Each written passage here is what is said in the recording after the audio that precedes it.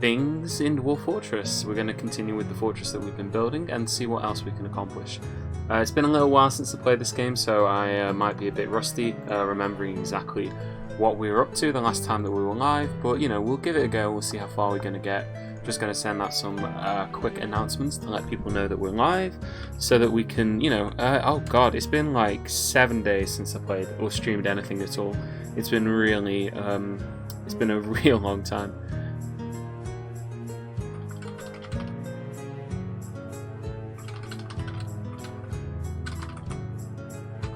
Okay, so just going to send that out there and let people know that we're live and that we're continuing where we left off last time.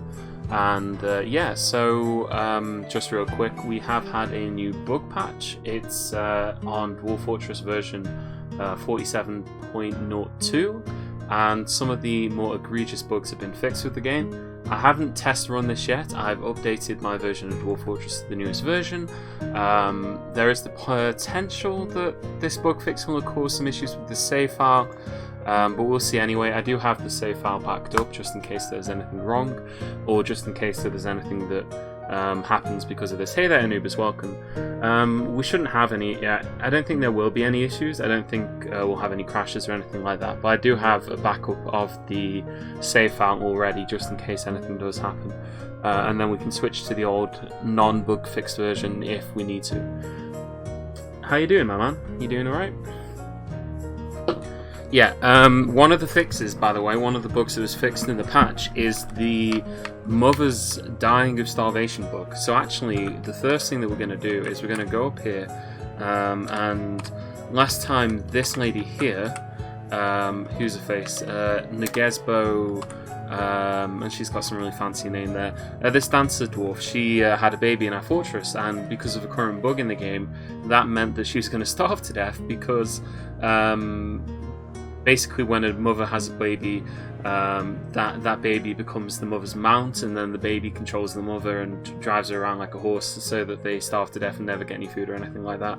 That bug should now be fixed, which means that when I unpause, I'm hoping that she's going to immediately run and grab some food. And I think also, just real quick, we're just going to delete this burrow real quick because we tried to set one up to save earlier. And there you go. Has it worked? Has it worked? Where is she? It was the dancer dwarf, wasn't it? None of these. I don't see her in the list. Oh, there she is. She's going to go drink. She's made it to the. Yeah, it looks like it's worked. So she isn't going to die. We've managed to save her just by waiting, just by me being lazy. I waited long enough for there to be a bug fix patch, and so the bug has been fixed, and she's not going to starve to death. We also got an announcement here. The Guildhall agreement with the Rosie Guild has been satisfied, which means that the guild that we had set up, the Farmers Guild, they're satisfied with the Guildhall that we built them, which we did down here. So this is the Guildhall of the Match Cave. It's the Guildhall of the Rosie Guild, which is the Farmers Guild that's in our fortress. So we've built them, yeah, our hero, precisely. Very heroic. I'm glad they're not going to die though. I was really kind of annoyed at that because it's a dwarf that was kind of interesting. The fact that she had like this weird nickname, which is related to another bug in the game at the moment, but the fact that she was a dancer I thought was interesting. So I didn't want her to die of starvation because of her baby. That would have been unfortunate. So yeah. Our miners are mining some stuff out. We're making some more bedrooms. We've got a lot of dwarves in this fortress now. I think we've got over 44 of them. Wasn't she the wife of the criminal? Yes, she is actually. Yeah, she's the wife of the criminal. Which meant that we couldn't exile her, because one thing we could have tried doing to save her life would have been to exile her from the fortress. So she would have left the fortress forever, but then in like world history she'd still exist, and there's always the potential in a different fortress she'd show up again. But that would have also exiled the criminal as well, so that would have been unfortunate. The criminal dwarf, who isn't really a criminal, I must say, because he's not actually like done anything criminal. He just is a criminal. His title is set to criminal again, I'm guessing because of weird bugs in the game on this version at the moment. So I really don't remember what we were doing. The last thing that I remember doing was building a we were building a tavern, which we've done here. I'm quite happy with how the tavern looks at the moment. Possibly we could put some more statues in it, maybe. You know, it's always good to have statues in here. We do have a couple of rock salt statues, though I wanted marble statues, that was the thing. No, I'm actually kind of happy how that looks. It's got plenty of space in it. We were digging out some more marble, I remember that as well, and I dug this out here.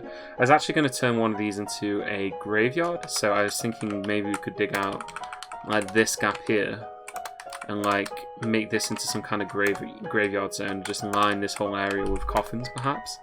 That's one thing I was thinking about doing, but I'm not sure. I think the other thing we need to do is we need to set up a militia. We really need to set ourselves up with a militia because we don't have one of those. Oh, we need some trees apparently. We need to cut down some trees. I guess we'll do that. We will immediately cut down some trees. Because hey, wood is important and we're running out, so we've ran out, so let's go chop down some more trees, piss off our neighbours, the elves. Always good to do. We'll chop all these trees down here. And yeah, I think that's all right there. Yeah, we've covered this up, so that should be safe from anything trying to climb up here and getting into the fortress that way. So that's looking good as well. I don't see any holes there. And this is the main bit of the fortress here as well. We have 52 dwarves, which is a massive population. Well, actually no, that's 52 including animals, isn't it? It's still about 40 dwarves. We need to set up a militia. I think for the first squad of dwarves, what we're going to have to do is we're going to have to set up a Marks dwarf squad. Right.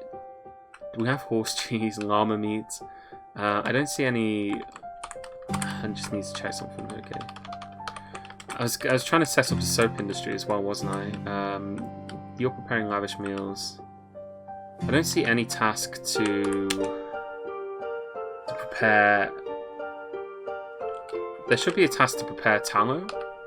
Render fat. Okay. Is there any? Has it not ended up in the kitchen? No. Maybe we didn't get any from the llama. Maybe because it's a baby llama, we didn't get any tallow, which is unfortunate. Okay, well in that case then, we will look at, right, we've got some visitors. It's always cool to see, we've got some human dancer, we got a human poet, they're just socialising at the moment in our tavern, it seems. We've also got a human swordsman, I wonder what they're here for, probably to be a monster hunter, which is irritating as ever. And you can see all the dwarves streaming outside to go and grab wood. I really need to set up more defenses as well because this is zombie territory. We haven't had any encounters yet with the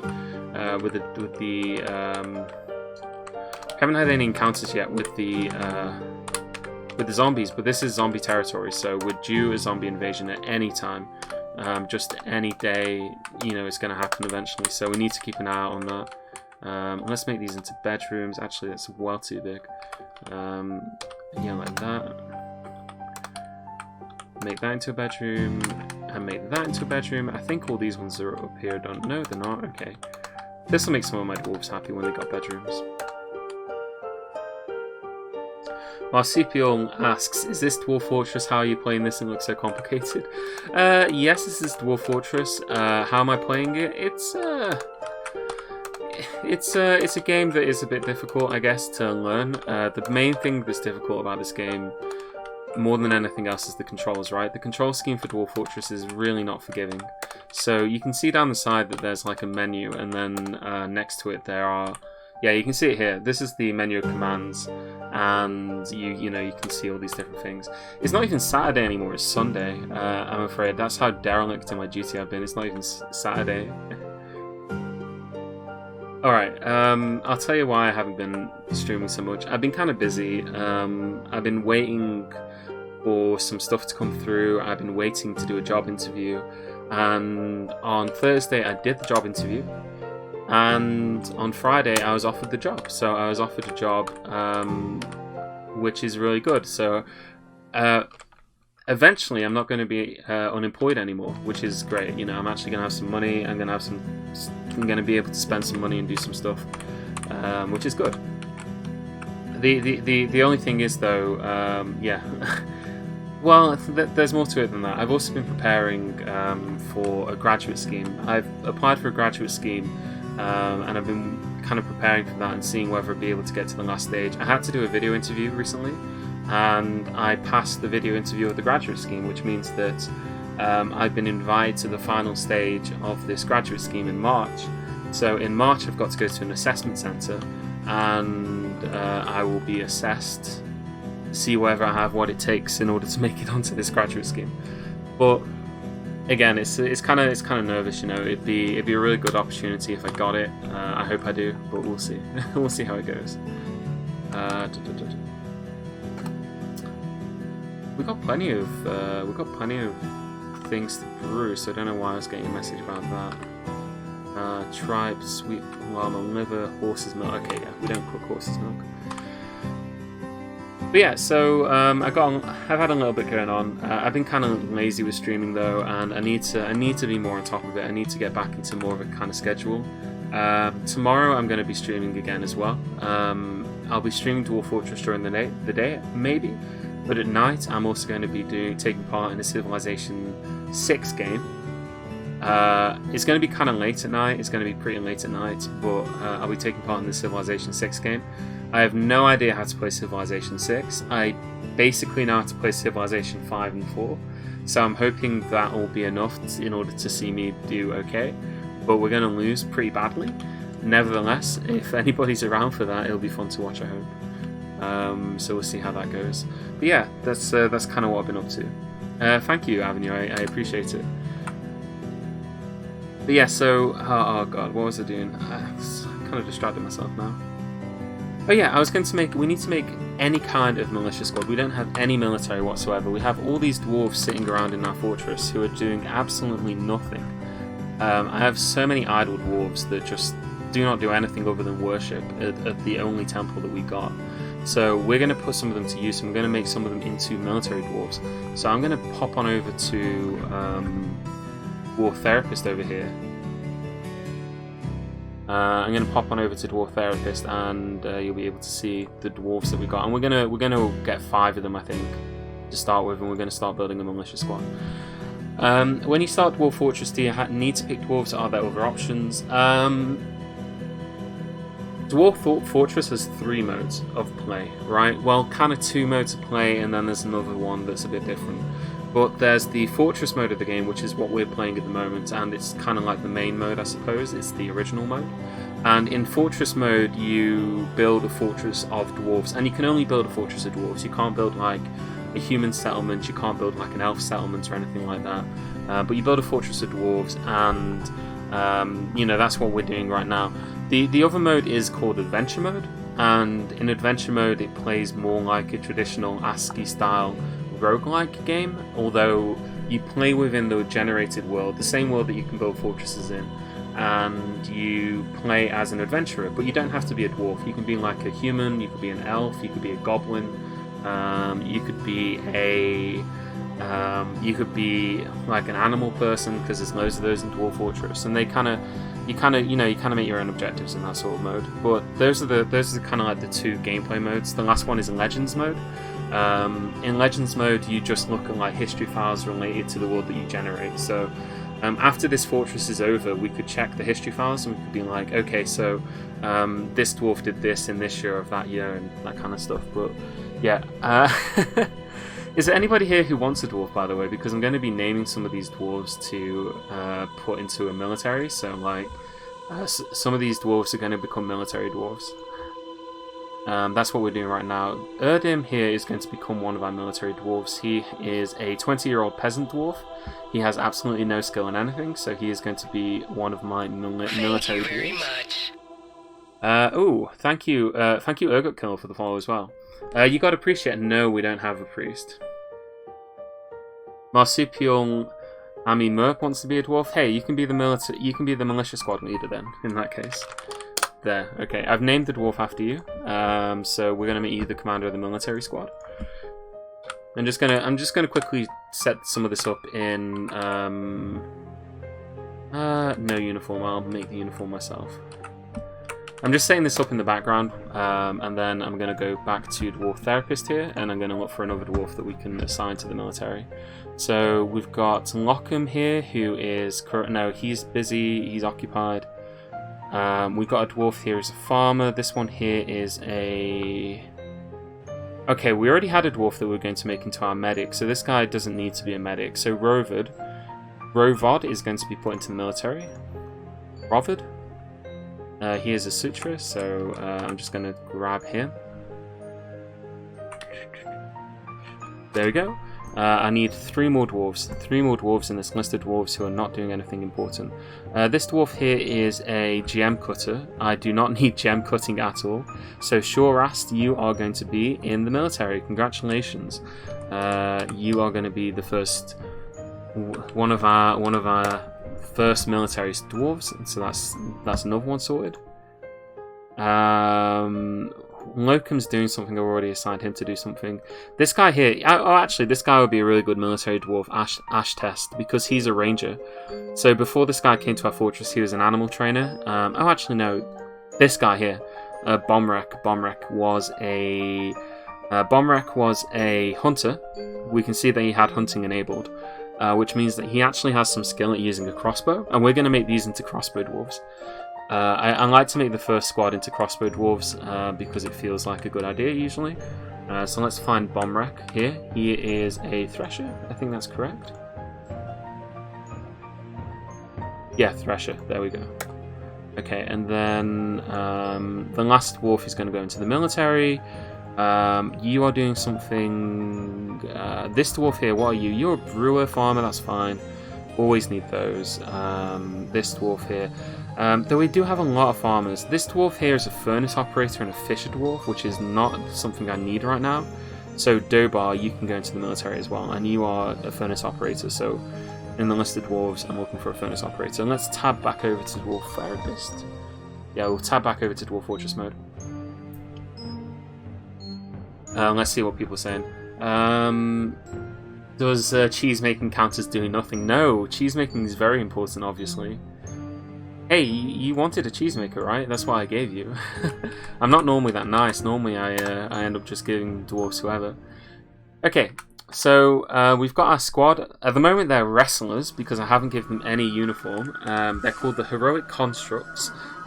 These are going to be this is going to be our first militia squad. The militia commander is this dwarf here, whose name is Merp. He is going to be the one leading the dwarves. And we've got 4 other dwarves who don't have any name at the moment, but maybe they will later.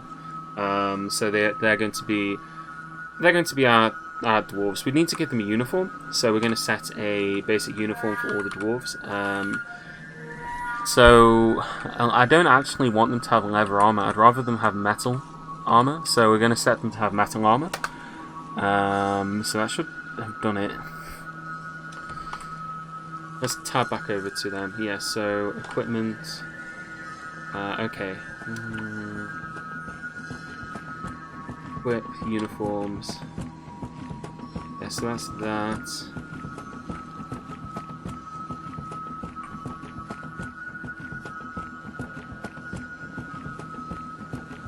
Oh, okay, yeah, it's capital U.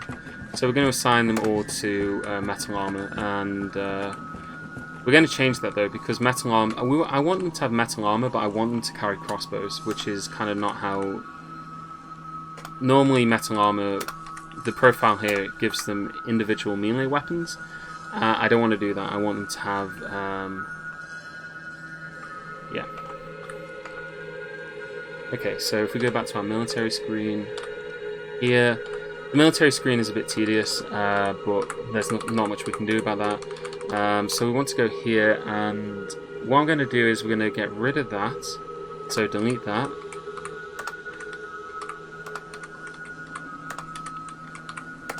Okay, and we're going to give them weapons, so W, and then we want to give them a crossbow, so I want them to pick a crossbow, and I want it to be made out of iron specifically. So material here, and then iron crossbow. In fact, I want all of this. Yeah, all of this ought to be iron at the very least. I could make steel. Yeah, no, we'll make steel armor. So we're going to make all this into steel. This is going to be kind of tedious, unless I actually... Ow, do it through this way, okay. Metal armor, shift enter use for squad. And uniforms, metal armor, and then we will change all this to get rid of that. Weapons, we want them to have crossbows. The crossbows can just be made out of iron. That's fine. In fact, they could be made out of wood, really. No, we'll make them out of iron. We're not going to make them out of steel. So iron crossbows, but everything else made out of steel. So yeah, we'll just go down here. Steel armor. Steel headwear. Steel legwear. Steel handwear. Steel footwear. And then wooden shields. Wooden shields. We don't need to make the shields out of wood. Okay, so that's everything there. So that's all sorted. So we go back over to our equipment. So these guys, oh, we need to reassign them. Okay.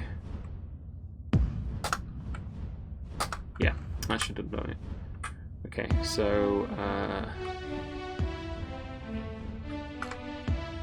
yeah, there we go. Okay, so they've all got that set up. So our military squad has been assigned, but they don't have any equipment yet. Can we call the units Legion of the Bolt made of cheese? We can't do it that specifically. The names in this game are kind of random generated. Though I do like to, unlike the dwarf... Oh, migrants, okay, cool. Nothing dangerous. I don't like to let Dwarf Fortress pick its own names usually, because I think a lot of the names it decides are kind of funny. But we do need to build a barracks, so why don't we start by making some rock armor stand. We'll make one, a rock weapon stand, weapon rack.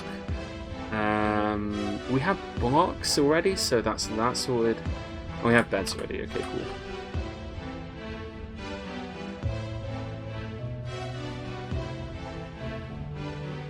Okay, so yeah, we got to make them a barracks.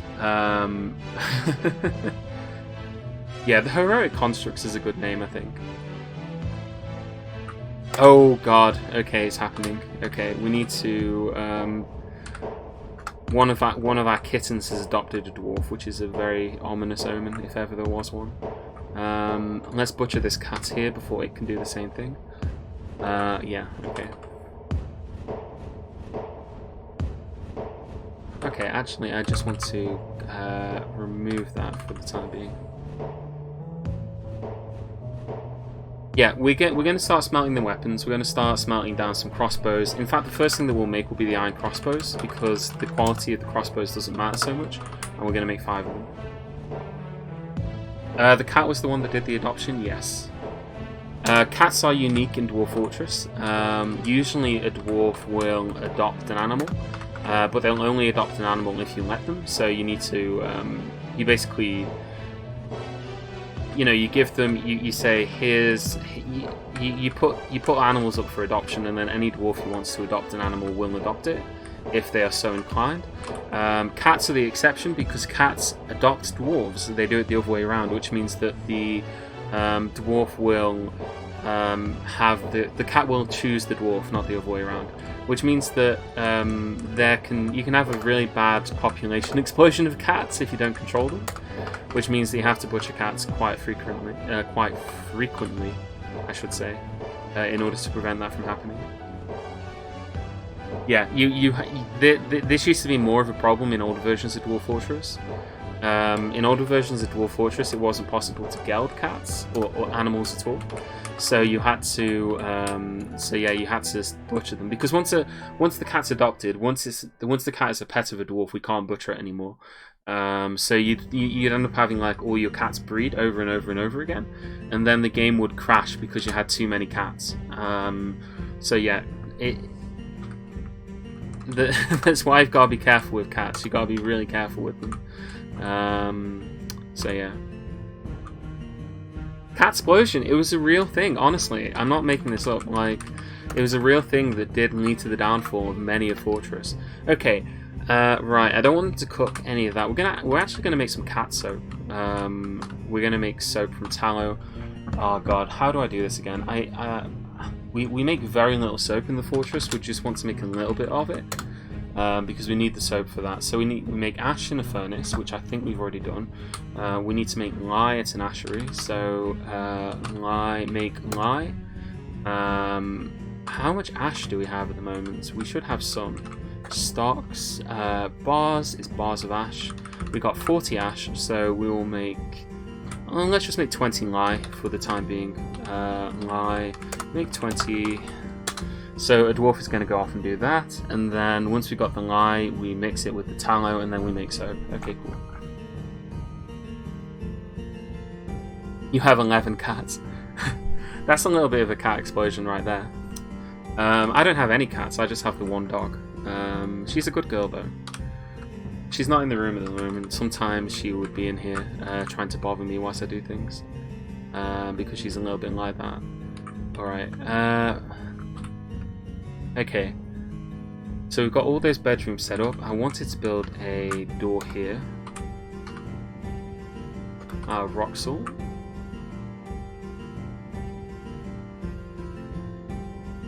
Yeah, there you go. You see, you already know about the cat explosion. Should have gelded them. Yeah.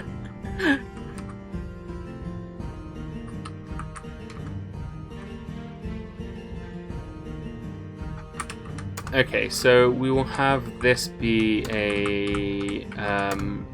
we're going to have this be a...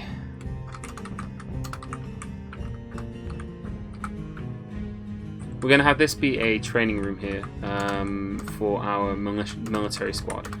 So I'm not sure exactly how I want to do this. I haven't decided.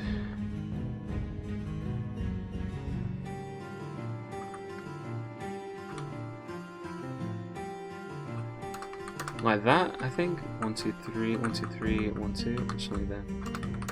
Like that. Okay. Yeah, like that. Okay. It's gonna look kind of. No, that kind of looks bad actually. 1, 2, 3, 1, 2, 3.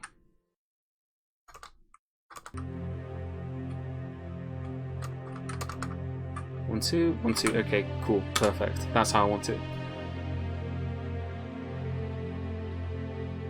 Yeah, this is going to be where we have our demonstration, where we're going to have our militia dwarves train. So we're going to have them have like a barracks room over here, and then to the side is going to be a shooting range. You can do really complicated setups for shooting galleys, but we're not going to do anything too drastic here. We're just going to make a really basic one. I don't really mind if they break bolts. I'm going to make 2 sets of bolts for them, 2 sets of ammunition. So they're going to have, basically they're going to have some archery targets down here. We're going to use rock salt blocks for this, and yeah, we'll do the same again there, rock salt block, and the same again there, rock salt block. So that's going to be like a shooting gallery there. We're going to smooth all of this inside as well so that it looks nice and pretty. It's not just OCD, I'm trying to like make it look nice, I'm trying to like, you know, make the space look decent, because I want my fortress to look as beautiful. I want it to use space efficiently, I want to use the space that's there, and I want to make sure that it looks nice when you look at it, so that you can tell at a glance what everything is. So I mean, we got some decent stuff up here. We got a lot of bedrooms here, we got a dining room. This is the bedroom of our sheriff. That's where the sheriff has. They got a bigger bedroom than the other dwarves. And then we've got this barracks here, which is going to be where the where that is. Oh, also we've got a mayor now. Our fortress is big enough to have a mayor, and we've also got dungeon master. Okay, now that's a new one. That is a new one. Right, so we got that. We got a mayor. We can have a captain of the guard at some point. Although, yeah, we got a mayor. We got to make a mayor's office, which is going to be a pain in the ass. He's going to want his own room.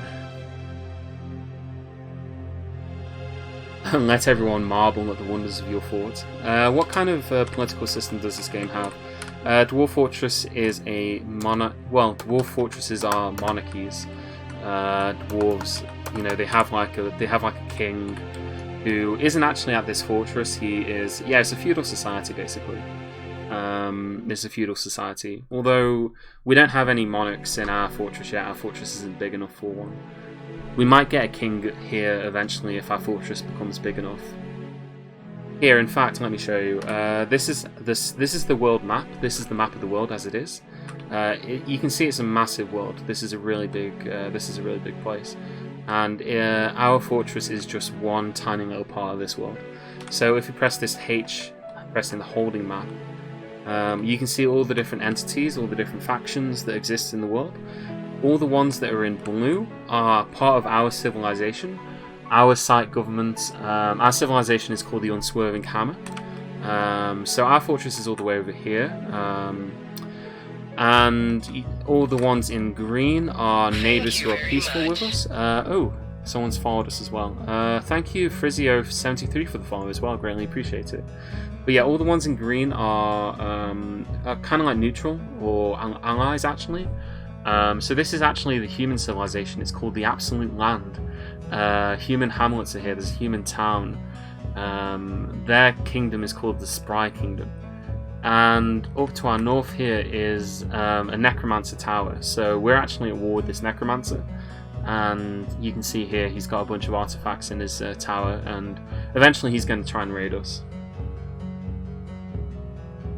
Yeah, we're like on the frontier. The thing about Dwarf Fortress is no two worlds are the same in Dwarf Fortress. The game generates the world, and you set the parameters for how you want it to generate the world. So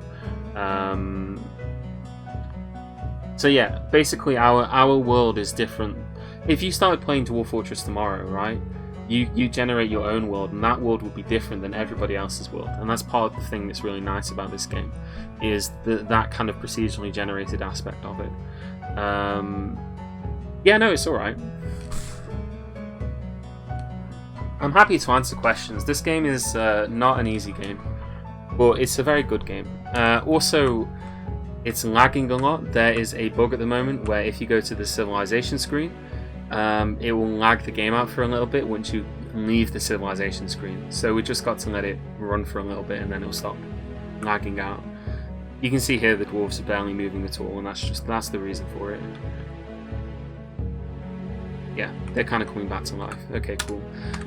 So yeah, this is going to be where the dwarves in our military sleep. So we're going to put the armor stand in this corner, and we're going to put the weapons rack in this one. And we're also going to put some beds in here as well. We have 5 military dwarves, so we're just going to have 5 beds kind of in the center. 1, 2, 3, 4, and then we'll have one there as well. I guess it's kind of like the captain's bed, so to speak, just kind of off from all the other dwarves. Multiplayer Dwarf Fortress sounds like a dream for me. You play with friends all in the same world. I don't think that there is any computer that's powerful enough to run a game like this in multiplayer. To be honest, you shouldn't be that honoured to be a dwarf in my military. My military dwarves have a tendency to die, usually at the hands of nasty monsters, so you might not be long for this world, that's all I'll say. We've got some statues as well. This is an exceptional rock salt statue of minks. This item is an exceptionally designed image of minks in rock salt. We'll put that statue in here. And what other statues? We've got an exceptionally designed rock salt image of goblins and humans in rock salt. The goblins are fighting with the humans. The artwork relates to the attack by the livid nightmares on the Spry Kingdom in the Eversink Hills. Yeah, okay, we'll have a statue of some goblins and humans attacking each other in there as well. Nasty monsters like Queen Nitro. Could the leader of the crossbow unit have armor tier 1 above the recruits? I mean, you're all going to have steel armor, which is not the best armor in the game, but perhaps the second best. So, I mean, yeah, we're going to make steel armor. It's just going to take us a little bit. The process for making armor is kind of complicated. Well, not that complicated. It's just the process for making steel is a bit difficult.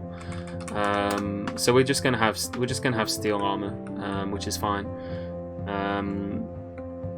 You're gonna need it, honestly. Like, you're gonna need it as much as possible. Why do we have 13 corpses? 11 corpses. No, 13. Yeah, 13 corpses. They must all be inside some... Oh, well, no. Okay, never mind.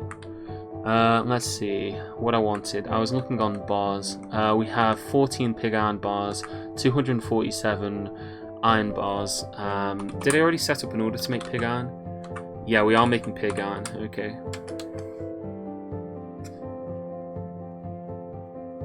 What is the best armor? Titanium and platinum.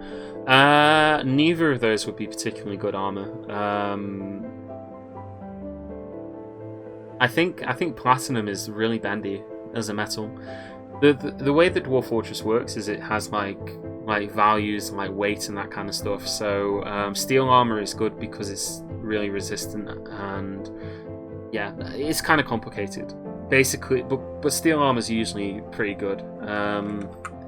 Platinum, I don't think you can make armor out of platinum, and I'm not even sure titanium exists in this. I don't think you can make things out of titanium in Dwarf Fortress. Unfortunately, as it is. Right, I do want to use something here. We need to dig out these areas, and I would like to use them for something when I dig them out. So I'm going to start. Yeah, I'm going to make these into I'm going to make one of these into a graveyard, and have some coffins in there for the future.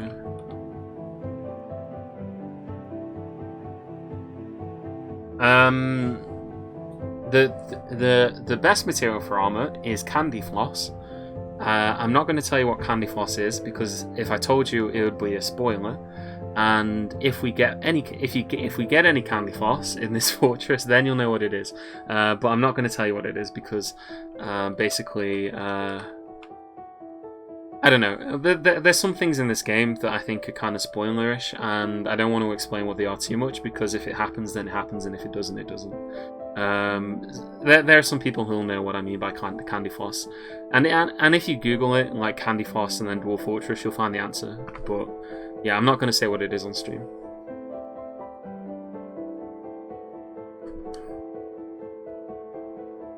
You know how in Lord of the Rings there is the Mines of Moria, which is the one of the dwarf holds on the Misty Mountain, and there's the Balrog.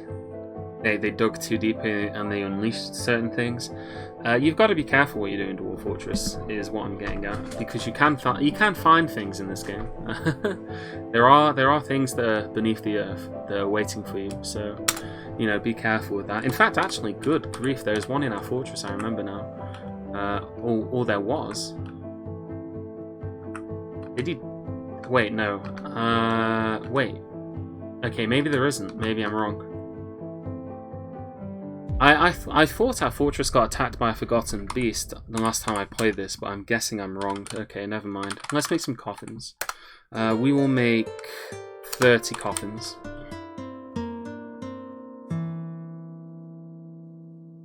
Yeah, the reason I've got to mine marble is because marble is a flux stone, which means that you use marble in the process of making steel. So you need to use a lot of marble if we want to make steel. We can't use rock salt for it. There are only certain kinds of stone that you can use in order to make steel. You need to use a metamorphic flux stone, and marble counts as one, so that's why we've got to mine out this layer. We're going to dig a lot of this marble, and it's going to be used in order to make the steel that we're going to use for our military. In order to make steel, we have to produce pig iron and iron, and then we smelt the pig iron and the iron together with marble, and then that will produce steel. It's a bit of a complicated process, but steel is worth it. It's worth doing it in order to make steel. Oh, winter has arrived as well. It's winter. Okay, so, right, anything else that we need to do? This is the caverns. In fact, we might as well dig out the top one as well. We will just dig out this area here, and then we've got even more marble.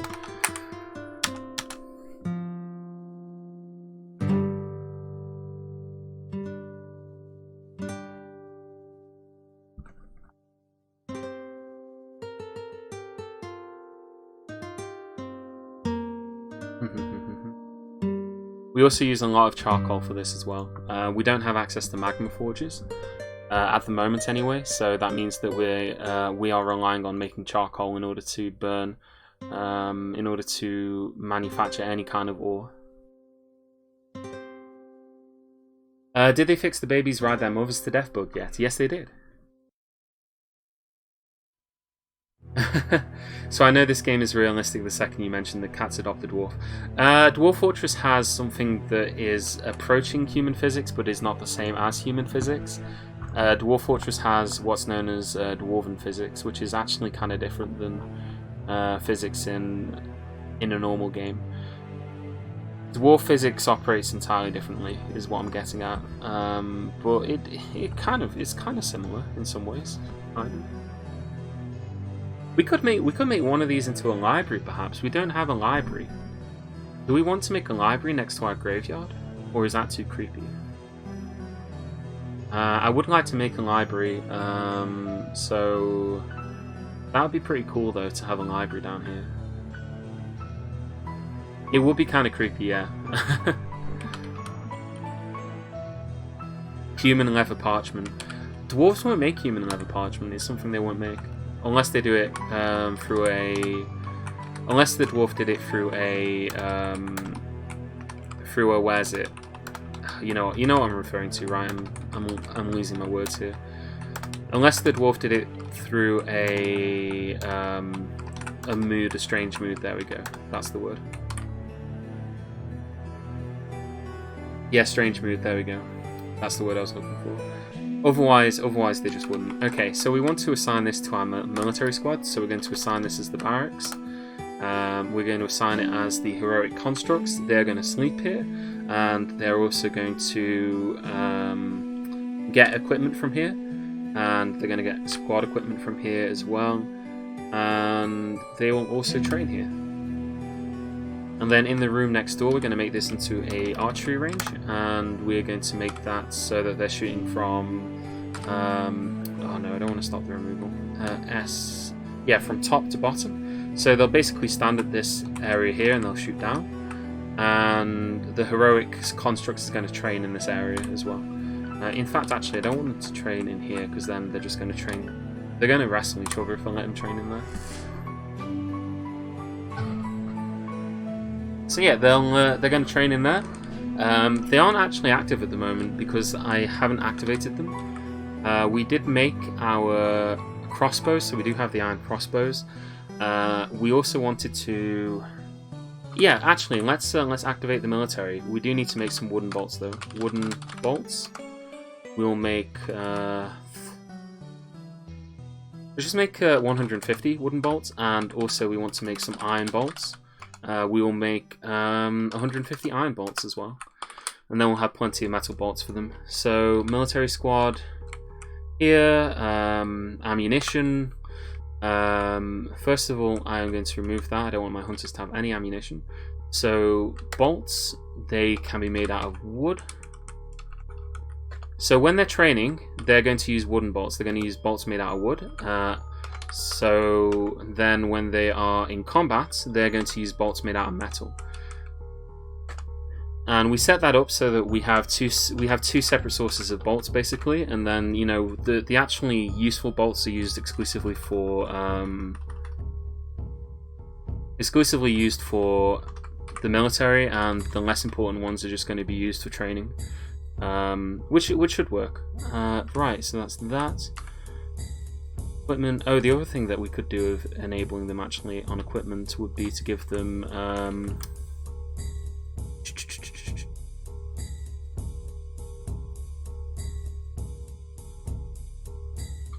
oh, we're gonna have to give them quivers, aren't we? Yeah, we're gonna have to give them quivers. So we will make some more quivers. We will make... Let's just make 10 of them so that we got plenty of them available. We will eliminate the evil necromancer for the glory of dwarven kind. Yeah, hopefully these dwarves find glory. We'll see. We'll see about that. That's all I'll say on that topic. You never know, it might happen. More often than not, it doesn't.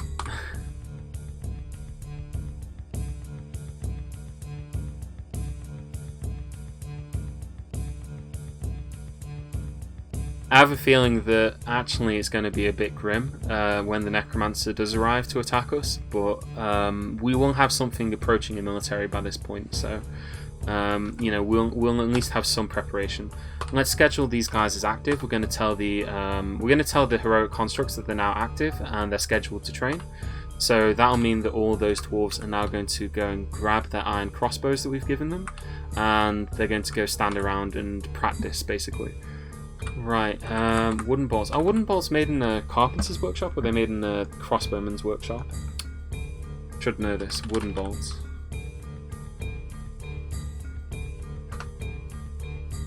Bolts. Medieval crossbow bolts.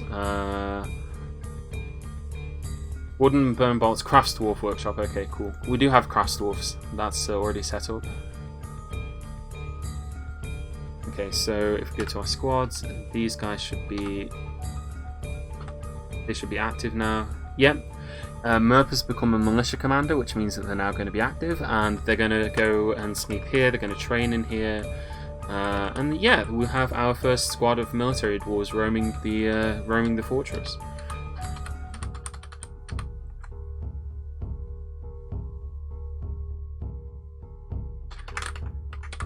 I think actually what we'll do is we'll start building some fortifications here. As kind of like an outer wall, and we'll make this out of wood because wood is a good material for this.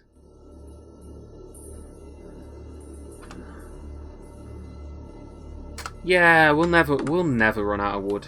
We just keep growing more trees, and then we make everything out of wood, and then we've got plenty of trees.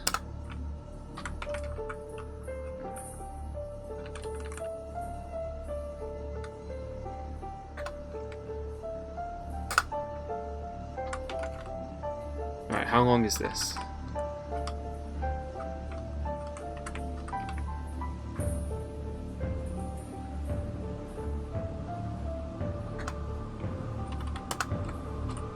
Alright, so we're going to have that row of fortifications there.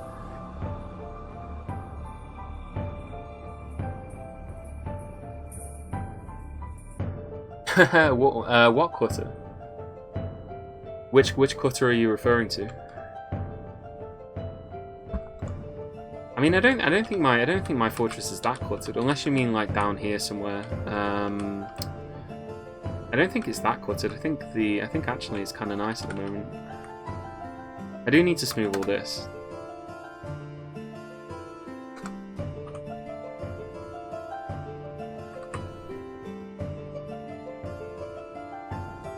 Okay, we got our coffins. Let's start building our coffins down here. Hopefully we don't ever have to use them. Oh god, I just realised something. Now that is going to bug me. That is going to bug me a lot. And there's no way that I can fix it. Oh, actually there is. It's still going to bug me though. You see this? You see this here doesn't match up to the one down here. Yeah, this is wrong. This is all wrong. Okay, what we'll do is we'll dig that out there, and then we will build a wall here. And make it out of marble. It's fine. We can fix this. We can make it look fine. It's just going to bug me until I've done it. Let's move all of this out as well.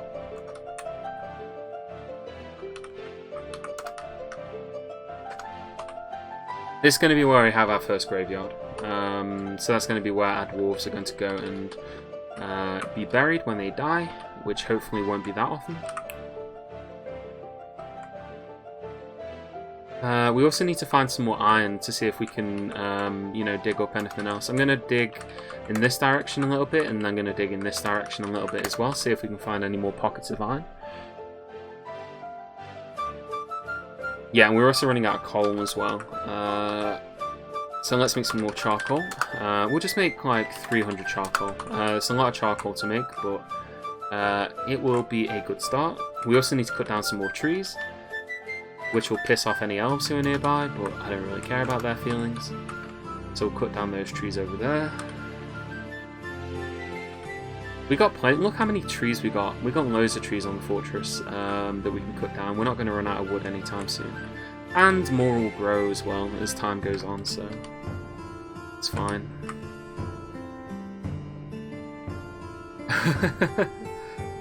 Maybe some will die out of starvation or old age, but I can't do much about that. To be honest, I mean, there's a lot of things that can kill a dwarf, and there's a lot, you know, not all of them are things that you can necessarily avoid, so, yeah, you know, you'll do your best, but I wouldn't worry too much about it. That's why we have so many dwarves anyway, you know, if some die, then we've got plenty of replacements. Which is a horrible way to look at it, but it is true. That's kind of why migrants come to your fortress, is to replace the dwarves who kick the bucket, so to speak. And let's dig that out in that direction. I'm just looking for veins of iron that we can dig out. And we also need to build some more temples. There's so much stuff that we need to build. How many statues do we have? I want to make some more statues. I want to make some marble statues, actually. Statues, make some rock statues. Let's just make 10. And I want those to be made out of... Specifically, I want them to be made out of marble. Okay, there we go. Constructing some marble statues. Also, I know that the sound is gone. Let me just get another soundtrack going. How many dwarves can be in an army unit? 10. 10 dwarves per squad. But you can make as many squads as you want, so there's no real limit. It's basically just down to how many dwarves you got. I tend to make my military kind of small. I don't tend to have a lot of military dwarves. I also need some more doors, actually. Door, construct rock door, 20, and I want to construct these out of rock salt because marble is too valuable to be making doors out of.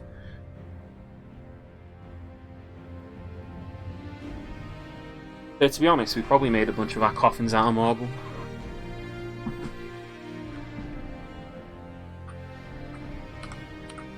Oh god, look how many dwarven children we got in the fortress.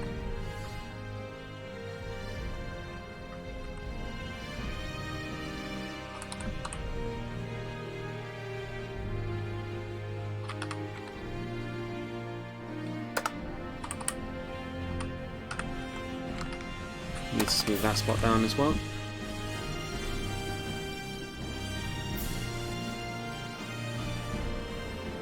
But yeah, once this is all smoothed out, we're going to put the coffins in here, and then we'll have a ready-made burial ground so that if, you know, when our dwarves kick the bucket, we'll be able to put them in there if we're able to get their corpses, which isn't necessarily guaranteed. We might very well be unable to, but we will try our best anyway. We're also going to dig out this bit automatically. We're just going to let the dwarves run wild with that. Because it looks like there isn't any iron. There's plenty of... We've got plenty... These yellow ones here, the limonite, that's iron. That's what we're making our iron out of. Limonite ore. But we're always smelting it. And we're also making plenty more charcoal. How many wood furnaces do I have at the moment? Probably only 2, I think. Carpenter's workshops there, Mason's workshops up the side here, 1, 2, 3 metalsmiths forges, 2 masons, 2 craftsdwarf workshops there, mechanics workshop, another metalsmiths there, 1, 2 wood furnaces. Let's make another 2 wood furnaces so we can up the production of... yeah, we've only got 2 wood furnaces, and we could probably do with another smelter as well.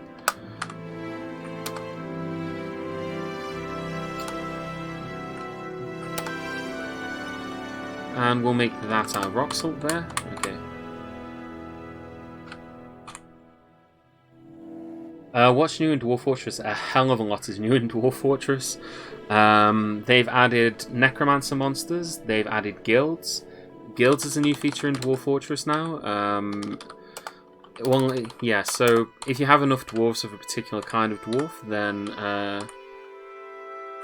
So if you have enough dwarves of a particular profession, then they can petition you to make a guild in the fortress, and then you have to build them a guild hall. And in the guild hall, they will do demonstrations of their craft so that they will practice together, basically. So if you have like a farmers guild, they'll do farming demonstrations and train each other to be better farmers, kind of like how barracks work. We now have agents who will come to the fortress trying to steal artifacts and stuff like that. Kind of like unions, I guess, though not really. Kind of. Yeah, it's kind of like a union, I guess. But yeah, we got there's loads of new stuff in Dwarf Fortress at the moment. Honestly, it's a really big update. It's the big update they're going to do before they work on the Steam release. Oh yeah, that's the other thing as well. This game is coming to Steam.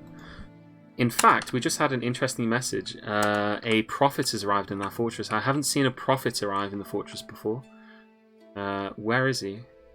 Oh god, there's a skeleton up here. Who the hell is this guy? And how did he die up here? Tedaz Itvidinial's partial skeleton. Probably some guy arrived in our fortress and just died.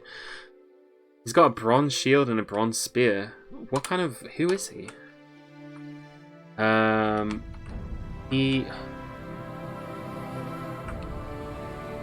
He was the Lord Consort? Of where? Where was he the Lord Consort of? He's not a dwarf. There's not a dwarf that's arrived. That's not a dwarf by any stretch. He was too big. Can we view his skeleton, see what he was? No, it's just him. I'm guessing this must have been like a human. So a human lord came to our fortress at some point and died. Alright, I'm claiming his spear and his shield. Those are going to be mine now. Okay. Right, but yeah, this guy here, Prophet's arrived in our fortress. He's going to go visit our tavern, I guess, or our, more likely our temple.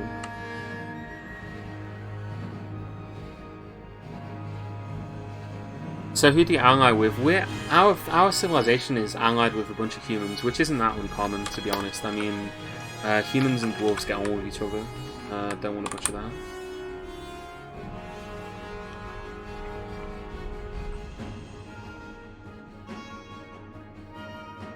Okay, let's see if there are any more dwarves that I can make into wood burners.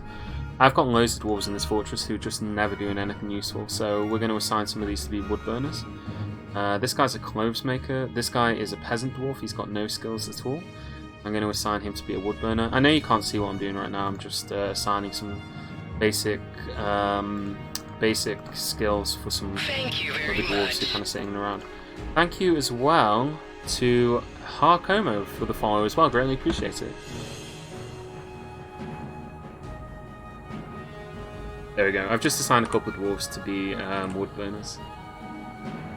Do you have an inn? Yes, we do. Let me show you. It's down here. This is our tavern, and this one here is our temple. So we need to build more temples and more taverns, but we've already got the basics of one over here. We could actually build this as a temple as well. We can make another temple over here. In fact, I'm kind of inclined to do that. I think it'll be cool to have a temple next to our graveyard. Let's go designations and then just smooth out this over here.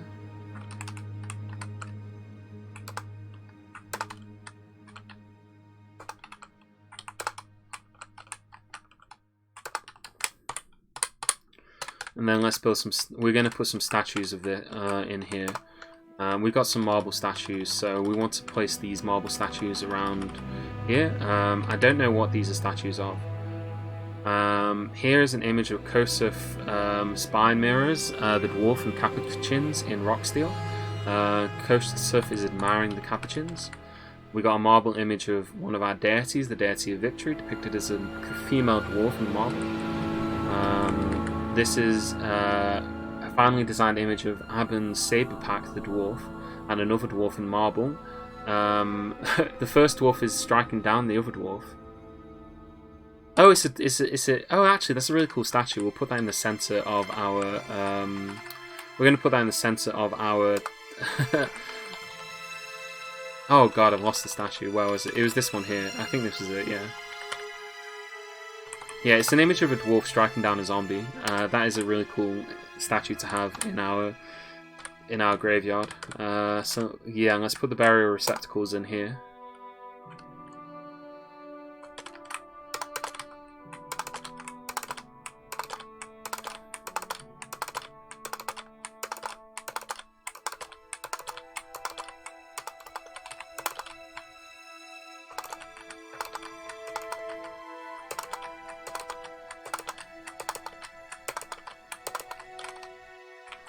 Alright, so we're going to put a bunch of coffins down here.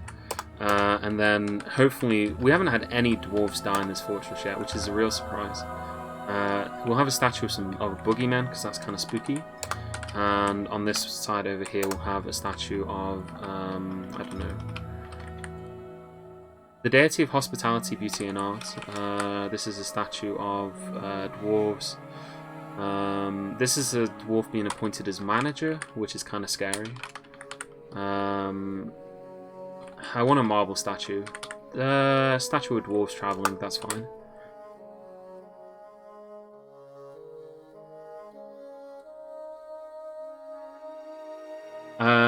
Is gold still broken for adding value to rooms? Yeah, it kind of is. But though, to be honest, there isn't much that you need value for. Like, the easiest way to add value to a room is just to carve engravings into the walls, which, you know, is nice to do anyway. I mean, there isn't much that is in, like, Dwarf Fortress where, like, a dwarf... Well, kind of, actually. I mean, nobles demand, you know, luxury.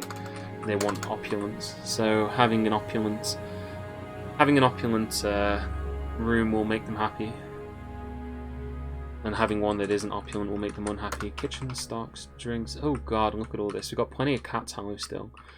Do not cook the yak tallow. And yeah, that's that. We've got hen eggs, mule, tripe, turkey hen eggs. Yeah, you can cook all of those. In fact, start making some more lavish meals. Prepare 50 of them. I think we got plenty of food anyway, but yeah, we're kind of running low on drinks though. Brew drinks from plants. Just do that forever. We always need you to do that.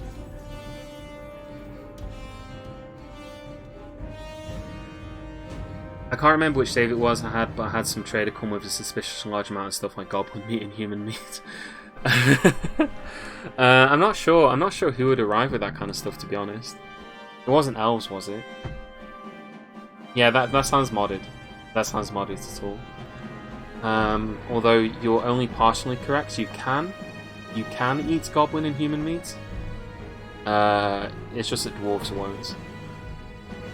There are certain sentient creatures that will, though. Oh, cool! Another one of our dwarves has had a baby. So this animal caretaker has had a dwarven baby in the middle of our tavern.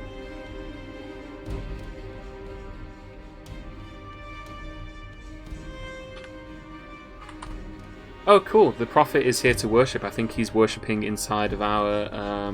Is this guy here the grey one? Yeah, this guy here. His sideburns are clean shaven, his long moustache is arranged in double braids, his very long beard is neatly combed. Yeah, he's a dwarven prophet and he's come to our temple to worship in it. I think the lizards can eat goblins, but not humans. No, in Dwarf Fortress, dwarves won't butcher sentient creatures and they won't eat the meat of sentient creatures. Elves will, though. Elves will. Elves don't have a problem with it. As part of their ethics, they're okay with it.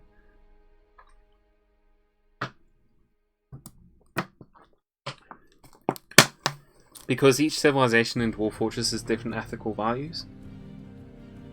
And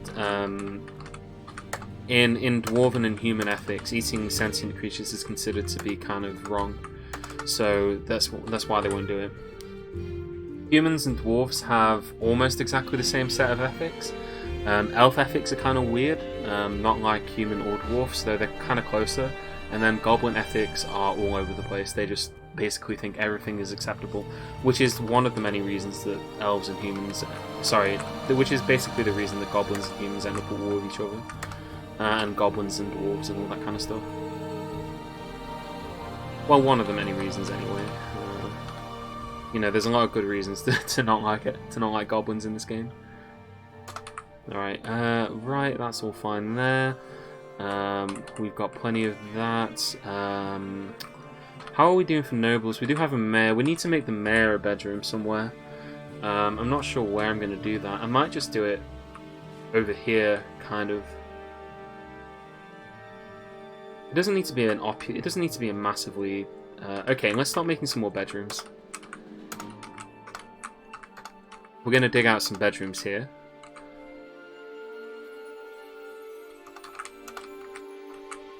We got well more dwarves than we don't have enough bedrooms for all the dwarves that we got at the moment. Also, the dog's barking. I can hear her bark. Woof woof woof.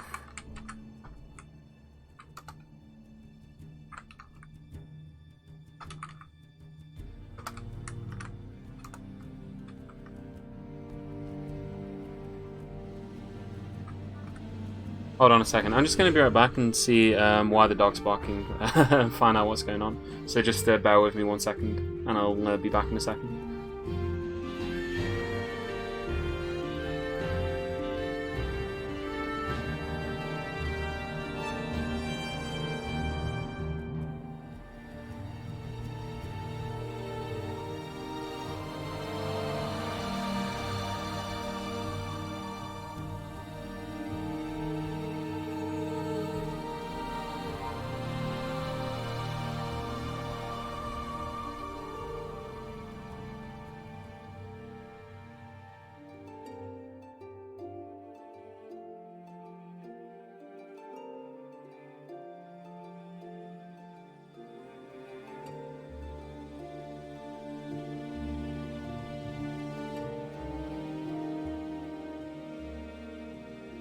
Alright, I'm back. Sorry about that. It turns out that somebody ordered a pizza and they've gone to the delivery driver went to the wrong place, the wrong house.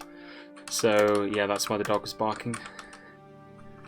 Because somebody knocked on the door to deliver a pizza that wasn't ordered here. Okay, so we're going to dig this out here. And then what I'm going to do is we're going to build kind of like a block of bedrooms over here, I think. Ooh. Oh, I always pet the dog every time I see her. We'll dig that out there. I kind of want to have the bedroom be up here, really. I'm not sure how big though. How big is this room here? This is a 1, 2, 3, 4, 5, 6, 7, 8, 9. It's a 9 room there, so we could do a kind of 9 room on this side as well. So kind of like that. That's 1, 2, 3, 1, 2, 3, 4, 5, 6, 7, 8, 9, 10 across, and then 2, 3, 4, 5, 6, 7, 8, 9, 10. So that's a 10 by 10 room there, and we can have the mayor's room be here, and we'll figure that out and figure out how to make it look nice. And then on this side here, we could do something similar. We could have like another noble's room, although we don't have a noble who would need it at the moment, but eventually we will have one. So we'll be able to have a room over here, and then we can continue making beds in kind of a similar pattern than we were before, or we can dig them to the side in either direction as well. But yeah, we will have this be where the bed of our mayor is. This is going to be the mayor's office and the mayor's bedroom. I think this is the center, right? 1, 2, 3, 1, 2, 3, 4. 1, 2, 3, 4, 5. 1, 2, 3. 1, 2, 3. Something like that. Okay, yeah. And that's going to be a double door with there. Okay, perfect. Did anything happen with the prophet? No, he's just a visitor. He's just here to visit the fortress. Oh, there it is. Okay, cool. I thought that maybe the forgotten beast had died, or I'd imagined it, but no. You can see here we've got a forgotten beast in the caverns, and it is killing everything that it comes across in this caverns. It's just killed all of these creatures down here. You can see all these corpses. There's a naked mole dog here it's been fighting with. There's a giant cave swallow that it's fought. A troglodyte, it killed a troglodyte earlier in the fortress. A cave crocodile. Yeah, this capital flashing eye And you can see here, it's lost a lot of limbs because it's just constantly fighting all the time. Its thorax is broken, its thorax is smashed open, its left third foot is broken, its left third foot is smashed open, its left third leg is broken. Yeah, it's a giant eyeless weevil. It has 2 long curving claws and it undulates rhythmically.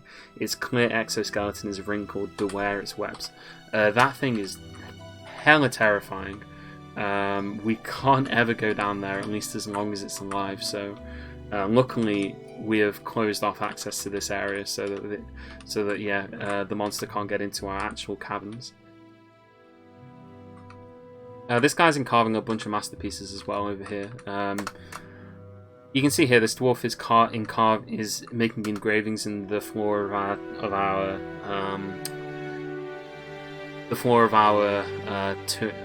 graveyard. Engraved on the floor is an exceptionally designed image of Ganef Mesa Rustic, the human, and a rhinoceros brute. The rhinoceros brute is striking down Ganef Mesa Rustic. The things that he's carving stuff that happened in the history of this world. So, you know, these are historical events that have happened in the world when it was generated and also whilst we've been playing the game. And your dwarves will be aware of what's been going on and they will make artwork relating to things that have happened. So, for example, say a dwarf in your fortress kills like a forgotten beast or something like that, they may make an engraving of that dwarf striking down the forgotten beast. And that'll enter the history of the world. And then if you make another fortress in the same world, you may get an engraving of the same event because it's a historical event. It's a significant event that's happened in the history of the world. So, you know, that kind of stuff is really neat. It's a really nice aspect of this game. Although also they'll just engrave all sorts of random garbage as well. Like here, there's an image of the deity of trade and wealth. Here is an image of a cave dragon killing a human. The artwork relates to the killing of the human Stozy Hatchet Cruel by a cave dragon. So yeah, you do get some interesting carvings as well. Commander Merp, the Necromancer Slayer, will hopefully be an artwork soon. Yeah, hopefully. You never know. Like, there's a decent chance actually that they might make like a statue out of you, because one of the events that they like to make statues out of is people being appointed to positions. So we'll probably eventually get a statue that will be like a statue of the dwarf Merp being appointed as the militia commander. So I've already got a statue like that where one of my dwarves is being appointed as manager. So yeah, there's kind of... The human bard Anna Pericles has shared many tales from beyond throw figures. Cool. But yeah, you do get all those kind of stuff as well. Okay, we're going to make the top room into another temple, and we're going to dedicate it to the god of death. I'm sure that there is one in this fortress. There's probably several, actually, knowing what dwarves are like. Let's make some iron chests. We'll make another one. And we're going to put one of them here. And then once the other one's made, we'll put the other one there. We've currently forged a lot of iron bolts. How much iron do we have left, actually? Stocks. Our bars. We still have plenty of iron. We don't have a lot of pig iron yet. We're very slowly fulfilling our pig iron mandates. We're making charcoal. We just need more smelters all the time. We just need more smelters. In fact, I think what we'll do is we'll dig out more of this space here. So we'll dig that out there. This is our workshop layer. This is where all the workshops are. So whenever we make anything, this is where it happens. And we're going to start expanding out in this direction as well. So we will have some more. We'll have some more workshops on this side as well. Mostly related to making just like charcoal and smelting stuff down, but you never know, all other kinds of stuff as well. We could also make some jewelers. We don't have any jewelry. We don't make any gems or anything like that, but we could. That's something we could do. It's certainly a possibility. Okay, and then that goes up there.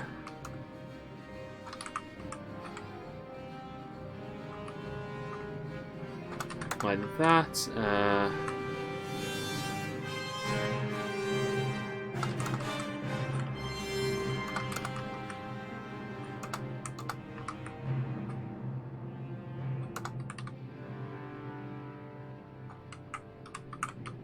Okay, we're not gonna finish this entirely yet, but we're just gonna designate that to be built, and then they're gonna dig that out, and then that's gonna be the start of that. But you know, there's gonna be more. We're gonna put some workshops down there anyway. Can you have non-dwarfs in your colony? Yes, you can. You want the rest of your union to be human bowmen. The process for dwarves, the process for non-dwarves joining your civilization takes years, and like actually it takes like a millennia for it to happen. So I don't think that's going to be something that happens anytime soon. Also, dwarves can't make bows. They can steal them, I guess. Like if we were to find bows made by elves and take them, we could use them, but we can't make them ourselves.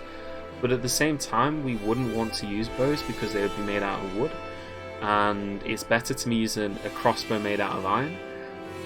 The reason why, by the way, is not because an iron crossbow is better at shooting. They're as good at shooting as a bow would be. The reason is because an iron crossbow is heavier. So dwarves in Dwarf Fortress have a tendency where when they run out of ammunition, instead of going to get more ammunition, they will charge at the enemy head on, right, to bludgeon their foe to death with whatever they're holding. And usually what they're holding will be their crossbow. So that being said, it's a good idea to make their crossbow out of something kind of heavy, because it means that if they smack someone over the head with it, there's a decent chance they'll die, or at least a better chance of it. And that's why we make crossbows out of iron. That's the only reason we do it, is just in case that happens, because like iron isn't expensive, you know. If they lose the crossbow, that's not so bad, but also it means that they got a decent chance of, you know, if they smack someone over the head with it, they got a decent chance of actually damaging them. Whereas with a wooden crossbow, it wouldn't do much. So yeah, that's kind of the reasoning there, just for any of those people who might be curious as to why we do things the way we do them. Okay. Oh, we've actually managed to make 20 bits of cheese. How is our resident cheesemaker doing? Who was our resident cheesemaker? Was it Avenue Phil? I think Avenue Phil was the cheesemaker of the fortress. How is his skill in cheesemaking these days? I'm going to find out real quick. I want to know if he's a master cheesemaker. We got exactly one dwarf who does cheesemaking. He is currently a dabbling cheesemaker. Oh god, we got two dwarves who are currently cheesemakers. Let's end that. I only need one cheesemaker in the fortress at any one time. Is iron the most dense material then? No, steel is denser than iron. So steel... Oh, actually no, silver is better. I don't think you can make a crossbow out of silver. I'll have to check that. Silver crossbow. No, you can't. You can make warhammers out of silver. So if you... like, certain materials are better for cutting, and other materials are better for blunt weapons, and a crossbow is considered a blunt weapon, but like a sword made out of iron would be made out of steel would be good. Oh, another dwarf has given birth to a girl. We've got a lot of female babies in this fortress. Okay, we were going to designate this as a temple, so we're just going to designate this as a temple here.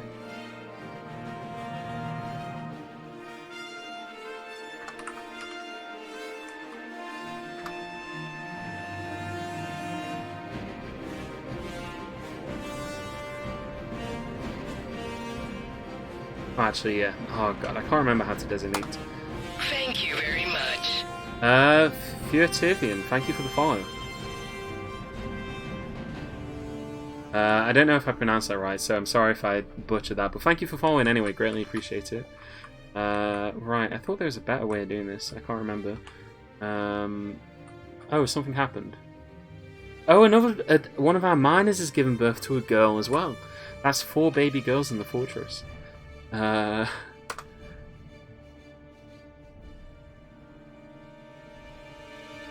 yeah, there it is. Hello. Yeah, there we go. We wanted it to do like this. Okay, cool. Need to make it like center. There we go. So that it stretches all the way to the end. There we go. So this is going to be a meeting area. We're going to assign this to a location. We're going to add a location, and this is going to be a temple. And oh god, look at these are all the deities that are worshipped in the fortress. There are a lot of them. There are a lot of religions and different deities that are worshipped here. I think we've already got a temple to Okosh Rule Call, but we wanted this to be like a let's see what. Okay, Ostar is the god of death. Thol is the god of mist. There's a god of victory. This is Egil Standgold, the awe-inspiring Yearlet of Breaches, is the god of youth and birth. Brarung is worshipped by 30 worshippers and is the god of art, beauty, and hospitality. Isram is the god of silence. We've got three dwarves who worship the god of nightmares, the night, and dreams. 21 worship the god of fertility. Az is the god of metals. Yeah, you can see here we got some religions as well. Religions are the ones in brown, but we're just going to dedicate this to. We said we were going to designate it to the god of death. So this is going to go to Ostar, the god of death, and this is the Chapel of Skulls. Is the name of the chapel, which is really appropriate. We're just going to leave that as it is. So yeah, details of the location. It's currently just a shrine. It's not that valuable, but we can up it and make it more valuable. We can see here we've got the Shrine of Quests is dedicated to Okosh Rule Called, and that's got some instruments in it. The Rosy Guild is our only guild hall at the moment. We've got a tavern here with a sizable dance hall, and then the Chapel of Skulls. So we will set the Chapel of Skulls. We'll assign a dancer to it as well, so we'll have a dwarf dedicated to performing in the temple. Isn't it bad when you have too many faiths in there? Not really. Dwarves don't go in for that kind of stuff. Dwarves don't hate on each other for worshipping different gods. They're fine with it. You build temples so that a dwarf can go to a temple and worship the god that he likes. And those dwarves who are then able to go to the temple and worship their favorite god will get a happy feeling from it, and that's good because dwarf stress is really difficult to manage. So you want to do whatever you can in order to make them as happy as possible. So yeah, that's why we build temples. We really ought to have a non-specific temple because we can have a temple just dedicated to no one in particular, but we don't have one of those at the moment either. Yeah, I'm just going to look for a dwarf who is useless. Sodal is useless. Sodal Dumatalod? Yeah, there we go. Sodal Dumalatod. He is going to be assigned to be a performer, so let's go over here. So these are all the dwarves in the fortress, and I need to find the one that was the one that I just named. He is a peasant dwarf, so that'll be easier. There he is.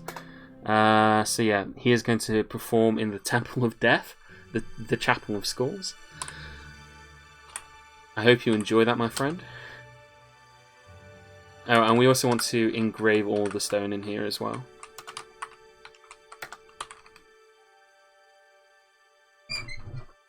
I would just choose the God of Victory because that sounds helpful.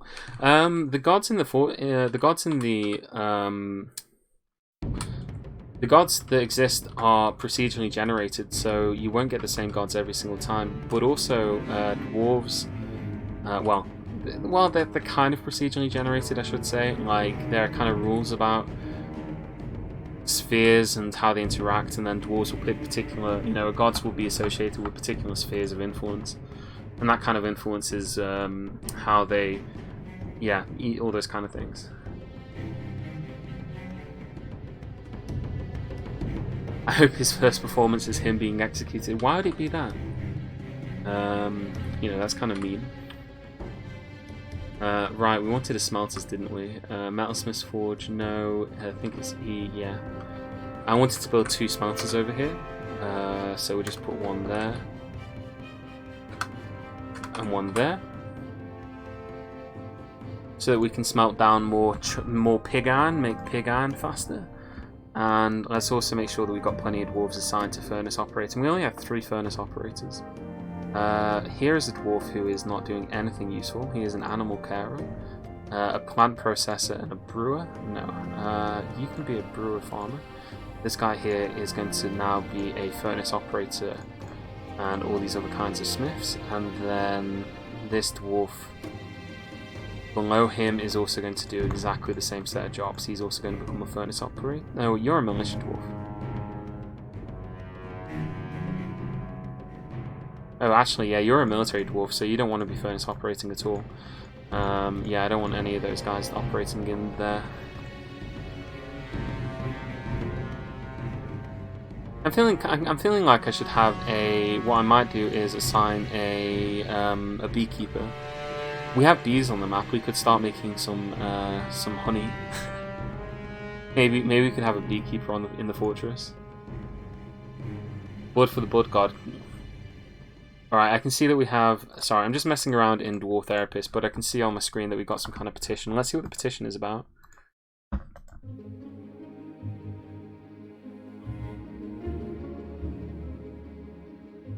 Emmon Whisper Cottage wants to reside in Throwfigures for the purpose of entertaining citizens and visitors. Who is Emmon Whisper Cottage when he's at home? So let's see...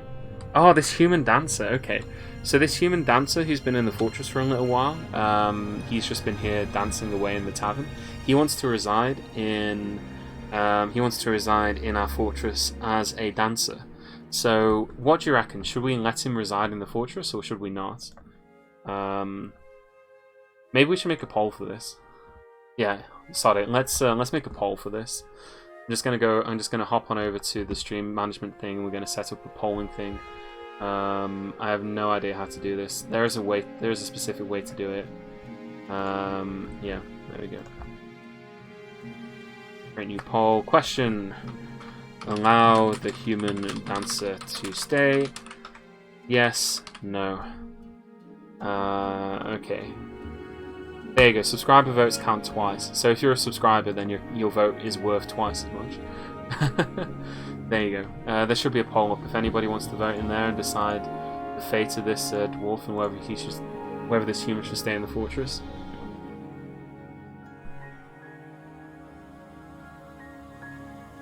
He won't be able to join the army.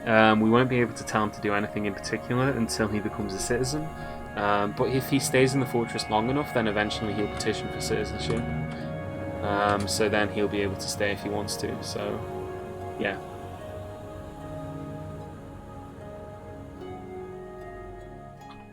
If you're enjoying this stream, make sure to subscribe. Nah, kidding. You can also set it so that people can pay with bits to vote and get extra votes, which seems really funny to me. I'm not sure I'll be using that feature. His clothing will rot off and we can't make a replacement. Actually, you're wrong. You can make replacement clothing for humans. It's possible. It's a pain in the ass to do, but you can do it. Although it must be said, I haven't actually made any dwarf clothing either. So, yeah, we're going to approve their stay. It looks like the people have voted, and they want this human dancer to join our fortress. So, Emmon Ithbius is now a member of our fortress, the first human citizen. And they've shared many tales from beyond the walls of this fortress.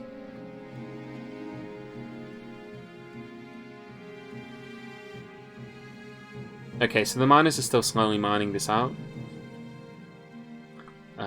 We want to smooth this room. We want to smooth this whole area once they dug it all out. Do we only have 2 miners? We have 1, 2, 3 miners there. 4. We could probably do with some more. Let's make another iron pick. Let's make 2 more, and yeah, we'll assign some more dwarves to be miner dwarves as well. Can I petition for him to soon join the army? It takes about a couple of years before he'll petition for citizenship. We can't really have him join the army because we'd have to make him metal armor, which will be a real pain in the arse to do. But we can have him hang around the fortress for sure, which is what we're going to have him do.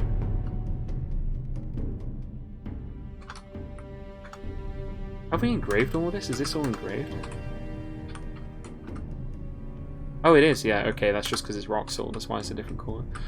So yeah, this has all been engraved, which means that there's going to be a really high value temple that we've got there. We've got all that kind of good stuff up there. We need to smooth all this down here, make all this smooth. Oh, that's the wrong thing there, yeah. Yeah, no, I'm not sure that we can make him armor of different sizes. I know that we can make clothing of different sizes, though. Speaking of which, we now need to start making steel bars. We're just going to do this ad infinitum. So, oh, look at all those iron bolts we've got. We've got loads of iron bolts now. We've got loads of wooden bolts. But we need to just make ourselves some... Yeah, we need to start making some steel now that we're getting our pig iron production done. So we're going to start doing that. We should have a couple more smelters, which will greatly expedite the process. Yeah, you can see they're making pig iron here. So they're making pig iron there. Do we have enough of everything else? We have plenty of masons. We have plenty of crafts dwarf workshops. We have enough mechanics workshops. Right, the other thing then we need to do is make another bridge here. We'll make this bridge just out of... in fact, we'll make this one out of... Wait, have we run out of wood? Oh, we have run out of wood. Ah, okay. We need to cut down some more trees. In which case, we'll cut down the ones over here.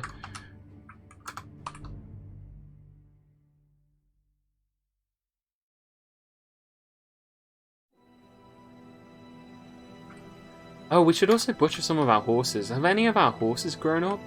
Yeah, they have. Okay. Let's butcher a horse. And then we've got those citizens there. Are we making soap? We have made lye. So we should be able to make bars of soap now. Make soap from tallow. And we will make 20 of those. So we do have... If we go over to our stocks here... Then we go to our statues, slabs, rings, remains, pipes, eggs, large gems, all this kind of junk that we got in the fortress.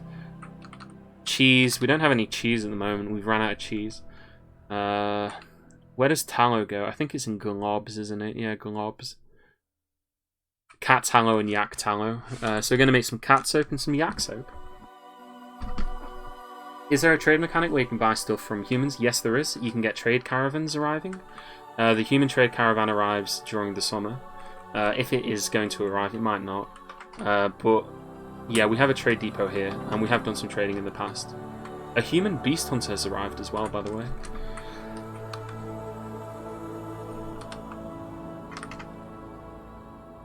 Okay, we need to set up some upstairs here. And we're going to set that up with some logs, and we will do the same again here. Yeah, I'll just use some custard apple logs for that, and we want to keep making fortifications all the way around here. So just like this, and this is going to be really important, but we just want to have fortifications all the way around here. This is going to be our This is going to be our first line of defense. Okay, how big is this gap here? That's that big.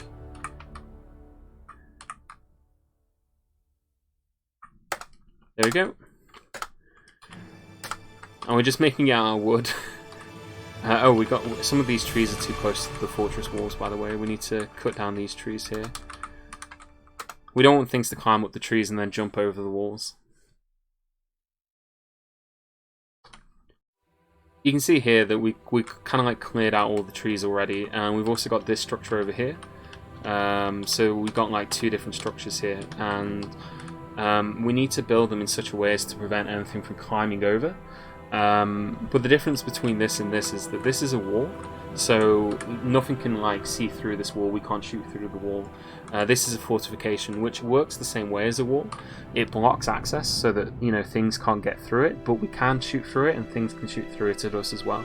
So if the zombies invade, what we'll be able to do is we'll be able to close this drawbridge here, and we'll be able to close this other drawbridge as well. And we'll basically have an area where our dwarves can stand and shoot out at anything that's kind of here to attack us. I think that bridge is slightly too big. Yeah, I want it to be the exact same size as the other bridge, because otherwise it'll drive me up the wall. There we go. Right. Yeah. So there we go, and we just gotta complete the circuit around here, and then we'll set that up, and then. We'll have our it's going to be close to our first set of defenses. We need more defenses than just this, really, but we will have that set up. We have this bridge over here as well. We have this bridge here. That one should be connected to. Is that actually connected to anything? Yeah. Okay, it's connected to that.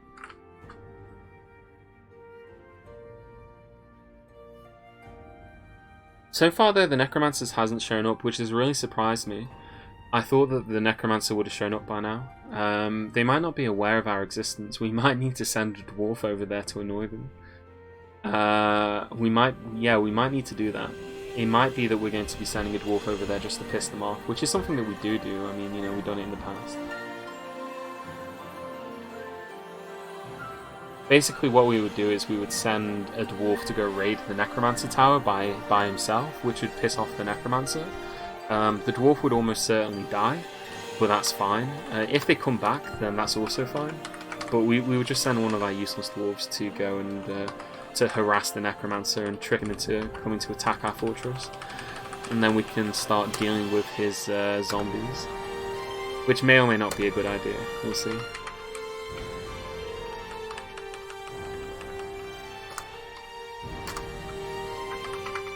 Either way, we're building this out.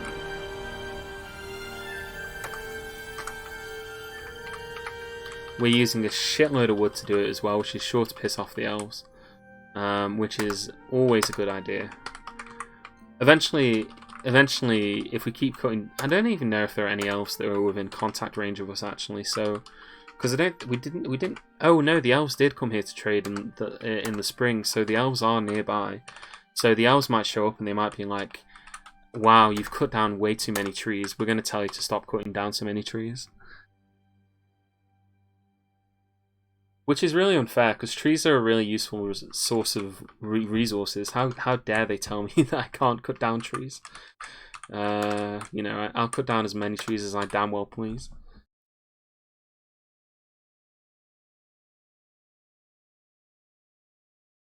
Oh, good grief, I am thirsty. I've talked so much in the last hour and a half.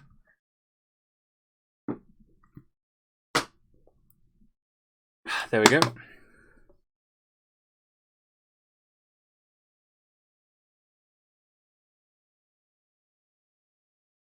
Okay, I think the last soundtrack is also just finished as well. Age of Empire soundtrack, we usually go with this one. Okay, so we should be making steel now. We're also starting to make soap, which is really cool. That means we'll be able to make a hospital, although I'm not quite sure how we're going to do that, because we want to have a well in it, and there isn't really an easy access source for water in this fortress. If we just go over here, there is some water there.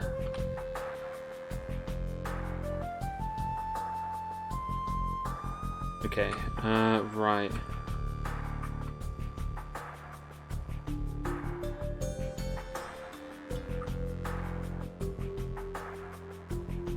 Although it doesn't look like there's, well, there is water. This isn't salt water, is it? This is just normal water. I can't even see what kind of water it is. I need to explore the caverns, which is going to be tricky because I know that there's a forgotten beast down here. Unless it's died. But it doesn't look like it has. It doesn't look like it's in the... It's...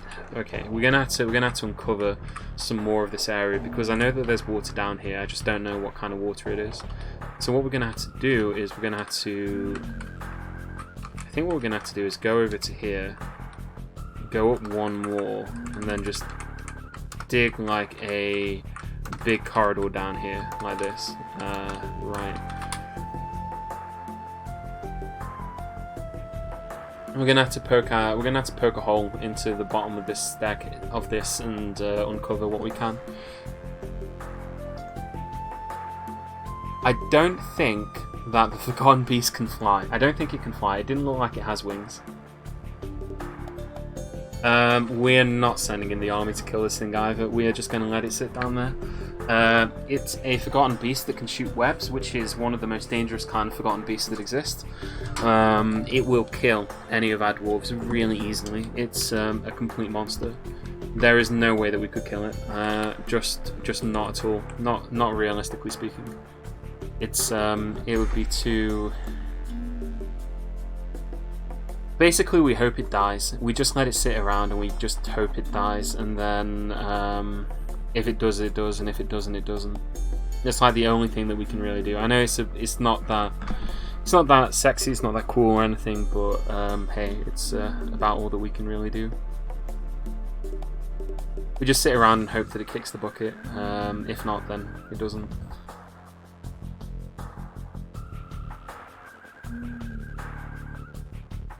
Oh yeah, no, it's a seriously deadly thing. It can we pour lava on him? We could do, but we would have to pump the lava to where he is, and he's moving around down there like all the time.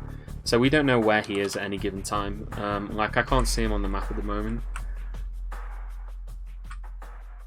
We're gonna have to make a well, and we need to have access to that water in order to make the well, and that's why we're gonna dig our way over to where the water is, and we're just going to dig down a little and we're going to see what kind of water it is, and then we're going to try and build a well over the top of it.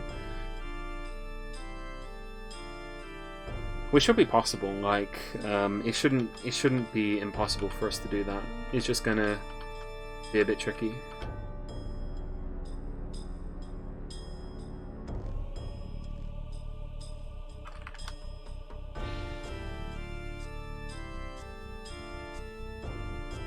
We could try and shoot him from above, but he'll run away. Like he's just gonna run, and we won't be able to keep up with him, I don't think. Unless we could trap him somewhere, which is possible. We could try and trap him in a room. Wouldn't be that tricky, I don't think. It would be should be possible to do. Okay, I think we're directly over this spot now, right? So yeah, okay, we're gonna channel down here. So we're going to breach a hole into the layer below. Yeah, there we go. So you can see that we just uncovered more, and we can see that there's plenty of water down here. So we'll be able to have a well sitting here. This is just normal water, it's not salt water. So yeah, what we'll do then is we will build a wall just along here, and we're going to make this out of rock salt blocks. So we're going to build a wall there, and that way nothing is going to be able to fly up this shaft and get into our fortress. So we'll just let our dwarves come and do that real quick.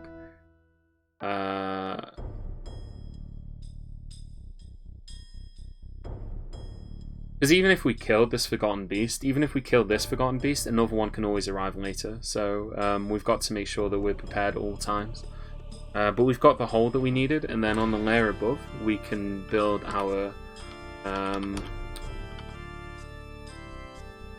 on this layer here we can build the hospital. So yeah, that's where that square there is going to be kind of where the hospital is, and then just around this is where we're going to be building everything else in the hospital. It's going to be a pretty big hospital.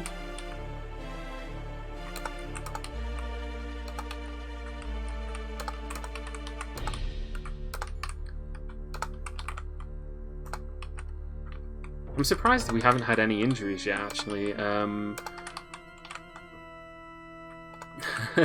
Honestly, I'm actually really surprised we haven't had injuries.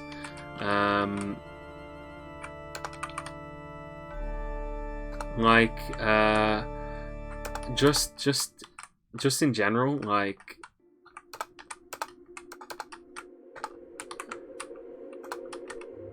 We'll have some beds over here as well, because we can have some bedrooms for any of our doctor dwarves that we have here.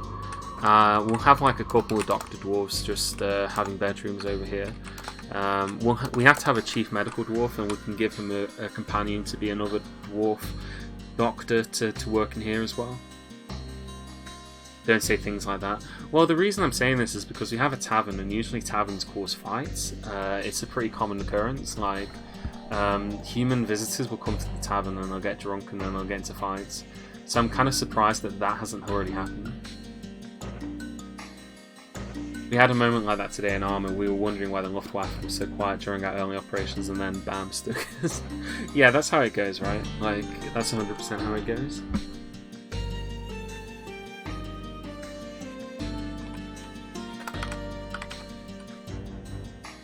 Horse milk. We got plenty of horse milk. We got some horse liver. We got some turkey hen eggs. We got some other hen eggs. We're making plenty of horse cheese.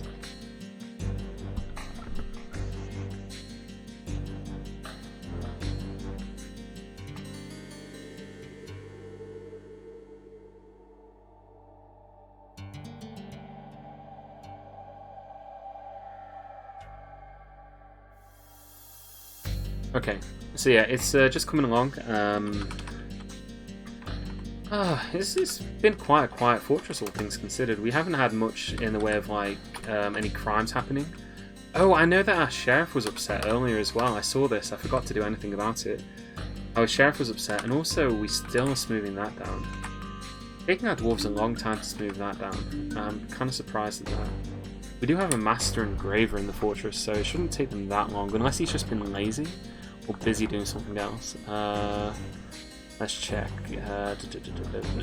Military status, migration wave. We did have a master stone detailer dwarf. Yeah, we have a legendary stone detailer, so I'm surprised it's taking him so long to do stone detailing. I'm gonna set my other miners to also be stone detailers because it'll make them happy. Oh, I wanted to assign some more miners as well, didn't I? I wanted some more mining dwarves. That's the performer dwarf.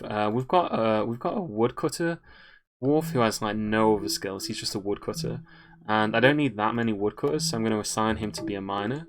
And we're going to tell him to also do stone detailing. And then we've also got this dwarf here as a stone detailer. I'm going to tell him to be a miner as well. He can do both those at the same time. So we'll have another mining dwarf here.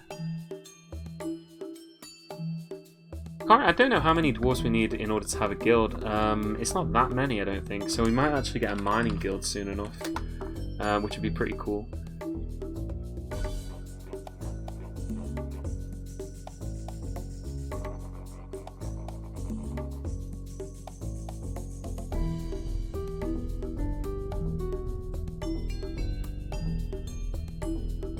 Okay.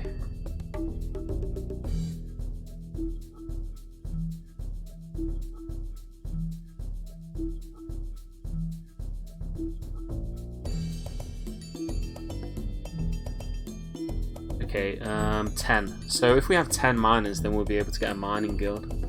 Or we might get like a stone detailer's guild. We don't really have... Yeah, we're nowhere close to getting 10. Oh god, I need to do... There's just so much crap that I always need to do in this game. Like, we've got to build all of these bedrooms over here as well. All the time we're just building bedrooms and other just junk for our dwarves to sleep and do all these other things that they need to do. Right, yeah, beds there. We got loads of beds, just any bed that we can give you. Do we have any cabinets actually? We haven't given our dwarves cabinets in ages. I'm gonna see if we got any cabinets. In fact, here we're gonna make some rock cabinets, and we'll make 20 of them. I think we were making them out of wood before, but we'll make the rest out of rock. Yeah, we don't have any cabinets. Actually, no. We'll make them out of wood. Why not? Remove that. JM wooden cabinets. 20. Yeah. We'll give them cabinets made out of wood. We could also give them chests in their rooms as well. That'll make them happy.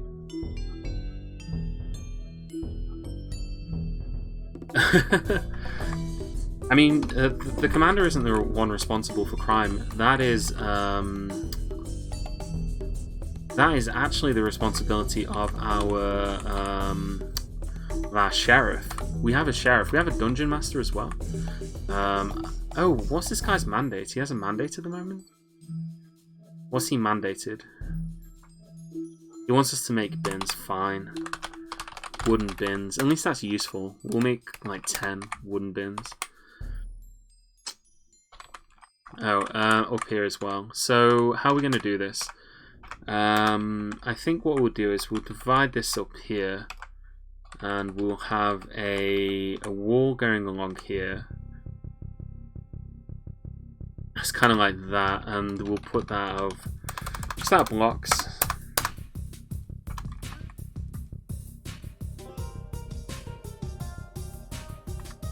And then we'll separate that up there as well, like that. And again, we'll just use rock salt blocks for that. And then that's going to be a he's got to have an office and he's got to have a dining room.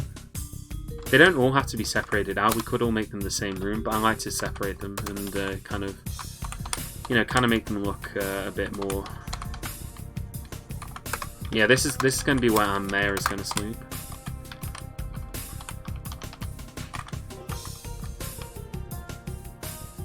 Okay, and this is where our hospital is going to be.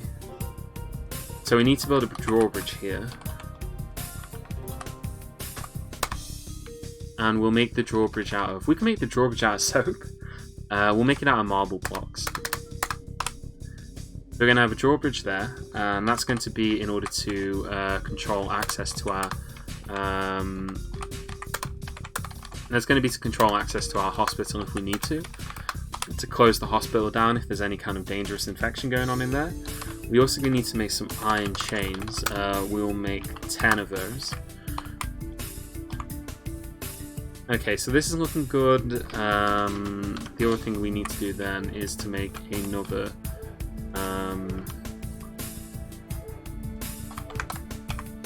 lever here. We'll put it here. Rock salt mechanism, and that's going to control this bridge over here to open and close this one.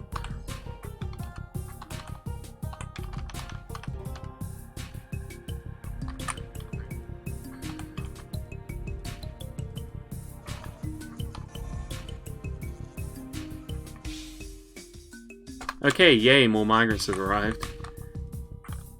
We've got so many migrants in this fortress. We've got so many dwarves who just never do anything useful. We'll see to that. We'll make them useful at some point. Believe it or not, it is possible. We're gonna put a lever on. We'll put a lever over here, and this is going to control access to the. That's going to control access to the hospital. That's going to be the hospital lever.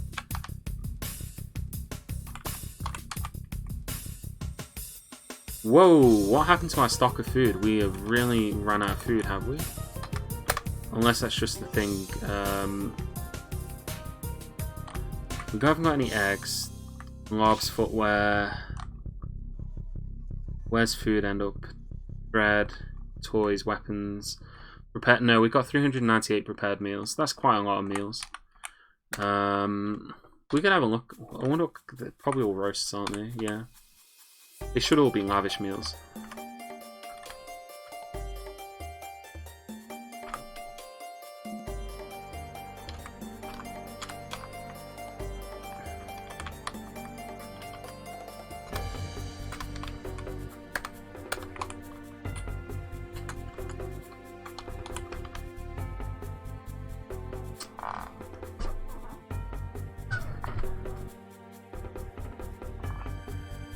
Okay, we finally made all that charcoal. We've burnt so much wood, and we still haven't finished making pig iron. It takes so long for us to make pig iron.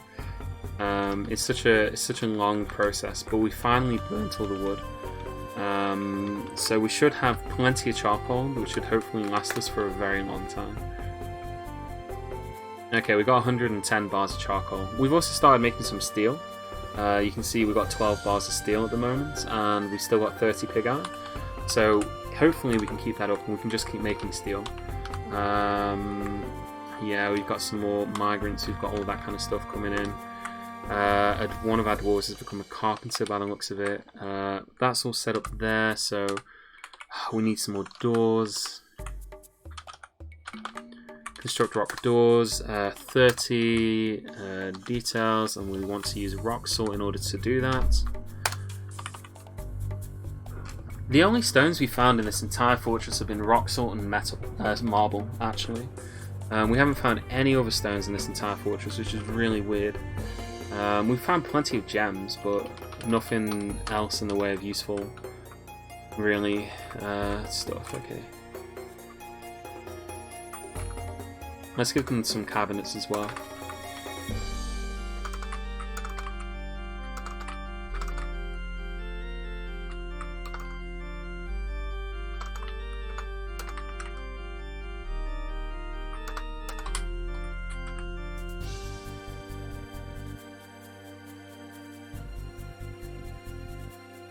Okay, we're still making pigtail.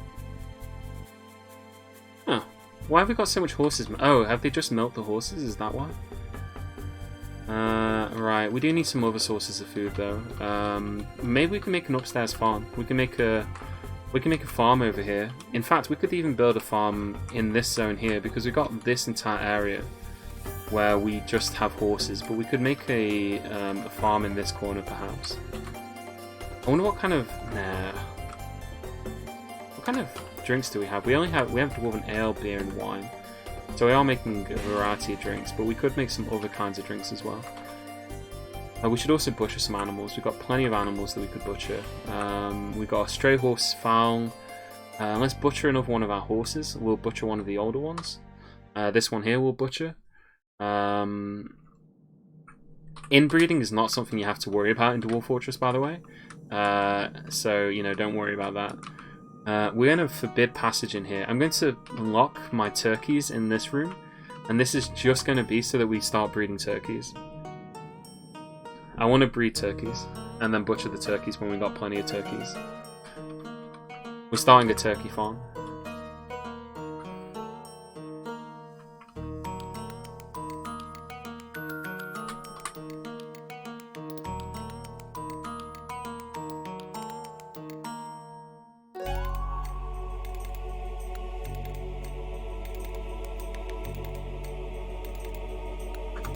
Okay, so what I wanted to do down here, I want to have these be bedrooms for dwarves who are going to become, they're going to become basically,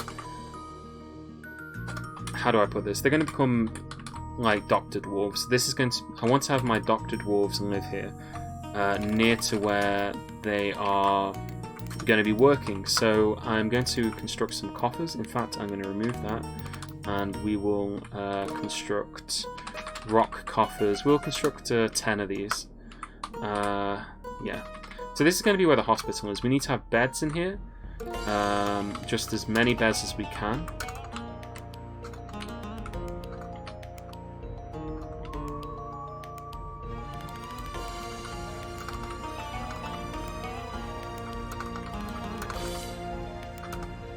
And then we need to have tables down the side. So we just have tables down the sides on each side of them, and this is going to be so that the dwarves can be placed on the table if they need to have surgery done to them. And we are also going to be making what are called traction benches, which are for a similar thing. It's to kind of like keep a dwarf still whilst they're kind of being operated on. So earlier on we constructed some iron chains. I think I told them to do that. 6 out of 10. So we need to make, we'll make 10 traction benches. So yeah, that's going to be what's going on in the hospital. And then the last part is we're going to have to build a well. So where is the well going to be? The well is going to be right here. Alright, actually I need to check something about wells. Ooh. Didn't mean to zoom out then.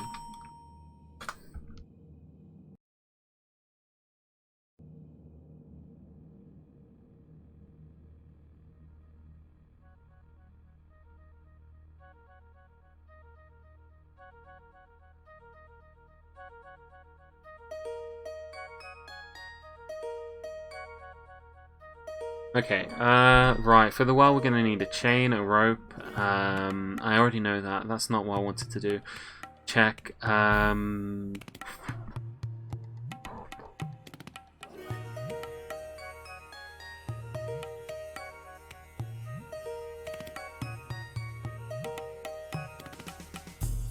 Okay, hatches, floor bars, and floor grates block functionality if they're between the water. But grates and bars, okay, so yeah, floor bars will actually block it. So what we need to do then is we need to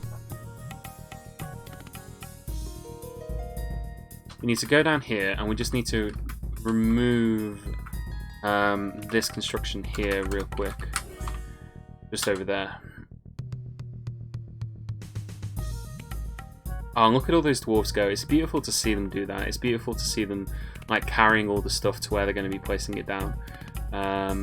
Yeah, this is going to be a pretty nice. It's going to be a pretty nice hospital, I think. By dwarven standards, I mean it's a dwarf hospital. It can't be that nice, but it's going to be decent enough.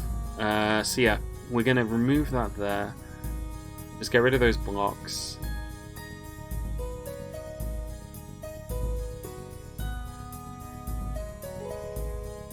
Okay, then we're going to construct the floor. We're going to construct a floor here. Out of, I don't know, marble will do. Marble's fine. Just grab the nearest block of marble that there is and then construct a floor there. And then we are going to make vertical bars? No, horizontal bars. Where is it? Horizontal bars. No, we want a floor grate actually. Yeah, floor grates would work fine.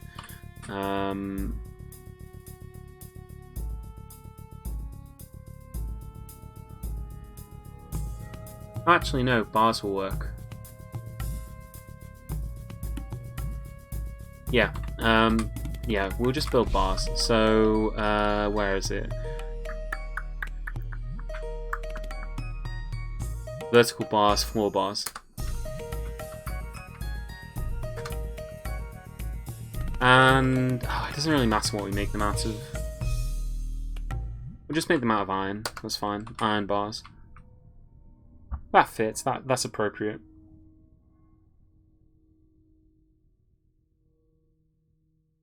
Do we have hospital yet? No, that's what we're building at the moment. What I'm doing at the moment is I'm setting up a series of bars that's going to lie underneath the well. So basically, when a dwarf is ill, when a dwarf is in hospital, he won't be able to drink anything. He'll have to be fed by another dwarf. Now, the dwarves won't feed another dwarf alcohol. Normally, when a dwarf drinks, they just drink alcohol. So dwarves permanently drink alcohol all the time. They don't drink water. The only time when they'll drink water is if they're ill or in hospital. So that's why we need to set up a. That's why we set up this well in the middle of the hospital so that our ill dwarves can be fed by, well, you know, by. So that the old dwarves can be fed by the hospital dwarves. So that's why we have that set up there. But we need to set it up so that basically nothing can crawl up the well, because if we don't set it up properly, what can happen is nasty creatures can crawl up the well and potentially kill any dwarves that are in the hospital.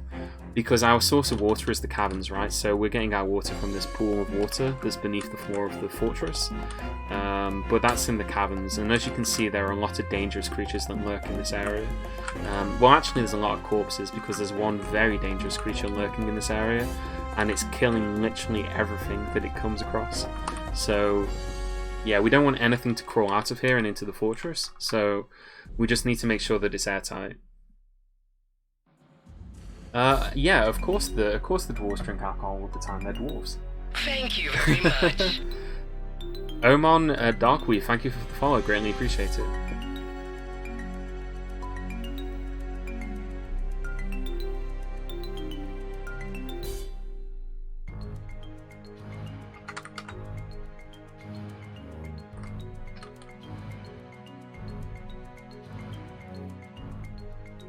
Okay, our lever. Oh, where did I set that lever up? Okay, so this one here is going to control access to here. So this is going to control access to the hospital itself. That's going to be very simple and straightforward there. Then this lever here is going to control access to this bridge here. So that's going to be linked up like that.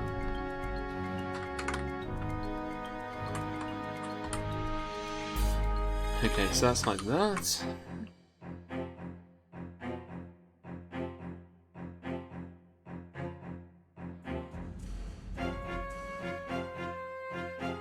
But yeah, when we go over here, when it says drinks, we've got 760 drinks. That's all alcohol.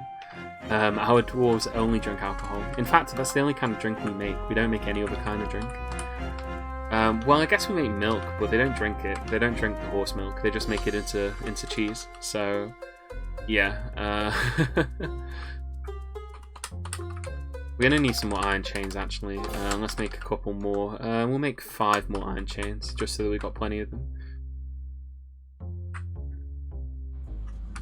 We don't have many mechanics in the fortress, do we? So I think that there probably won't be anybody assigned to do that. Oh, good gravy. There are a lot of new dwarves in this fortress at the moment. A lot of new dwarves. What are we doing for mechanical dwarves? We have 1, 2, 3. They're kind of like mason mechanics is what we're doing. So we'll have another mason mechanic set up. Yeah, we'll have this guy... Oh, good grief, this guy is an armorsmith. He's a very good armorsmith, level 10. Accomplished armorsmith, so he's going to be the guy that we really want to make this armor. In fact, I might tell all my other dwarves that they're not allowed to make armor.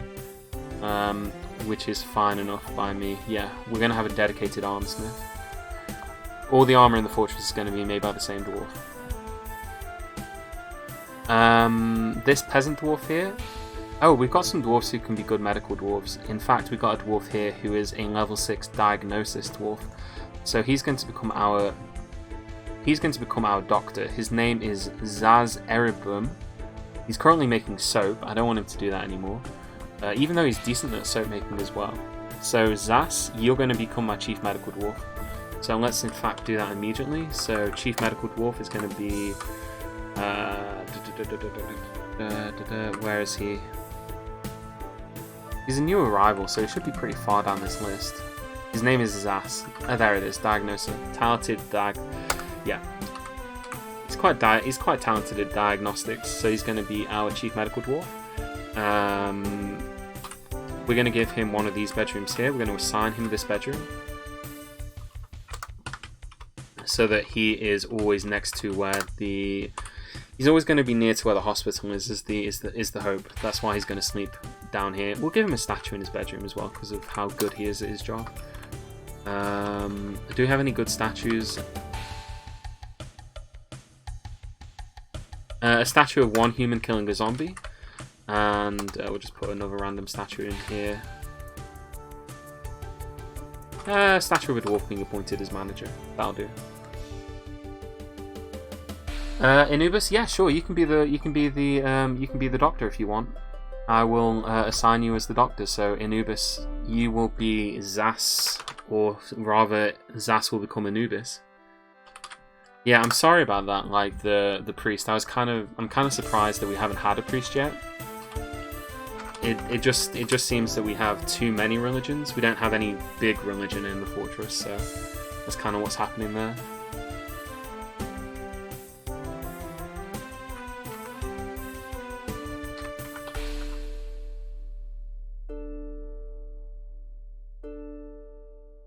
Okay, so we should have some traction benches now, right, so we'll put some traction benches next to some of these beds.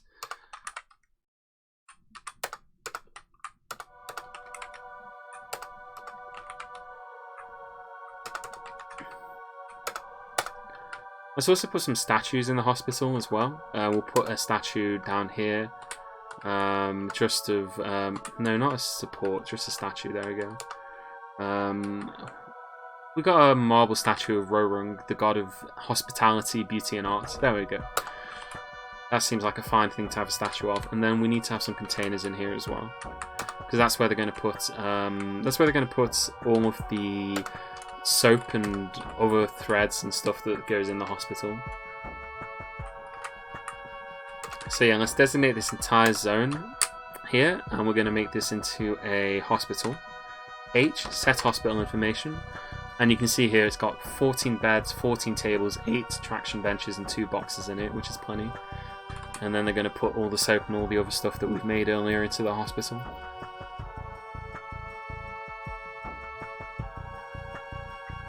Okay, and then we need to link this to vertical bars. Alt B, we're going to link that to the iron floor bars. So someone's going to do that real quick.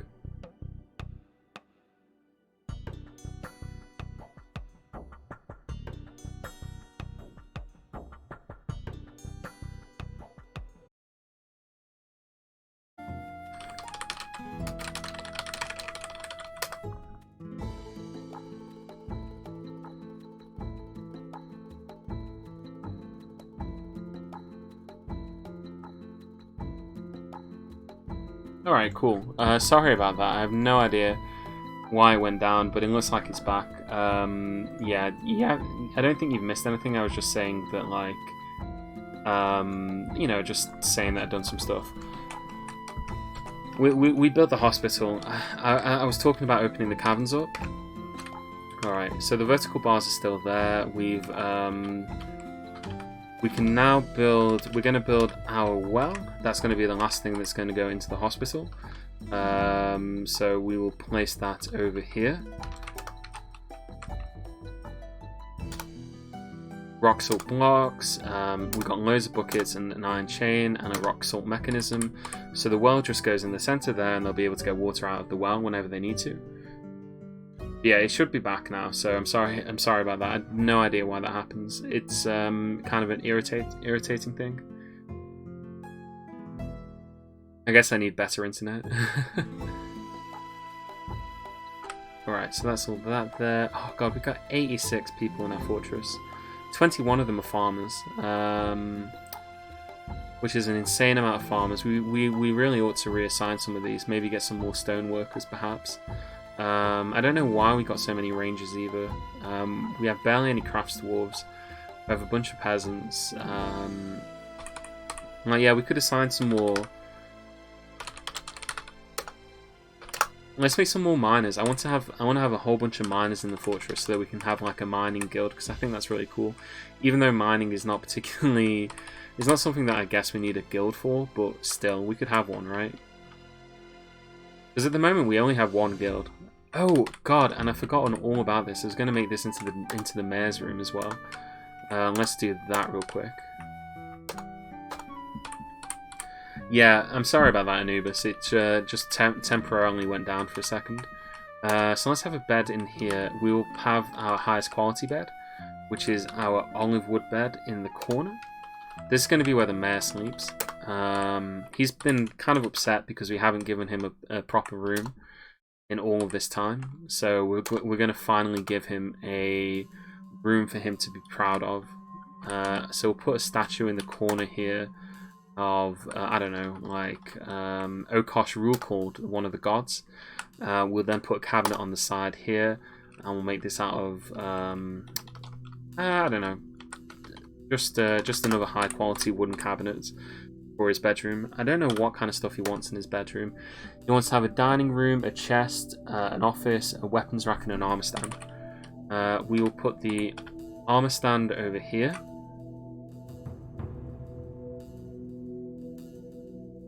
Actually, what we'll do is we'll put the armor stand there and the weapons rack over here, and then we'll have a table and a chair here, and this is going to be his dining room. That's where he's going to eat.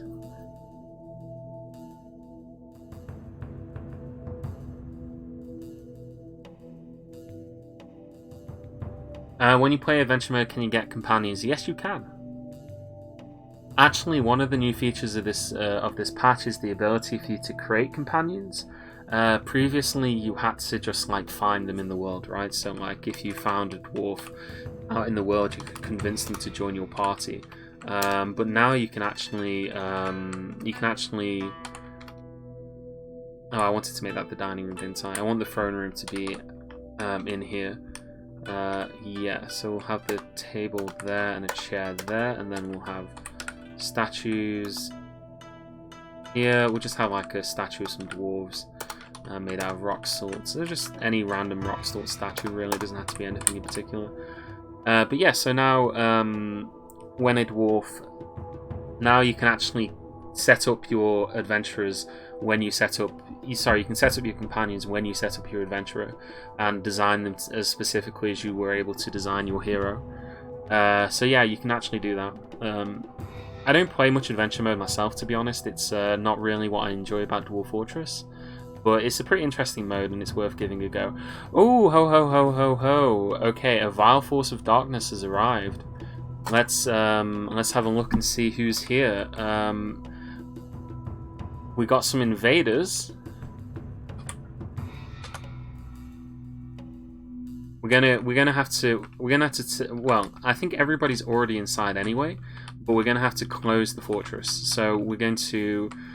First of all, we're going to pull this lever here, and we're going to pull these two levers here.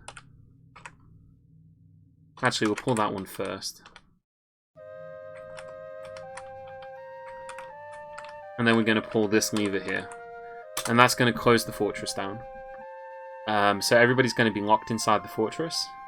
Or at least everybody who's currently inside the fortress is going to be locked inside it. Should be everybody, to be honest. I don't think there are any dwarves outside at the moment. But yeah, we've had some invaders arriving in our... so let's have a look at them. Okay. So that notification, a vile force of darkness has arrived. That means that the goblins have invaded our fortress. But you'll notice something about all of these so-called goblin invaders. I don't know if you can spot what's kind of wrong with them. Goblin invaders? Goblins? Specifically, where are the goblins? We're being attacked by a force of dwarves. So yeah, that is interesting. We haven't made any armor for our dwarves yet. We need to make armor for them. We're going to quickly start making some steel armor. So let's make some steel helm. We'll make 5 steel helms, steel chain. No, not chain. Steel. Where's it called? Steel mail. There we go. Steel mail shirt. We'll make 5 of those, and then steel armor. Steel chests. We'll make. No, actually that'll be steel chests, as in steel chests, as in like chests made out of steel, not chest plates. So steel helm, gauntlets, breastplate. There we go. Actually, mail shirt is fine. Steel leggings, we'll make 5 steel leggings. Steel boots. Steel low boots. Steel...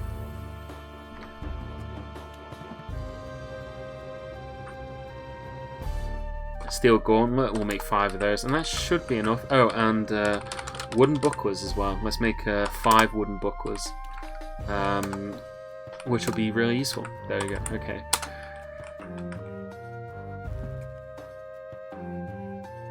Is that a bug or something? No, it is not a bug. There is a specific reason why that's happened, Tenny. The reason why... Okay, so one of the things that goblin civilizations do is they will send goblins out into the world to try and steal babies from other civilizations. So goblins will actually steal babies from other civilizations, and they will then raise the babies as their own and kind of brainwash them into goblin society. The other thing that they'll do is they'll conquer sites that belong to other races. So what could have happened is that at some point in the history of the world, the goblins conquered like a dwarf fortress and then like enslaved the dwarves inside. And so you can actually get attacked by... yeah, it is pretty brilliant. But it does also lead to some funny consequences, like the fact that this goblin invasion has exactly 0 goblins in it. So yeah, that is there's always an interesting consequence of these sorts of things. Yeah, so we've currently got these guys. I'm going to have to deal with them somehow. You can see that they're pathing straight towards our fortress. They shouldn't be able to get inside. But even if they did get inside somehow, we do have another bridge that we can close. So in fact, I'm just going to close it just to be safe. So we're just going to close this gate here. Pull this lever here.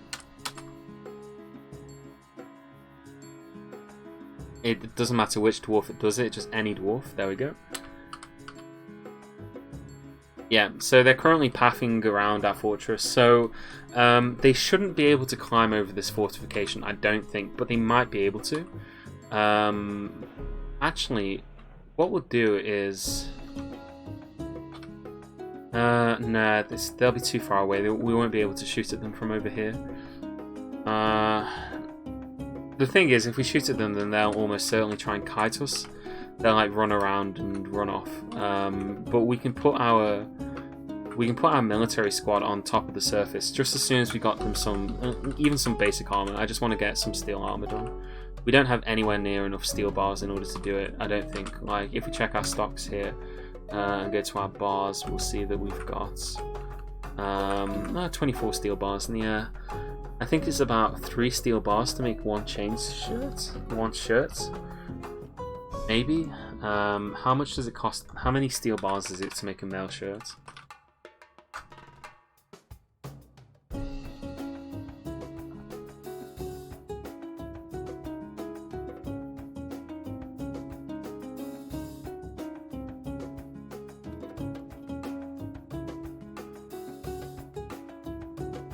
Oh, it doesn't say on the wiki. Okay.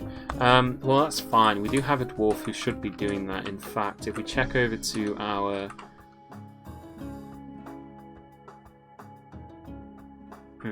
Okay, what I'm going to do then... well, actually, we're not making anything else. We only have one dwarf assigned to make armor at the moment because I have one dwarf who's very good at it. So I want that one dwarf to be making the majority of the armor. So if I check on my fortress at the moment, he's currently... what's he currently doing? Oh, he's making iron chains. I don't want him to do that. I'm going to tell him that he's only allowed to do armor smithing. He's only allowed to make armor at the moment because I just need him to make armor. I don't have any other dwarves who have skill in armor making, so I don't really want to assign another dwarf to do it. Though I will put one dwarf on armor making as well, just because I want to make the armor as fast as possible as well. So we'll have 2 dwarves making armor. One of them is going to be a lot better at it, which does have an impact, by the way. Like a dwarf who makes high quality armor, that armor will be more protective than armor that is of a lesser quality. So having a dwarf who is good at actually making armor is important. But yeah, it doesn't look like they can get inside. In fact, they're kind of just walking past our fortress. I think they might be chasing wildlife. Or actually, I'm not sure what they're doing. There shouldn't be a way for them to get in. Yeah, they can't get into the fortress. If they could get into the fortress, they would already be in it. We would know about it. Is kind of like the thing. So it doesn't look like they can get into the fortress anyhow.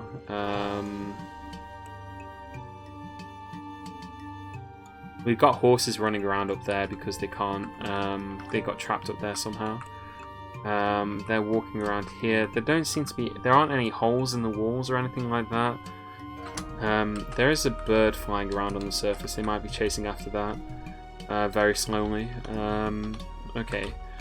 I'm going to open one of my gates. Just this one here. I'm going to open that one here. And I'm going to open this one here as well. We're going to see if we can take some pot shots at them with our military. Although our military doesn't have any like armor on at all. So yeah, we're going to send the heroic constructs and we're just going to move them to here. So I told them to go station over there. They're going to drag their asses up there. Did we ever make any quivers? Yes, we did. Cool. So they should have ammunition on them. Yeah, you can see them making their way over there. So they're just going to stand there, and then Thank you very much. if the dwarves get kind of close, they'll maybe shoot at them. Although they're not very skilled at shooting, so if they did any shooting, then they would probably just... yeah. Kind of a standstill at the moment.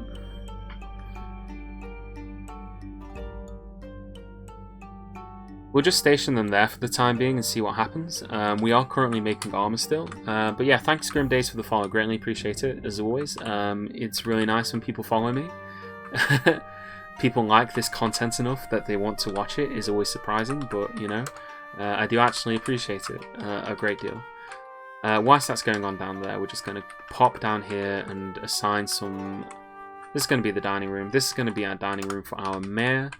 So we assign that, and then this is going to be the throne room of the mayor, the study room. And then that should hopefully set up all of his needs. Oh, he wants a chest. Okay. Oh, great. Had to put some chests in his room as well. We'll just put them here. Yeah, rock salt coffers are good enough for him.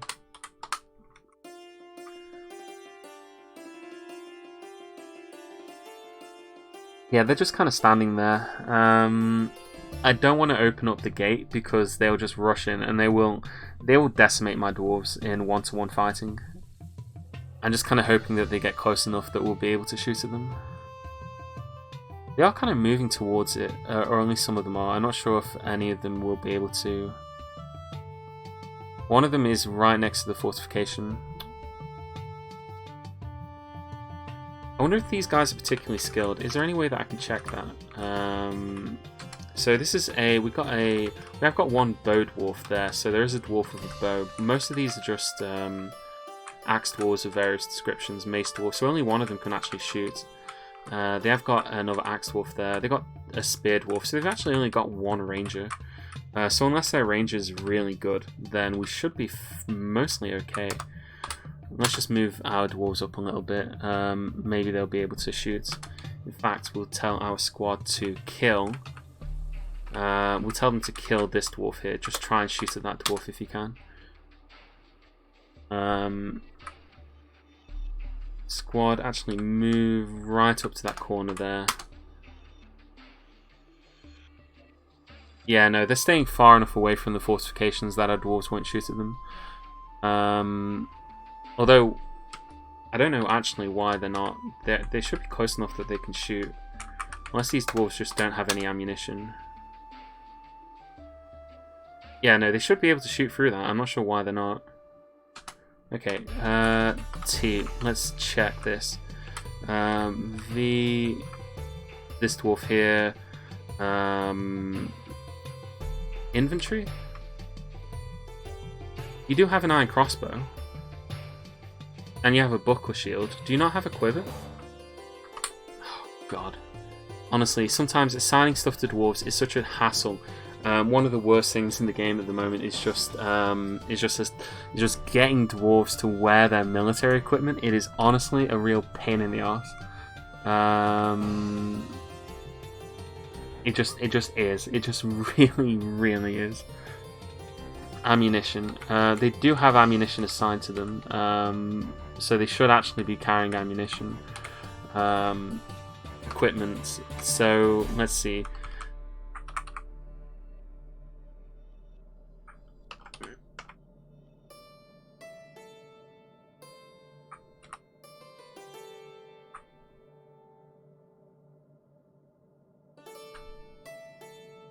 Yeah, only one of them is carrying a quiver, and that's Merp, so that's why they don't have any ammunition on them. They're not carrying quivers.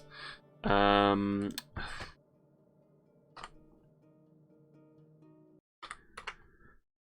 always forget how to assign them quivers. Let's see.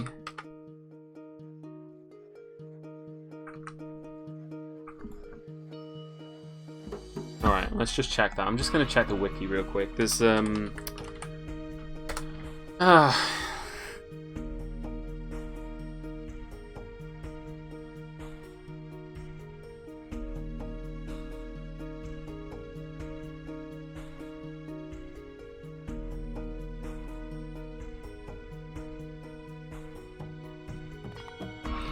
we do have quivers. I do have them, don't I? Stocks. Stocks. No, I only have 2? Wait, I thought I told them to make some. Why didn't they? Unless I imagined it. And also, one of them is forbidden.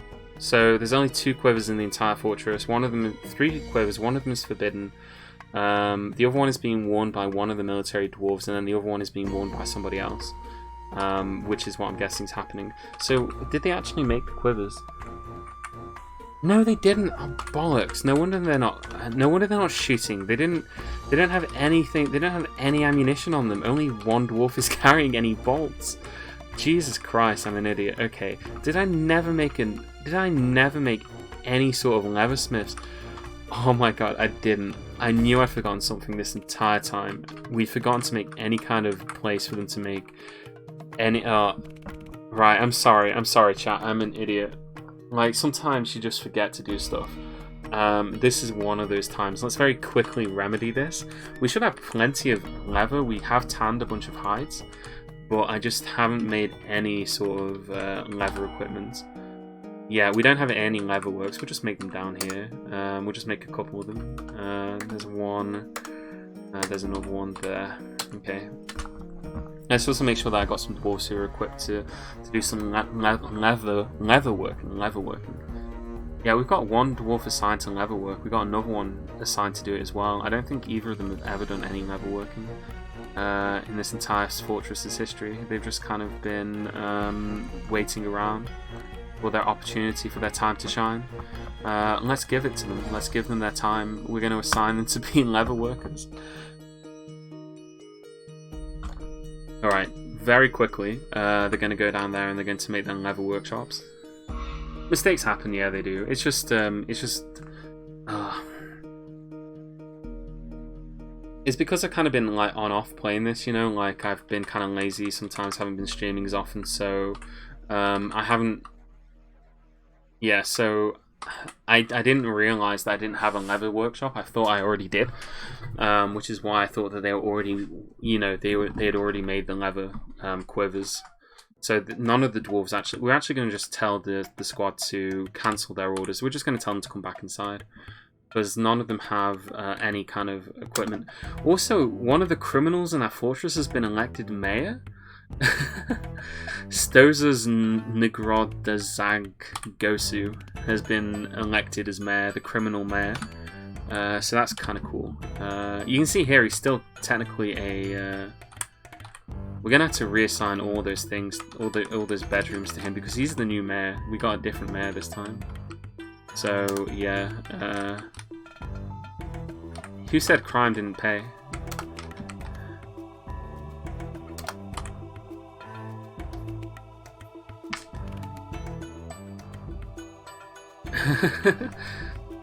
Like, the fact that he's labelled as a criminal is actually a bug in the game at the moment. It doesn't make any difference. It's entirely because he, before he came to this fortress, he was a criminal in whichever part of the world he was in. He was like an agent of some description. And when he arrived in our fortress, the nickname carried over. So he's labelled as a criminal despite the fact that he's never committed any crimes within our fortress and probably never will. Like, he's just an ordinary dwarf, but he's also a criminal, just because. That's also the reason, by the way, why we've got, you'll see in this list, we've got a criminal here. I think we got a couple of criminals in the fortress. There's another one.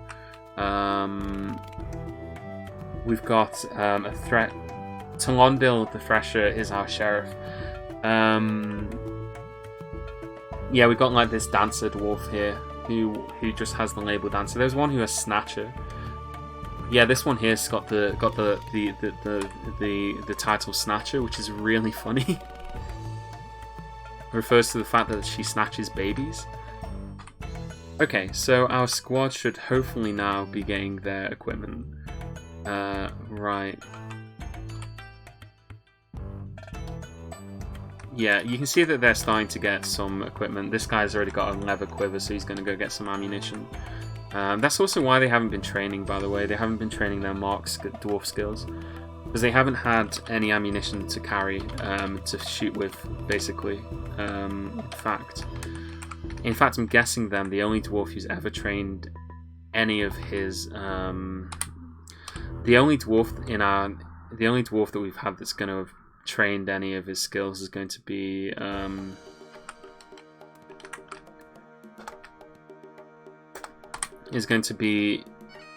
our military dwarf.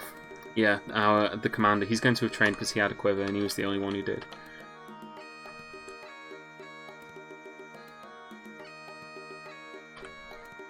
Okay, the broker has a mandate still. He wants us to make gauntlets, though we are making gauntlets, so... Okay, where have the invaders gone? Oh, they're hanging up. They're hanging around over there. Right. I don't want them to come back to where they were before. They're just going to hang around on the map. They'll probably attack any migrants that arrive as well. So let's move. I think our squad's almost fully kitted out.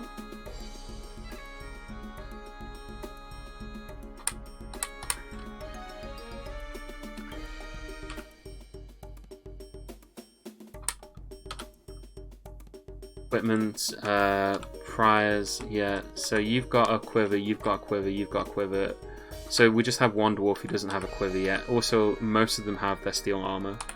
They have like various levels of steel armor.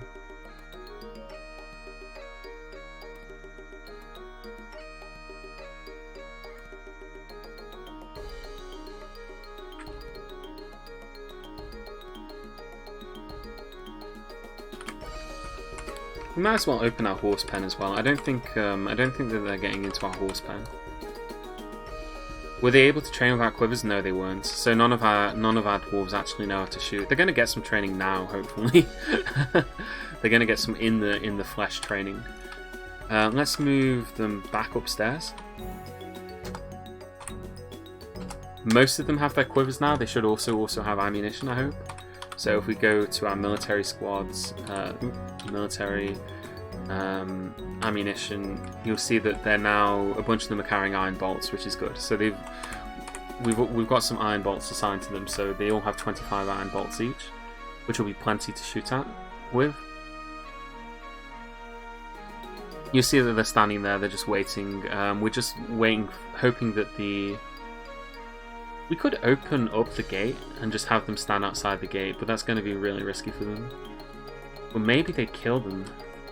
It kind of looks like one of the squads is gone. Right, there's a group there. I don't see the other group.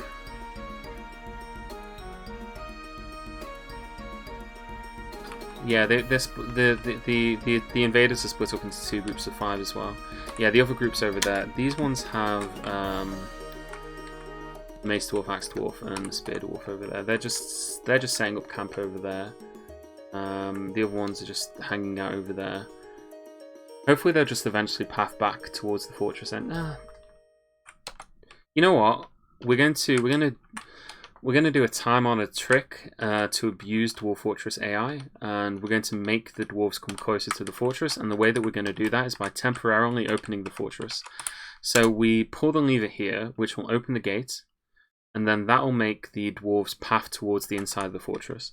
So you'll see in a second that the moment the gate falls, they'll start to move towards the entrance, or they should do anyway, because they'll notice that, hey, there's like a way inside the fortress, we can get inside now. So you can see that they're pathing towards the entrance, and as soon as they get close to the entrance, we then close it again.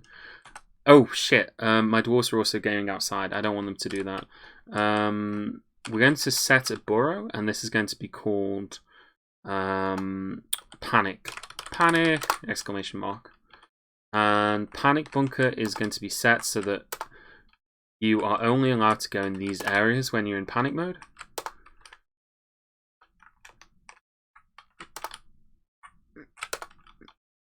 It's a pretty big area. It's just that this is how we keep all the dwarves inside the fortress when the invasion's happening, right? So we don't want any of them going outside. We just want them to stay inside all the time. So we tell them that they're only allowed to go in this area that we're defining here, which is basically going to cover the entire fortress, other than the outside.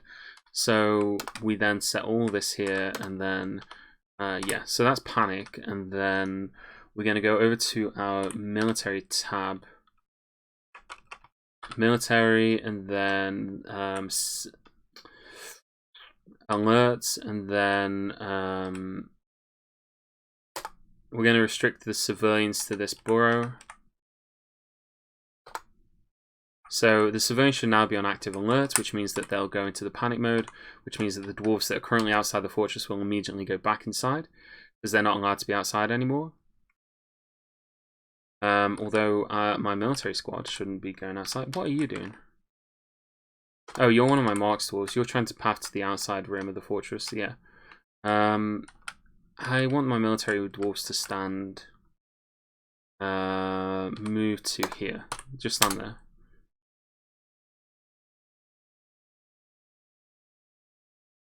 That marks dwarf wants to die. He's coming back inside there. That's fine. Okay, so we just want them to get close to the gates, and then we're going to close the gates and prevent them from coming inside. I have a pretty good window to do this in, so we're actually going to close the inner gate first, which is this one here.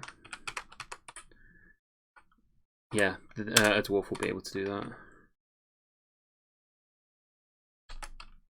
In fact, let's close both. Let's close all of these gates. Yeah. Let's just set all of these to close now.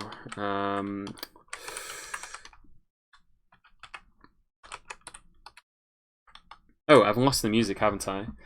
Is there a metal that is more effective for ammunition than others? Yes, there is, I believe. I think heavier metals are more effective, so in that case, I think silver would be the most effective one for bolts. But that being said, I think that... I'm just going to put the FTL soundtrack on. I like that soundtrack. So that being said, I would recommend just making them out of a metal that is abundant. So for example, if you had copper, if you had a lot of copper, just make bolts out of copper. It's good enough and it will kill. It might not kill everything as efficiently, but copper bolts will, generally speaking, be good enough.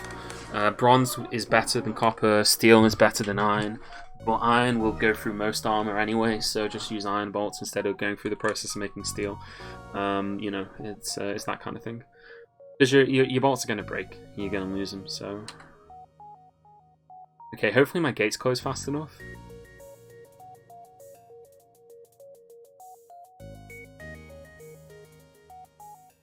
Actually, I want these guys to be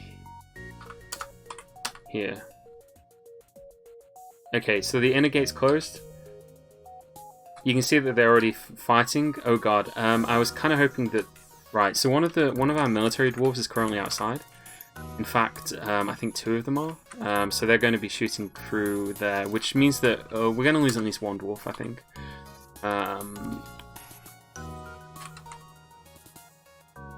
So you can see here, reports. The swords dwarf is fighting. The swords dwarf jumps away from the flying iron bolts. He stabs the recruit in the lower body with a copper 2-handed sword. So yeah, he's currently stabbing one of my recruits to death. My recruit is running off in a panic. There's blood all over the place. Well, our dwarves are shooting at him. They're shooting inside and they're shooting outside. One of my dwarves has been shot to shit inside the fortress here. Merp has actually been shot really badly. He's currently terrified. He's really scared. We're going to get him inside. Let's get all of our dwarves back inside. Except for the ones that are outside.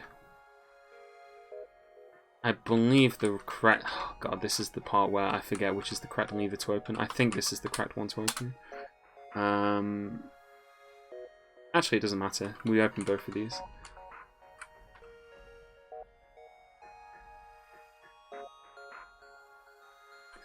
Yeah, you can see them outside. Okay, Merp is in real danger. He's currently bleeding out on the floor. Our other dwarves are just standing there. They're not actually shooting. We're going to move them closer to get some shots in, hopefully. Oh, another dwarf has currently just been shot to shit and is also now bleeding out. The reason this happens is because they are refusing to stand here.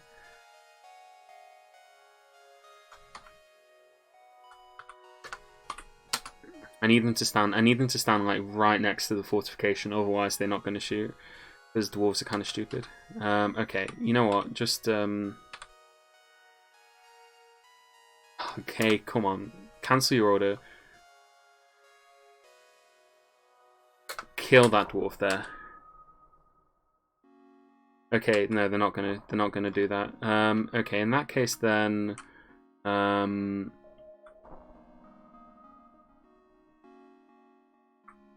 move to here. Okay, whatever. Well, that was a waste. I don't think we managed to shoot them at all. Okay, the way into the fortress is clear. We're going to set these guys to... we're just going to set them to inactive, and we're going to tell them to cancel their station. In fact, another one of them has died. It doesn't look like Merp has died, but this dwarf here, Brovard Lectadisk, has died as well. So, yeah, we lost 2 dwarves, and we didn't manage to shoot any of theirs either.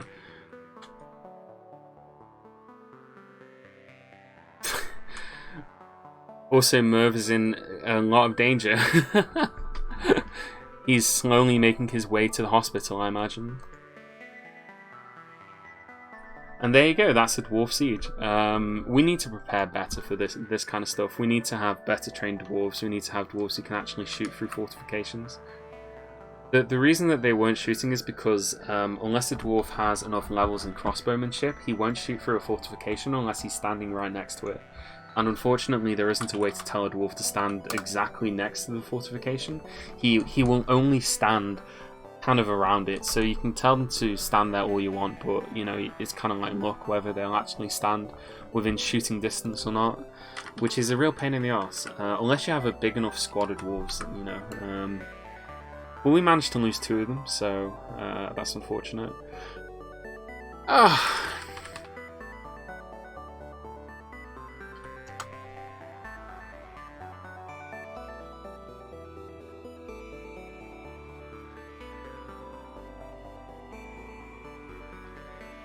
Okay.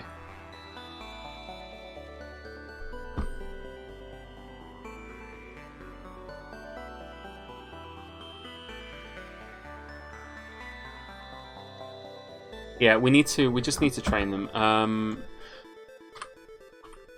Right, there are other ways that we can deal with the invasion. I know that our militia squad failed miserably, and we lost 2 dwarves for it, but there are other ways that we can deal with this. It's fine. We need to set up these actually. We're going to mark some of these for burial. So we're just going to quickly mass mark all of these for burial. I don't want them to bury pets in these because, like, you know, that's like a waste of a coffin is to put a pet in it.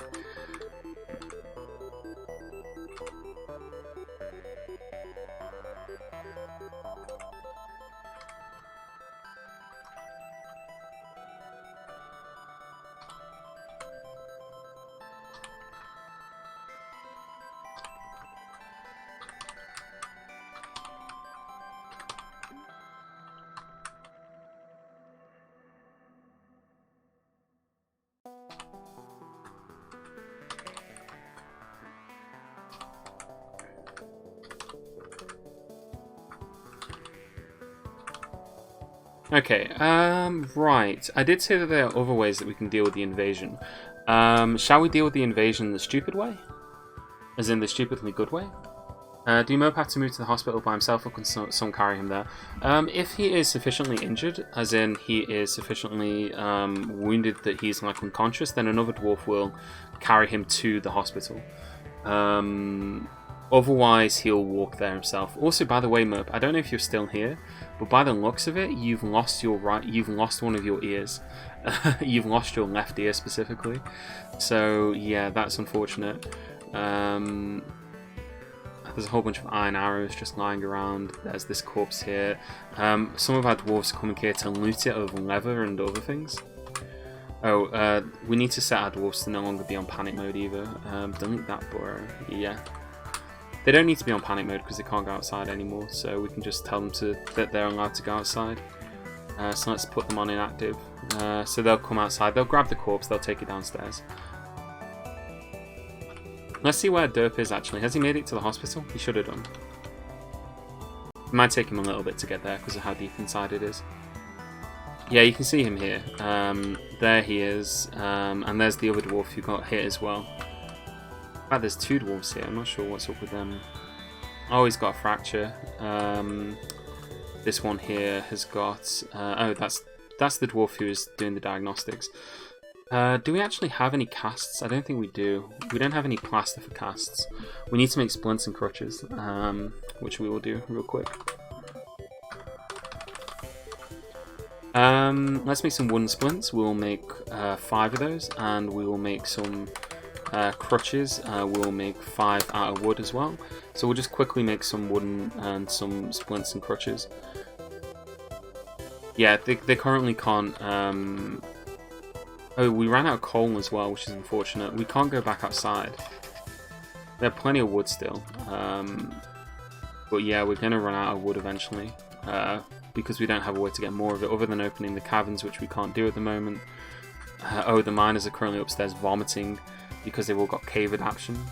But one of them is grabbing the corpse and is going to take it inside. The siege will go away eventually by itself, but we can deal with it a different way. We can deal with it the stupid way, like I said. And the stupid way will be to build a whole bunch of cage traps and to trap them in cages. Which is a way to deal with them, I suppose. It is certainly effective, and I think that is the method that we're going to utilize next. Is we're just going to make a shitload of rock mechanisms. We'll make 30 rock mechanisms, and we're going to make a shitload of cages as well. Make them out of wood. 30 wooden cages as well. Just as many wooden cages as we can. Make sure that we're not making anything else out of wood. In fact, I'm going to cancel. I'm going to remove the order for wooden crutches, and we're going to make. We're just going to make one of both. So yeah, we'll cancel that. Remove that. We'll still keep that one. We're still gonna. We'll remove the orders to forge stuff. We'll forge stuff later because I don't want to use any charcoal. So stocks. In fact, I think we ran out of charcoal, didn't we? Yeah, we did. So we can't make any more iron stuff. We can't cut down any trees because we don't have any trees over here to cut down either. There's no trees in that perimeter to cut down either. So we're gonna have to just rely on making wooden cages. We can't make cages out of stone, unfortunately. Stone cages?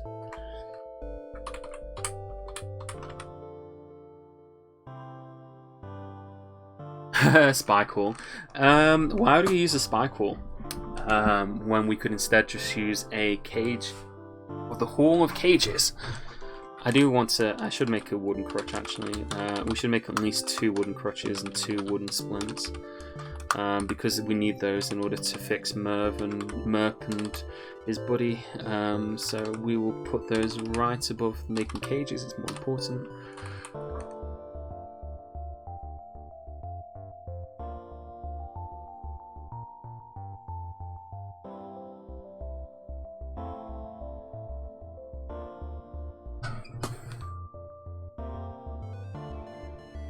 Is Lazy New Pack updated for the new Dwarf Fortress? No, it isn't. It'll be about a month or so before it updates.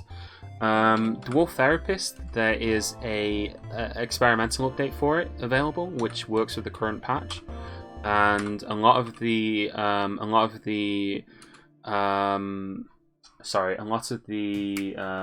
graphics packs have also updated for the current patch. But other than that, no, unfortunately. The big obstacle is, I think, Dwarf Fortress hack, DF hack. And also because they're like bug fixing at the moment, it changes quite rapidly. We've already had the first bug fix. We'll probably have some more before all is said and done. So yeah, it'll be a little bit before it's all fully updated, unfortunately. Also, greetings from Germany. Hello to you from Germany. Yeah, if you keep an eye out on the Reddit, or if you keep an eye out on the forums, eventually it'll update. It'll just take them a little bit, because they don't want to update it until it's on like a more stable version, basically. There are still plenty of crashes that are going on and weird things that are happening, because the update only came out about a week ago. So until we're there, then, you know, but as soon as it's out, and then I'm sure you'll be able to find out about it pretty quickly. We are going to run out of wood. We could start taking some stuff down that we've made out of wood just to temporarily get some more. But I need that wood. I need as much wood as I can get to make cages and also to make the crutch and the splints. We're not going to have enough cages, are we? We're going to need to have more cages than the amount that we're going to have. If we're going to try and contain the siege using cages. There are 1, 2, 3, 4, 5, 6, 7, 8, 9 invaders, so we need at least 9 cages.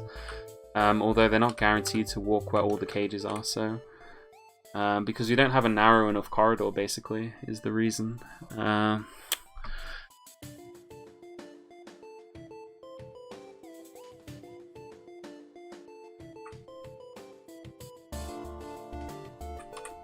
Yeah, we're just not going to have enough cages unless we can get outside and cut down a tree real quick somewhere.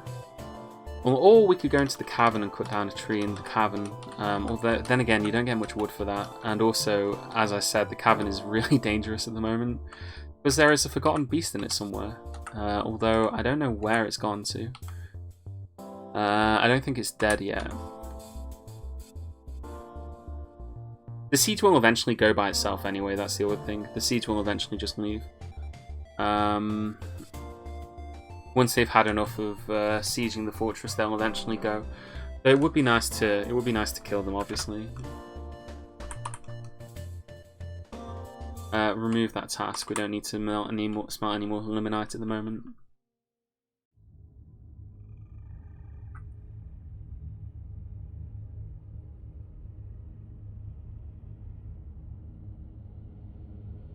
Thank you very much. Thank you, Vanya_2 for following as well. Oh yeah, the FTL music. FTL's a great game, but I'm really bad at it. I'm not good at that game at all. It's got a really cool soundtrack though. Right, so all those cage traps there. I don't think all those are armed, are they? We're still making wooden cages. We're probably going to run out of wood soon though. If we can make all 30 wooden cages, we'll have enough.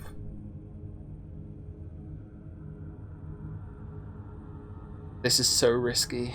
This is risking the life of the entire fortress just to deal with one siege.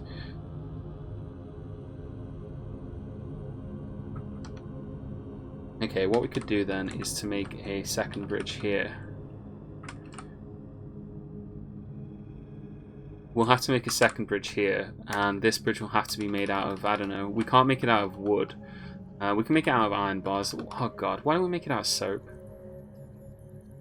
Nah, we'll make it out of marble blocks. We'll make it out of marble blocks. So we're going to make another bridge there. And then that bridge is going to be... We can close that bridge and we can trap... We can essentially trap the goblins inside here. They'll be able to slaughter our horses if we're not careful. But, hey, that's a risk I'm willing to take in order to capture as many of these goblins as I can. Well, they're not even goblins, are they? They're... There we go, we've ran out of logs. We've ran out of logs. We've got as many logs as we can get. If we could just make some more cages, that'd be great, but we're not going to get any more cages. This is the most cages we're going to get, unless we can make some out of something else. We don't have any charcoal, so we can't make any cages out of that. We can't make any cages out of iron, because we don't have any charcoal to make the cages and smelt down the stuff. I don't have anything, unless I go down into the caverns and chop down some trees in the caverns. Incredibly dangerous to do because I'm pretty sure the Forgotten Beast is still in there. The goblins, yeah. Charcoal cages. If I could make cages out of soap, then I would. Unfortunately, we can't do that. So if I go here, you can see cages. We can make them out of metal, or we can make them out of wood. We can't make them out of rock, which is really unfortunate. Else we'd have like thousands of cages, basically, ready for it. We do have a lot of cages. Yeah. Okay, we'll just have to try. We'll have to try.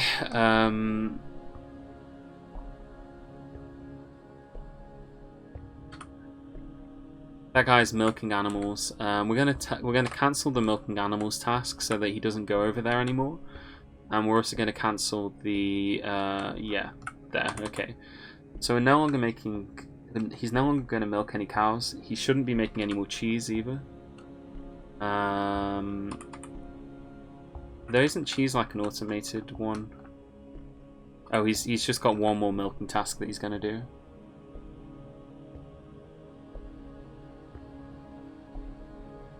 Okay. Okay, he's cancelled that task, so he's not gonna make any more milk. Cool. Or he's not gonna milk anymore. Is the soundtrack playing? I think the soundtrack stopped. Oh, that was just really quiet.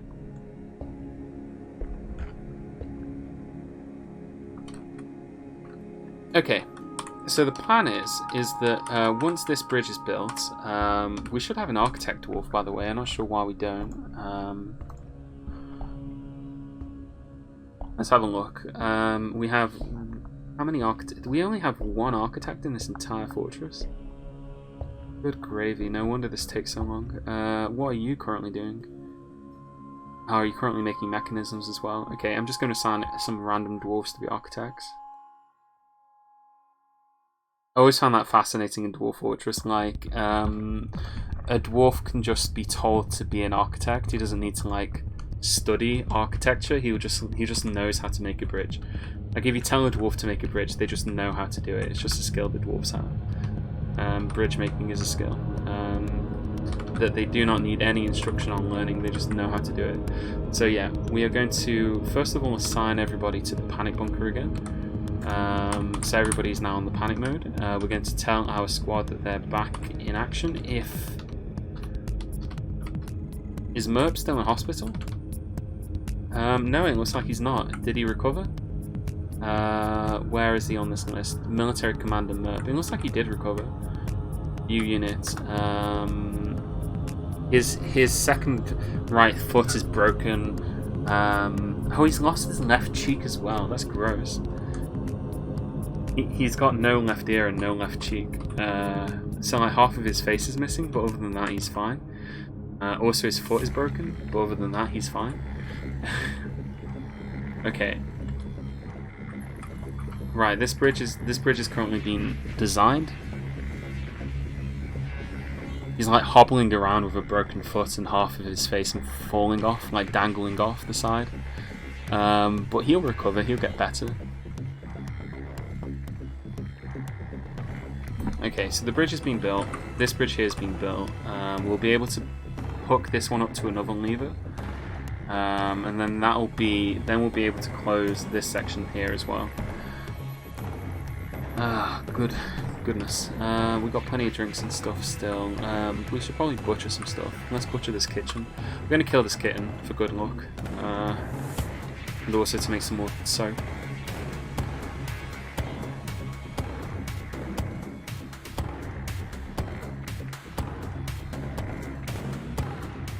Okay, so the militia squad failed. Our first attempt at dealing with the siege failed, the militia squad. The second attempt is hopefully going to work. We'll see. It remains to be seen, but hopefully, you never know. You never can tell.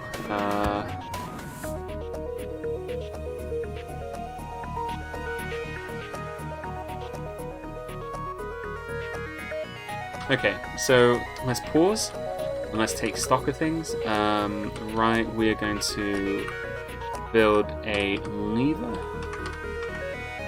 over here, and this is going to control that overbridge there. I think we ran out of cages, didn't we? Yeah. So that's as many cages as we're going to get. That's going to have to do. The way squads move, most of them will end up in cages. As long as most of them end up in cages, the rest will run away, or try to anyway. And we'll allow them to. We'll let them 100%. So we set this up here. We're going to link this to the new bridge that we built. So once that's linked up, we're ready to go. Alright, you guys are going to have to wish me luck. You're gonna have to wish me luck here. Hopefully this will work. I don't want to lose my fortress like this because I'm quite happy with this fortress. But we need to deal with the siege, so we're gonna have to try it and see if it works or not. Okay, so that's currently linked up. So that means that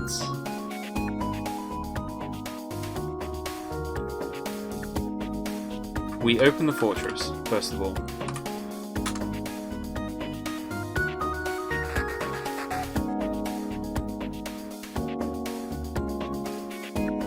The fortress wall has been opened. The fortress is now open to the surface, which means that the siege will path its way back into the fortress once more.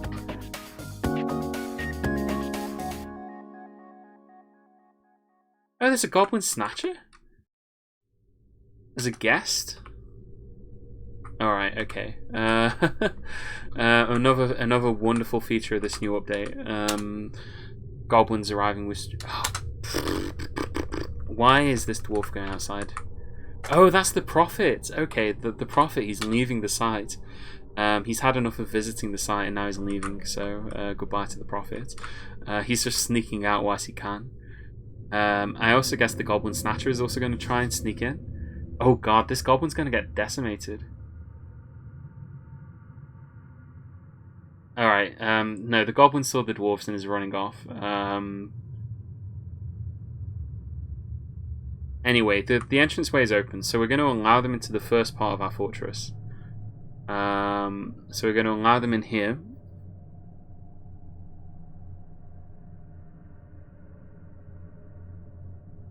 Okay, so they're inside the fortress now.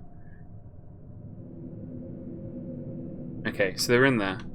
We're now going to close... That's not all of them, by the way, that's only some of them. We're going to close this drawbridge here. And we're also going to close this one here. We just need any dwarf to do this. This is the most important task that any dwarf has ever done in this fortress's life. He's just pulling this lever. Okay, we've captured one in a cage. Right, okay, so now that we're going to have a bunch of dwarves trapped inside the fortress itself, and you can see that we've already captured three of them in cages. We captured another one in a cage.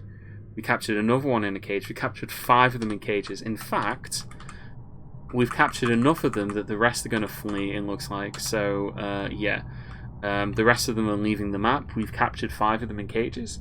That ended the siege. That is one way to end a siege. Using cage traps. It is kind of exploitative, I suppose, but hey, we've now got some nice practice. We've got some dwarves that we can practice on. We'll be able to... We can't, unfortunately, convince them to become, proper dwarves again and stop being filthy, affiliated with goblin menaces. But what we can do is we can use them to improve our archery, which is what we're probably going to use them for. But yeah, the siege is over. The invaders are going to leave the map, and as soon as they've left the map, I'm going to open the fortress again and just let our dwarves continue as they were. We'll be able to go get some more wood, and we'll be able to make some more cages and other things. That went a lot better than I was expecting. I thought that something ridiculous would happen, like one of our dwarves would temper tantrum and smash one of the levers open or something ridiculous, which would prevent us from closing the drawbridge, which is, how things usually go in my fortresses.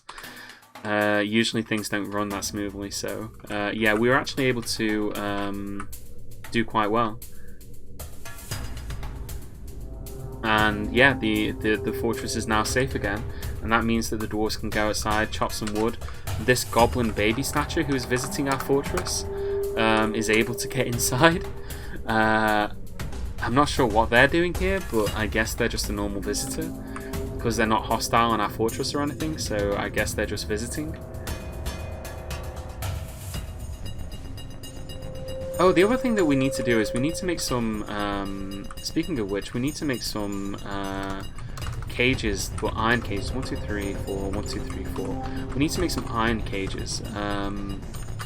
We also need to make some more charcoal. Just make 300 charcoal again. Yeah, just do all that kind of stuff.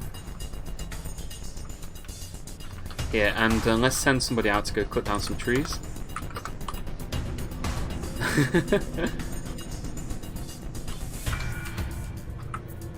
We need iron cages because wooden cages aren't good enough for making wooden cages aren't good enough for making a dungeon. You have to use metal cages, so we're going to make some iron cages. Also, this dwarf here is really unhappy. I wonder why. Let's have a look and see. Oh, I had capital K enabled there. Who is this dwarf? This human dancer. She was frustrated after being unable to pray. She was frustrated after being unable to pray. She was frustrated after being unable to pray. She felt satisfied while... Oh god, she's just miserable living in this fortress.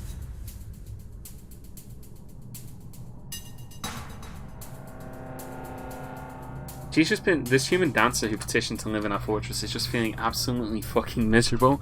She's come into the mayor's room to shout at him, I think, and then she's wandering around just being miserable all the time. I think it's because they don't have a temple that they can worship anyone at. We should probably make a general purpose temples just so that like our dwarves can worship if they so desire. Oh, also we will tell our dwarves to go off of alerts, yeah, so that they don't do that anymore. Yeah, you're currently socializing. I need you guys to be mining though. You need to mine out that room for me. Let's make some iron cages. We'll make 20? No, 15. No, 10. 10 iron cages. We've also got some iron restraints. Does anybody know what a dungeon master does? That one's entirely new to me.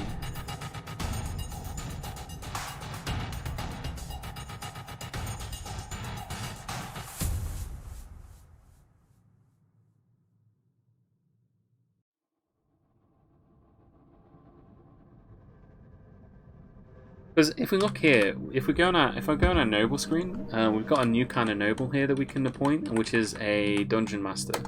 And we could appoint any of these guys. So Faf Cullen Nazmel is probably apparently the best dungeon master, and apparently they require like an office of their own. But I don't know what they do. I don't know what the dungeon master does. I guess we'll appoint one, and we'll just see. But apparently they require like an office and stuff, so we'll have to make them a bedroom, and we'll have to make them all the kind of stuff that they want. But yeah, depends on the context, to be honest. I know about Dungeon Master the game, which is a really good game, but I don't know what a Dungeon Master Dwarf does. Yeah, they used to do stuff in older versions of Dwarf Fortress, but in this version I really don't know what a Dungeon Master's for.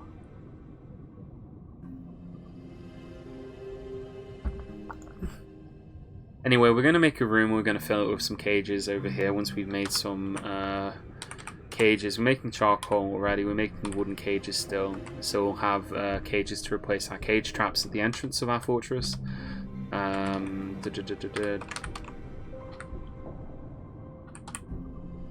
so that's all that done there. Right, yeah, that's going to be where we do that. So that we're going to smooth this down here. Oh, what we could actually do is we should make engravings in the guild hall here, just so that the guild hall is a bit better as well. And these dwarves need some cabinets. I can see that they need some cabinets as well. We need to make clothing. That's going to be a big thing. We've got a lot of clothes. We have a lot of dwarves living with rotting clothing, which is no doubt making them really unhappy. I don't think that we are making any, well, petition, plump helmets. We're currently growing plump helmets. We've got plenty of booze, so I'm going to tell the dwarves to stop making, yeah, I'm going to tell them to remove that task. Don't do that anymore. Stop making booze. And we should be growing as well some pigtails. Yeah, we're growing pigtails here. So we could be able to make pigtails into some clothing, pigtail clothing. Though I guess we'll have to probably get some wool, maybe, or I don't know, step up our pigtail production, try and make some more pigtail farms. In fact, actually, we could do that right down here, couldn't we? We got this C, D, yeah. So B, we'll make that pigtails, and then we'll make that pigtails as well. We'll just grow as many pigtails as we can. We've just been using them for booze up until now, but we're going to start using them for clothing production. Just make some pigtail clothing. Alright. They run... sounds like they might manage a prison or something. The sheriff is supposed to do the prison, I think. So, I mean, we've already got a sheriff. The reason I'm building cages is because the sheriff was upset that we didn't have any. So that's why I'm building a room and I'm going to put cages in it. Although they have to be iron cages. You can see that we're making some, yeah. We've already got the first one.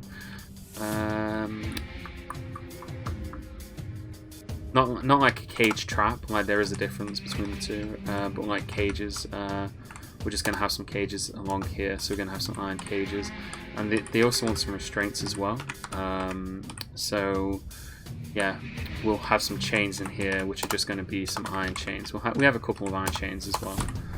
We should probably do some more iron chain, and let's make 2 more, and we'll just have those in the corner.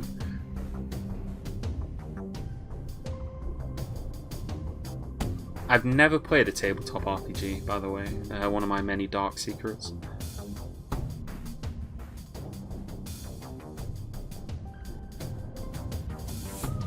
Neither have I.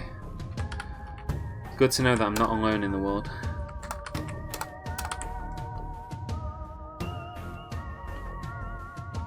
I think then if we assign that as use for justice, yeah. Yeah, so this should now be a this entire room should now just be used for justice.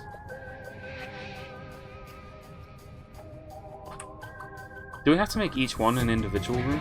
I think so. I think it's something daft like that. We have to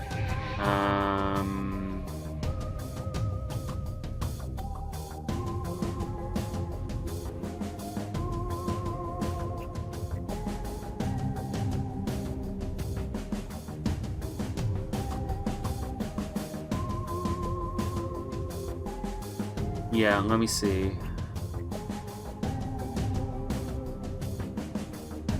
Prisons is not something that I've ever really bothered with in Dwarf Fortress before. Like, jails is,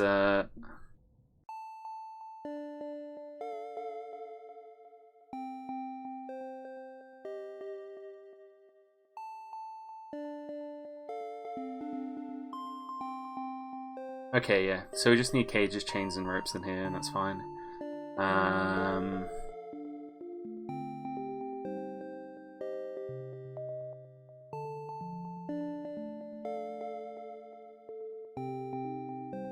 So yeah, we just want to have cages in here and chains, and that's fine. Yeah.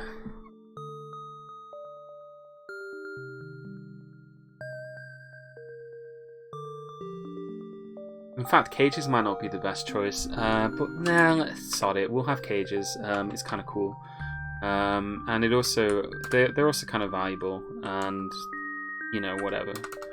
And it's probably not ideal, but you know, there's going to be someone telling me that I should. Oh, actually, I need to be careful about building. Yeah, I don't want to build any wood cages. I just want iron cages. Build J here. Yeah, iron cages. Probably not going to need many of them, but we're going to have some. And then, if any of our dwarves are ever naughty, they'll have a place to arrest them. I think probably the human is going to be the one who gets arrested because they're always miserable. In fact, you can see the human is currently chasing the mayor at the moment, screaming at the mayor. So yeah, they sound fun though. Yeah, it sounds pretty fun to play. I can see why, but I've just never really had the opportunity to. It's not something that's ever really come up for me. It's something I'd like to give a go at some point, you know, like give it a go and see what it's like.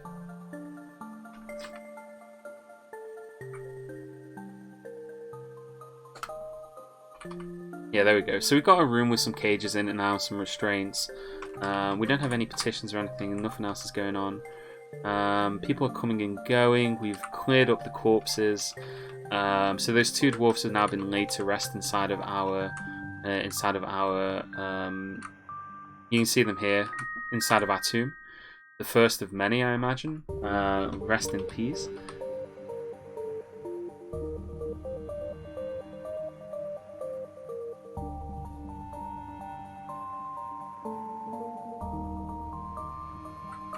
You know what? I'm gonna dig this up here and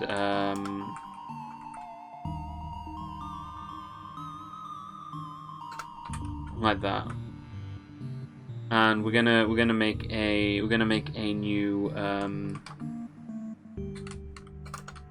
new temple. We needed to make a new temple for ages. I've been putting it off, and kind of just forgetting about it.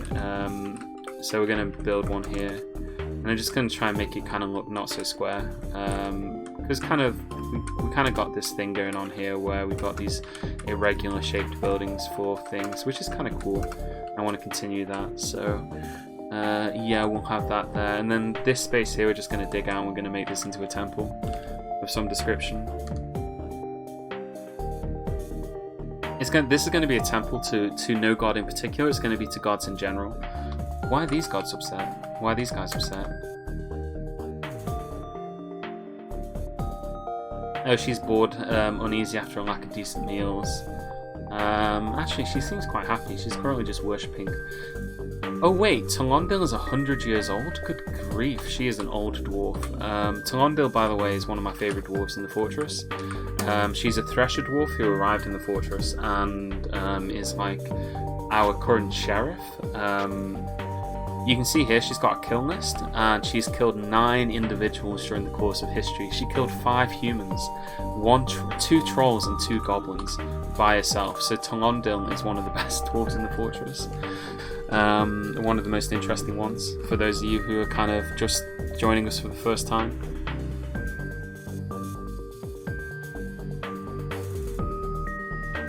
Just like one of the random ass dwarves that arrived in the fortress, like, you know, she's not one of my dwarves from a different fort or anything like that. She's just kind of here, which is kind of neat. I love that kind of stuff. It's always really fascinating to see what kind of dwarves arrive and like a little bit about their histories and all that other stuff.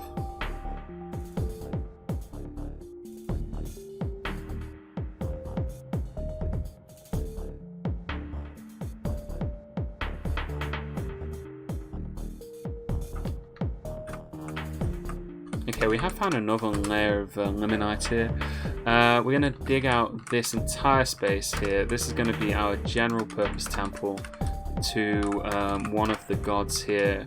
I'm not sure which one. Well, no, I already said it was going to be for the general purpose. No specific god. It's just going to be a general purpose temple. So we'll have our 3rd temple in the fortress here, just for no gods in particular. No gods and no masters.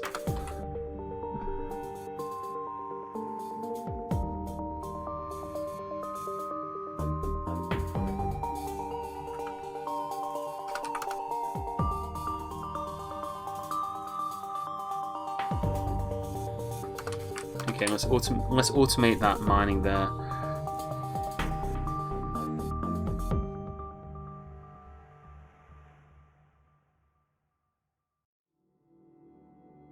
Okay, where's the entrance to this temple going to be? I think it should be kind of maybe up here, and we could maybe do,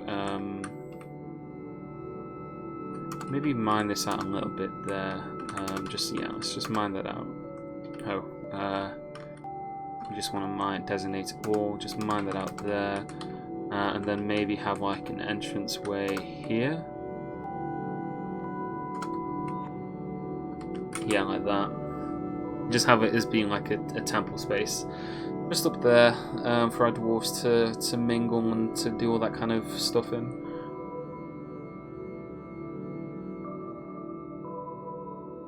Oh, do we have enough instruments as well? Actually, I forgot what kind of stupid instrument we're using in our fortress. We've got 5 instruments there. Yeah, we've got 5 instruments in there. That's cool. We've got plenty of instruments. Yeah.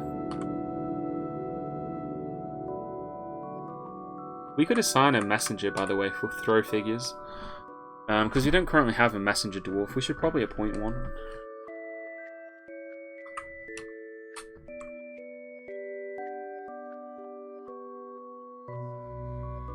Okay, so let's put some doors here. Rock salt doors, rock salt door.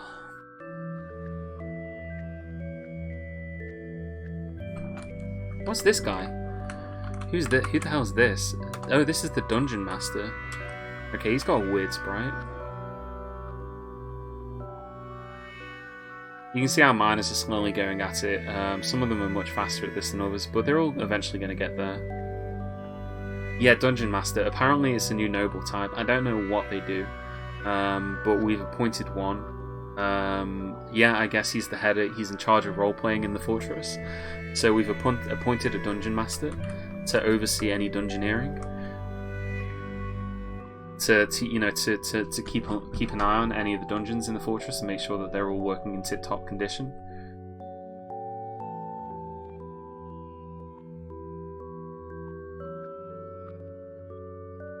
Hey, whatever dwarves enjoy, it's none of my business. I'm not going to complain. Right, we want to have containers in here. I really want to make some iron chests again. Let's make 2 iron chests. We should now have some stocks, I think.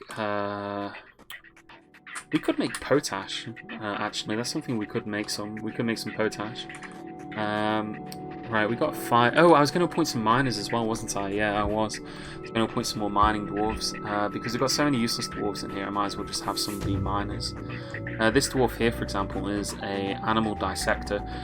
Animal dissecting is the most useless skill. Oh god, we've got a legendary animal dissector. How any dwarf becomes a legendary animal dissector is astonishing. Is absolutely astonishing that dwarves are capable of becoming that. He's going to become a miner though. He's going to become a miner and a stone detailer. This peasant is also going to do the same thing. Have we just had some more migrants arrive? Or is it traders? Oh, a caravan. I think this is the elven caravan, isn't it? I'm not going to start a war with the elves this time. We're going to trade with them. I know that sounds totally unlike me. I understand that's probably going to disappoint a bunch of people too. Actually, I don't know. Are we going to go to war with them? I haven't decided.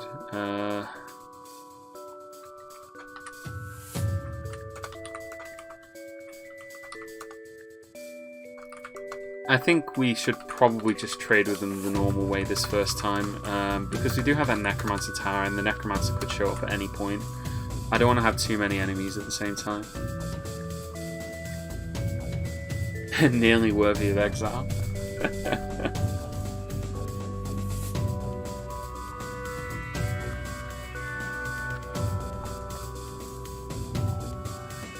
Okay, so the reason why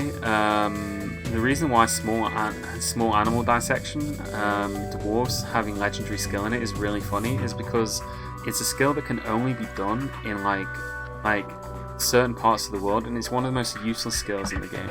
There's exactly one kind of vermin that can be dissected, and it produces something that is basically useless as well. So there's almost never any point in doing it. You will almost never get a circumstance where you're able to do it. Okay, we should have a bunch more miners assigned. So we'll have some dwarves learn how to mine, and then we'll have loads of dwarves doing stone detailing as well. Spiders and fire snakes, yeah. Now all we need is a guild for animal dissecting. We've only got 1 guild in the fortress. That's why I'm assigning all these miners. It's just so that I have a lot of mining dwarves, but also so that we can get a mining guild, because I think that would be cool. We could have a guild dedicated to mining somewhere. Right, we've got 2 iron chests, so we're going to put these up here. So there's 1, and put the other one... Oh, not the... I don't want the rock salt coffer. No, iron chests. Chests made out of iron. That's where they store the instruments. Venom is useless for anything in Fortress mode. It's functional. It's got function in Adventure mode, but that's about it. Like in Adventure mode, you can use Venom on your weapons, but the method to get Venom onto your weapon is ridiculous. It's like really finicky, and there's basically no way of doing it with any degree of. Well, there is a way to do it, but it involves basically weird exploits, like weird Dwarf Fortress exploits, in order to get Venom onto a weapon. But if you manage it, then you can attack people, and like it'll induce syndromes in them and stuff like that. In Fortress mode, it is practically no value other than as a trade good. You can trade people for it, and it's kind of valuable. Alright, we've got more migrants in the fortress. Let's move some trade goods to the depot. We're going to trade with the elves, and we're going to sell them some crap. We've got plenty of. I know that we've got plenty of meals. We'll probably sell them food. That's usually a pretty good one to trade. I think that's not in digging instruments. Crutches miscellaneous. No, these are all of our barrels and bars and stuff. Splints, threads, quivers, cups, buckets, ale, ages, tools. Prepared food pots, there we go.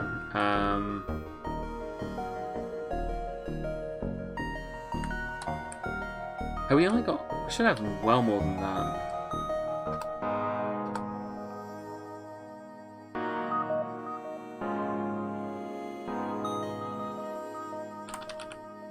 Okay, apparently we've only got one prepared food pot.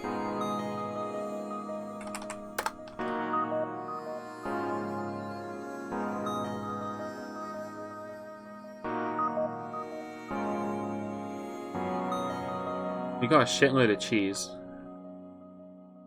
Oh no, that's the elf cheese. That's the cheese that they've bought with them. Alright, okay. Prepared food is like somewhere weird. I think it's in a... Prepared meals. Yeah, we've got 488 prepared meals, so we should have prepared meals that we can trade. I guess they're all... well, we'll have a big pot that's going to have loads of them, and we'll be able to trade some of the prepared meals. Oh, a stray donkey died in our fortress. That's unfortunate. Actually unfortunate because we could have butchered it. Made some donkey soap.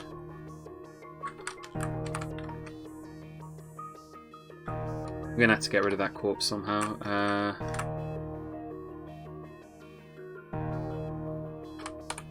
Let's make a dump. We'll just make a dump over here.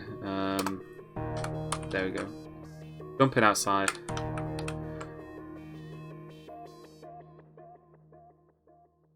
Trader needed a depot. We're going to call our trader over to the depot. A bunch of dwarves are migrating into the fortress as well, which is irritating. We are going to butcher this... Oh, we've got nothing that we need to butcher there.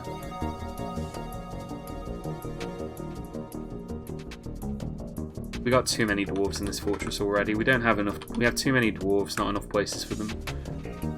Perhaps an expeditionary force. Perhaps. I'm kind of sad that we haven't had any more guilds form. Like, I don't think we've had any guilds form other than the first guild. I don't know if we just need to have some more of like particularly skilled dwarves, but you can see that we've just got, you know, we haven't got any guilds forming at all other than the first one. I wish there was like a way that we could see like which guilds existed in the fortress as well. I know that we have one and that's it. Is there a way that we can check that? I'm going to check that real quick. Guild.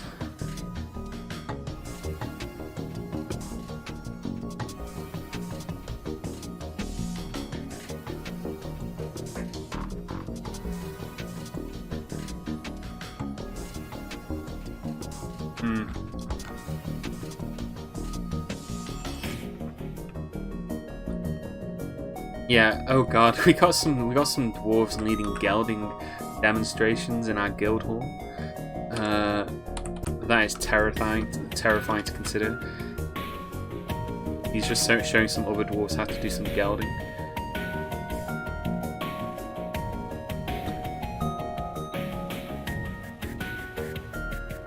Let's see, I'm going to change my dwarves by profession. So how many miners do we have in the fortress?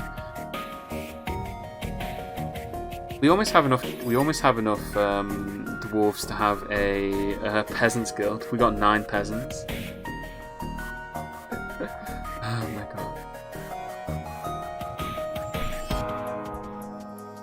Where are our miners though? We've got animal caretakers, engravers. We've got 2 engravers. 5 mining dwarves. We've only got 5 that are considered mining dwarves.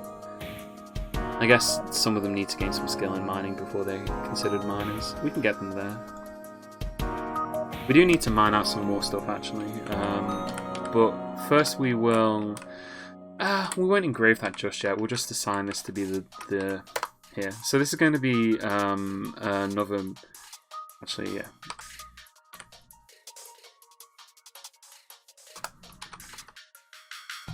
Yeah, so this is going to be another meeting area, M, and we're going to assign this, and we're going to add a location, and it's going to be a temple. And oh god, we've got even more bloody deities in this fortress. Christ almighty. Look, we got the large fellowship, the honest doctrines, we've got the creed of deeps, the creed of birth, the doctrine of sculptures, communication. Oh god, yeah, we've just got billions of different gods in this fortress. I think part of it is because we've got at least one human who lives in the fortress. But yeah, this is going to be for no specific deity. So this is one that anybody is allowed to worship any god that they want in it. I don't like that name. I'm going to random a new name until I get one that I like. Random, the Sanctum of Chance, the Sanctuary of Worship, that's fine. It's currently just a shrine as well. We will engrave all this stone in here.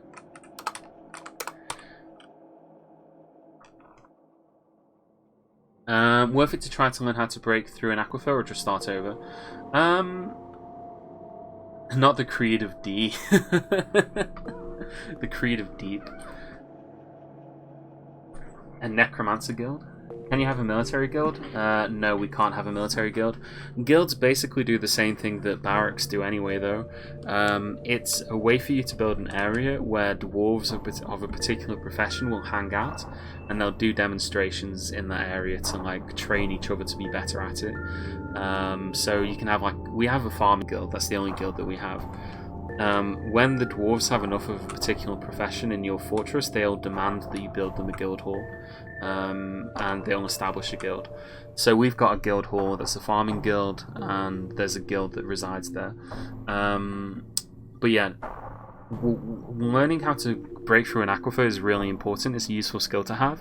Aquifers are really useful for certain things. They're kind of annoying otherwise, though. The other thing about them, though, is that you can in this update, there's actually two kind of aquifers.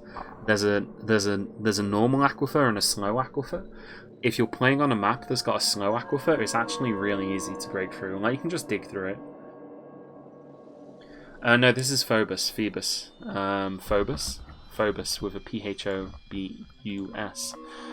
I can find it. I'll find the correct one for you.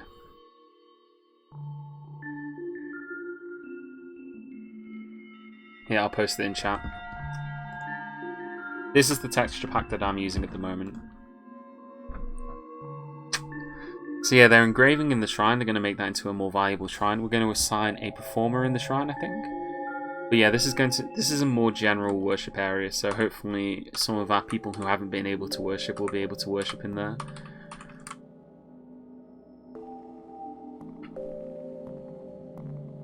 You know what we should also do? We should make some bedrooms for our tavern so that there's like rooms for people to rent out and sleep in, which would be really kind of cool. We could do that. We could make some rooms up here. Like we can make just some small rooms here. So we'll have a room there, for example. Oh, the outpost liaison is here? Wait, does this mean that... Oh, this is dwarves that we're trading with. Okay. We're going to prepare them. We're going to sell them this barrel of prepared food in order for some junk. I don't know what we're going to buy from them. Probably just some... Usually I buy any kind of... not pump helmets, that's useless for me. Steel anvils, no, we've got plenty of anvils. Oh, we could actually just... Yeah, cloth bins is what I want. I want cloth.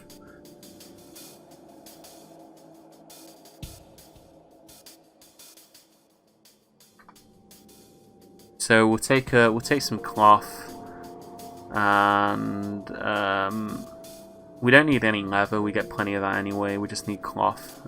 Cheapest that they've got. Maybe this one as well. That might be too much to ask for them, but we'll try and trade them that.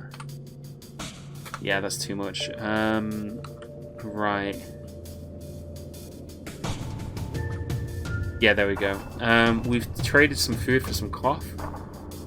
We do need to make some cloth workshops actually. Some clothes makers workshops.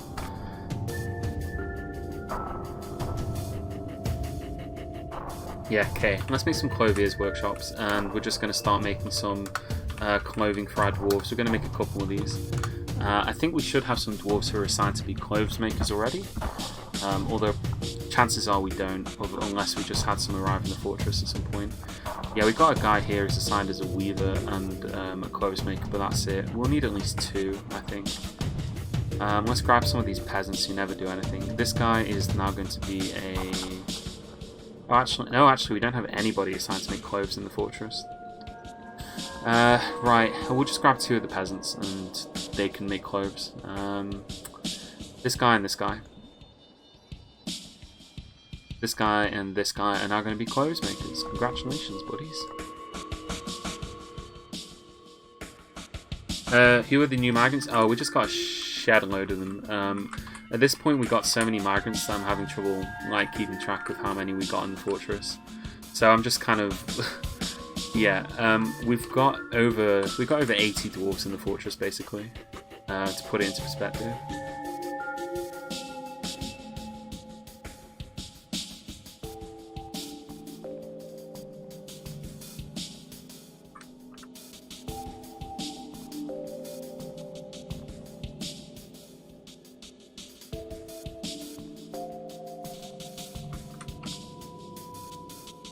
Right, let's dig that out there and dig that there.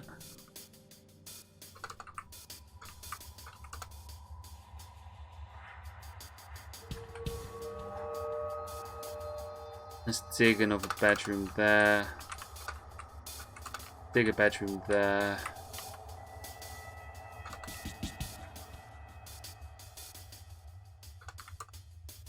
Bigger bedroom there. Okay, cool. We're just gonna have some bedrooms. It's kind of irregular shaped and kind of messy, but these are just going to be small bedrooms that we're gonna make available for visitors to the fortress. And in fact, I think we need to make some more beds. Let's just make 30 more beds. Make every dwarf a military dwarf except for the armorsmith, weaponsmith, and doctor. We really do need to sort out our military actually, but we will do that later on. I'm kind of focusing more on the domestic issues before we focus too much on the military ones. You know, our domestic agenda is the most important one at the moment. Just trying to make this fortress as unlivable a place as possible with the amount of dwarves that are in it, which means that we just got to... Oh god, that bedroom, I don't like the shape of that one actually. That's fine, we'll just leave that one then. We'll have 4 bedrooms here.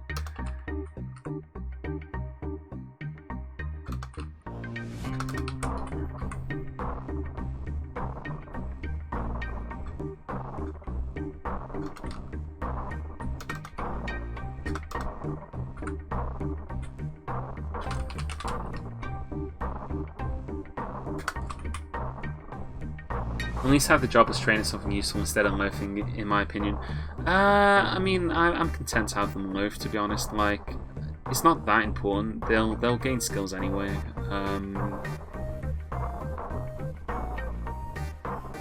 Like, we can, you know what? We can make a squad of wrestlers or something ridiculous if you wanted. We could just have like 5 dwarves be wrestlers, and I don't know, like watch them train at that. Okay, so what I wanted to do was I wanted to make these into bedrooms, and then how do I do this again? There is a way to like assign location, yeah. I think, yeah, our tavern is called the Combined Dies.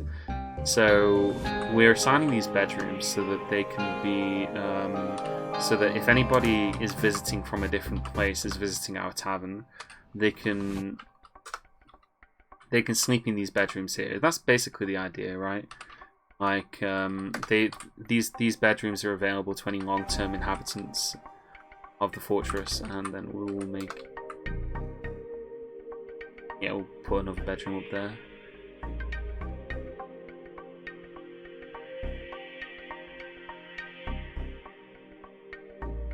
Oh, I just thought something. We need to set up, we need to make a training area for, well, we've got these captured dwarves, remember? We should make some kind of Coliseum and put the dwarves in it.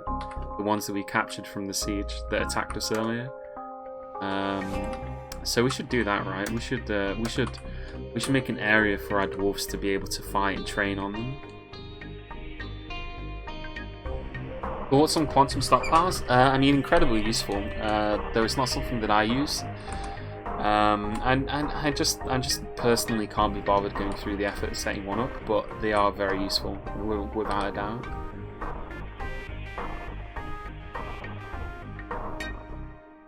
Petitions available. Gensesh Ponderhoods. I'm going to ask the chat again whether they want this nerd to live in the fortress. Let's have a look and see who he is. Thank you very much. Thank you, Dianex Sarks Cult. I have no idea if I pronounced that right, and I'm sorry if I didn't, but thank you for following. Oh god, look how many merchants there are just here at the moment. Who was it who wanted to join again? It was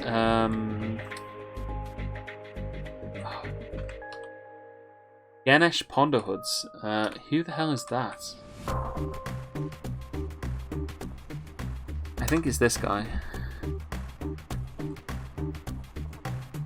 Genshet, yeah, this guy. Okay, so it's a human bard who wants to come and live in the fortress. I'm going to give the chat the opportunity to decide whether he lives in the fortress or not. Just let me set up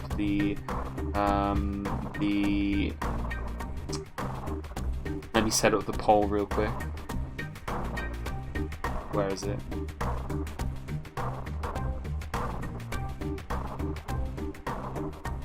Allow the human bard to stay.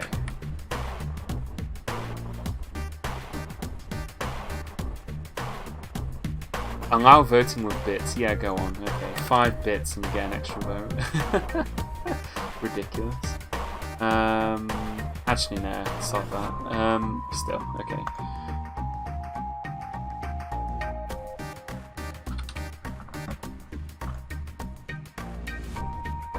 There you go.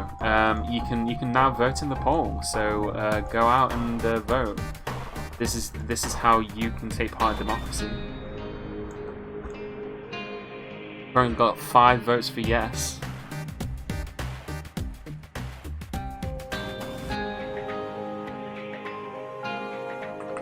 How's that guy a guest? I was pretty sure he was one of our dwarves.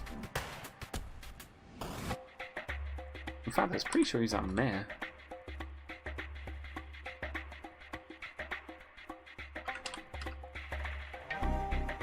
Alright, so someone's voted no. We've got some yeses. The vote's almost over.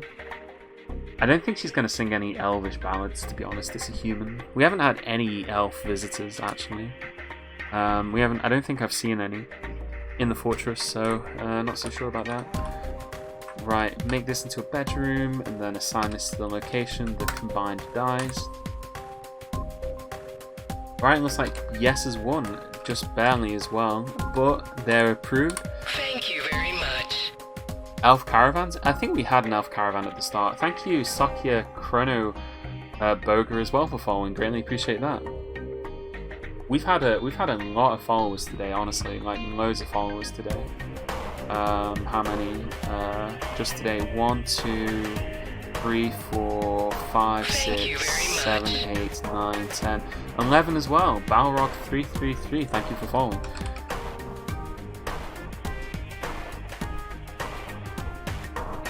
What the hell? Okay, hold on. Pause that. Pause.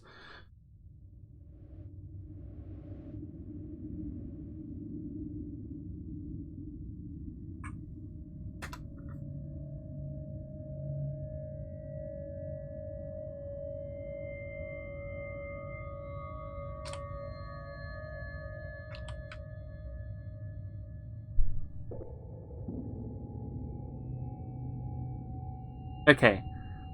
The Mysteries of Perfection wishes to reside in our fortress. Who the hell is the Mysteries of Perfection?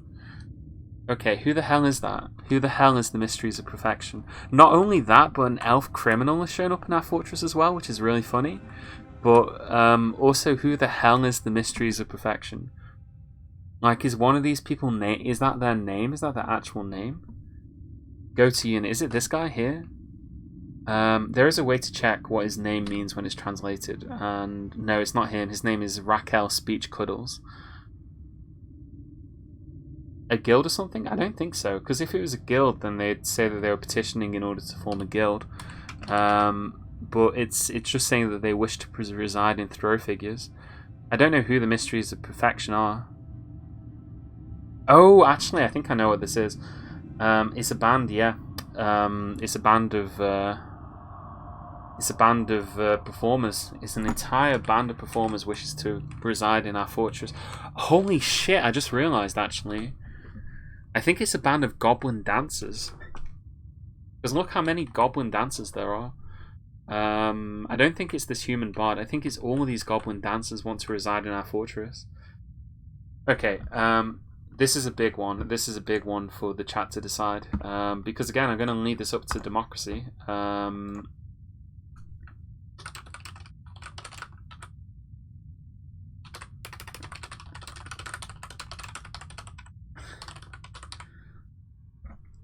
Well, I think that's what they're going to do. They're going to dance in the. I guess they would dance in our temples and entertain people.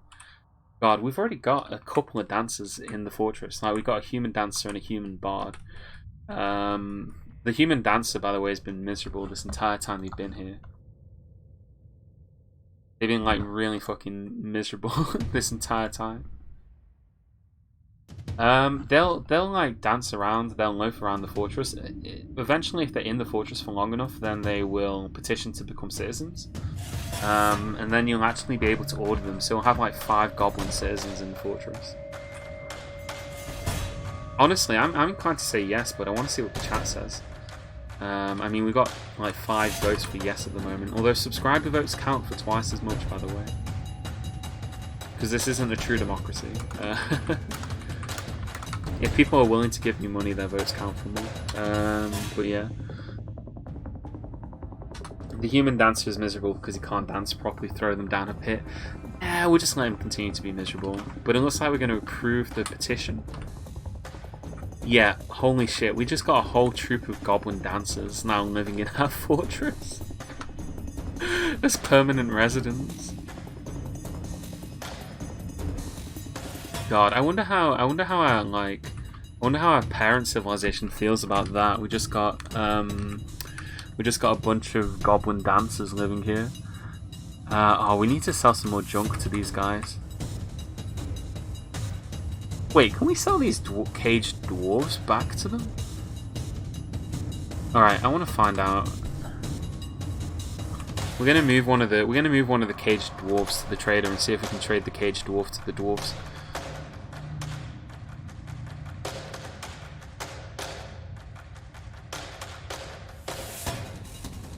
Or are we literally just selling the cage that the dwarf is in? The merchants are leaving soon. Come on, one of you move the cage dwarf quicker. Goblin belly dancer. Oh, what a terrifying thought. I hope that they're not that kind of.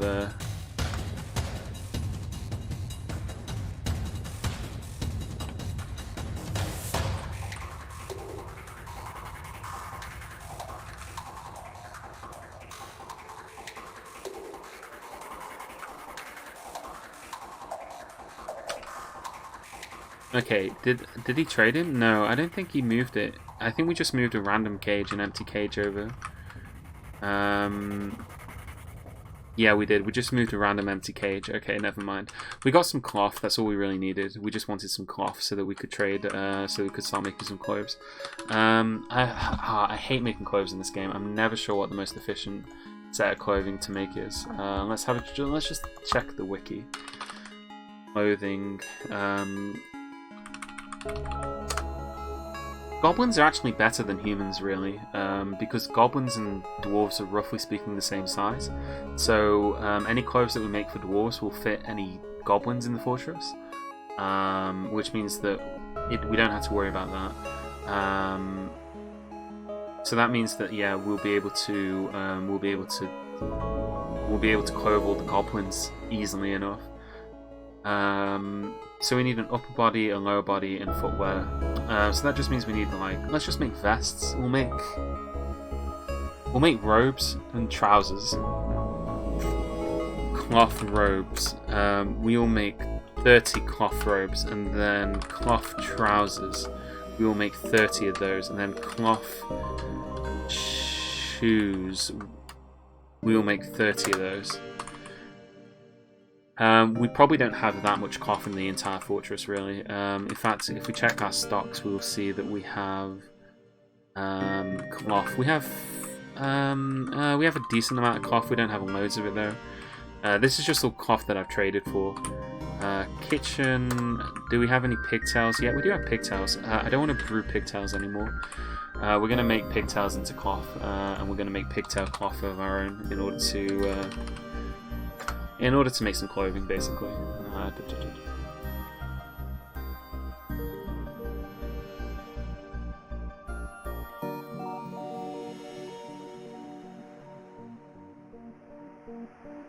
Okay, is it just by processed plants? So if we set this to, like, I don't know, 70 details, we can't specify the kind of plants, but the only kind of plants that they could process would be...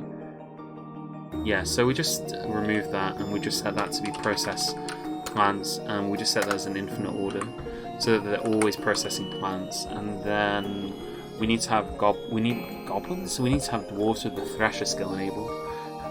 So do we have any thresher dwarves? We probably had some arrive in the fortress at some point. Talondil was a thresher, our current sheriff, but I don't think we have any threshers just at the moment, in which case we need to just assign some thresher dwarves. Shearers, threshers. Where's threshing?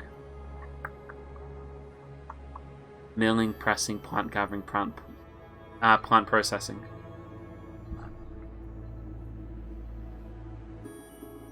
Yeah, it's plant processing. So we just need to have some dwarves with plant processing enabled. We've got a plant gatherer dwarf. There's also a glazer.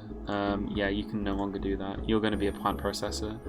And your buddy here, who is also a glazer, is now going to be a plant processor. So they process that into that, and then we need to weave it to a loom, I guess. Where is it? So it's processed into thread.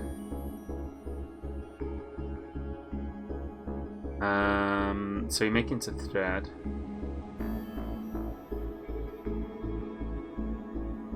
Yeah. Okay, so yeah, it needs to be. We need to make some looms as well. Okay, cool. Alright, let me just switch back over. I couldn't see the chat then for a second, so I don't know if anyone said anything. No, just Goblin Belly Dancer is the last comment, which again is kind of terrifying to contemplate. Eventually we'll make the goblins useful for something.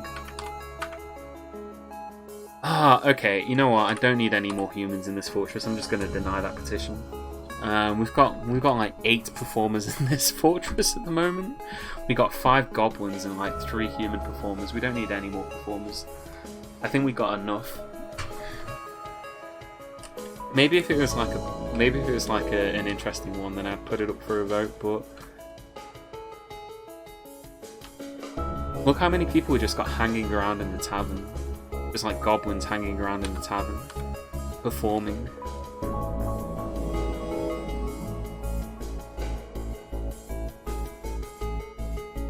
Okay, so we're building some workshops and we wanted to build some looms, which is O. And we will make them, yeah, rock salt is fine. We'll just make 2 looms over there. E stockpile, and then we're going to make a cloth stockpile here. Just along like that. That's just going to be a big cloth stockpile. And then we're going to make a... Does clothing count as a finished good? I think it does, doesn't it? It's not in its own separate... Okay. Disable that. Finished goods enabled. Backpacks. Oh god, yeah. Block all, and then footwear, headwear, handwear.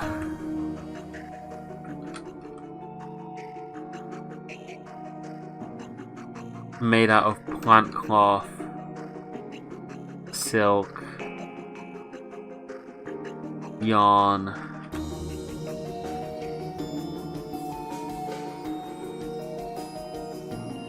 I guess that's all the kinds, yeah. Okay. So just any kind of... Actually, no, we just forbid that, because it's just any kind of leather, any kind of clothing. You know what we haven't had? We haven't had a strange mood in a very long time. We've only had one in this entire fortress, and we made... In fact, no, we haven't had any strange moods in this entire fortress. That's really weird. We haven't had a single strange mood. I wonder if that's a bug. There might be a bug, I guess, in this version of the game. But yeah, we don't have any artifacts in this fortress other than a bunch of books, and I don't know where the books have come from. I guess they were bought by people who've arrived. Yeah, you can see that these are all just owned by different human poets and stuff. Like this Goblin Dancer is a book. A 54-page guide entitled "A One with the Trees." It concerns forest retreats and was written in the writing is quite cruel. I guess it's a sarcastic book then. Have you made large clothes for the humans? Nah. They'll be fine. They've got the clothes on them at the moment still, so they're not going to rot anytime soon.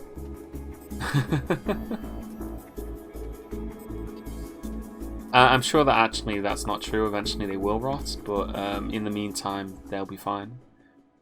Okay, we've got clothes making. We need weavers, don't we? This dwarf is a dyer.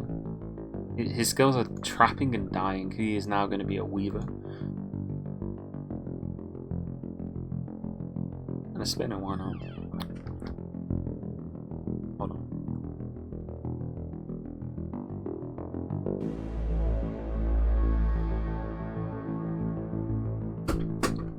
Alright, and we got some other dwarf down here. This guy's a strand extractor, which is another really useful. Not particularly useful. Maybe. Okay, there we go. Right. So we've got a bunch of dwarves doing that, so we should have a clothing industry being set up. We've got some weavers doing that. We've got another petition. A bunch of entertainers want to stay. I'm going to decline them all. We got enough at the moment. And yeah. We've got a really busy fortress. We've really been able to do quite well. We've survived our first siege. We've got a bunch of temples built. We've got a temple built down here to the god of death. We've got a human lasher visiting the fortress. We've got a jail. We've got a mayor's hut. Mayor's hut? Not a hut, sorry. A mayor's bedroom. We need to build more bedrooms generally, but yeah, other than that, we've got plenty going on. So I think that I'm going to save the game here, and we're going to call it for today. Been streaming for 4 hours, which is a lot longer than I usually stream for, I tell you. I'm usually quite bad. I haven't been streaming as much as I need to, but I'm hoping that I will do. Tomorrow I'm going to stream again. I don't know if I'll be streaming Dwarf Fortress, but I definitely will be streaming some Civilization 6, because I'm going to be playing some multiplayer Civilization 6, though it's going to be kind of late at night, so a lot later than this. But yeah, thanks to everybody who's come to watch. I hope you've enjoyed it, and I'll see you again in the next stream when we'll either continue with Dwarf Fortress or we'll do something else. Yeah, there's a lot of other games I want to play, just been kind of lazy with it, and thank you. I'm glad that you've enjoyed the content. Yeah, I'm just going to save the game. I'm not going to close the stream yet because we're going to raid somebody.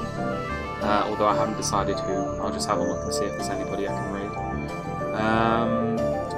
Is there anybody that I... Yeah, we'll raid Angel of Death. He's a subscriber of mine. And he's playing Kenshi, which is an amazing game, honestly. It's a really, really cool game. So, yeah, if you want to stick around for that, then I'm sure you'll enjoy it. And I'll see you again next time.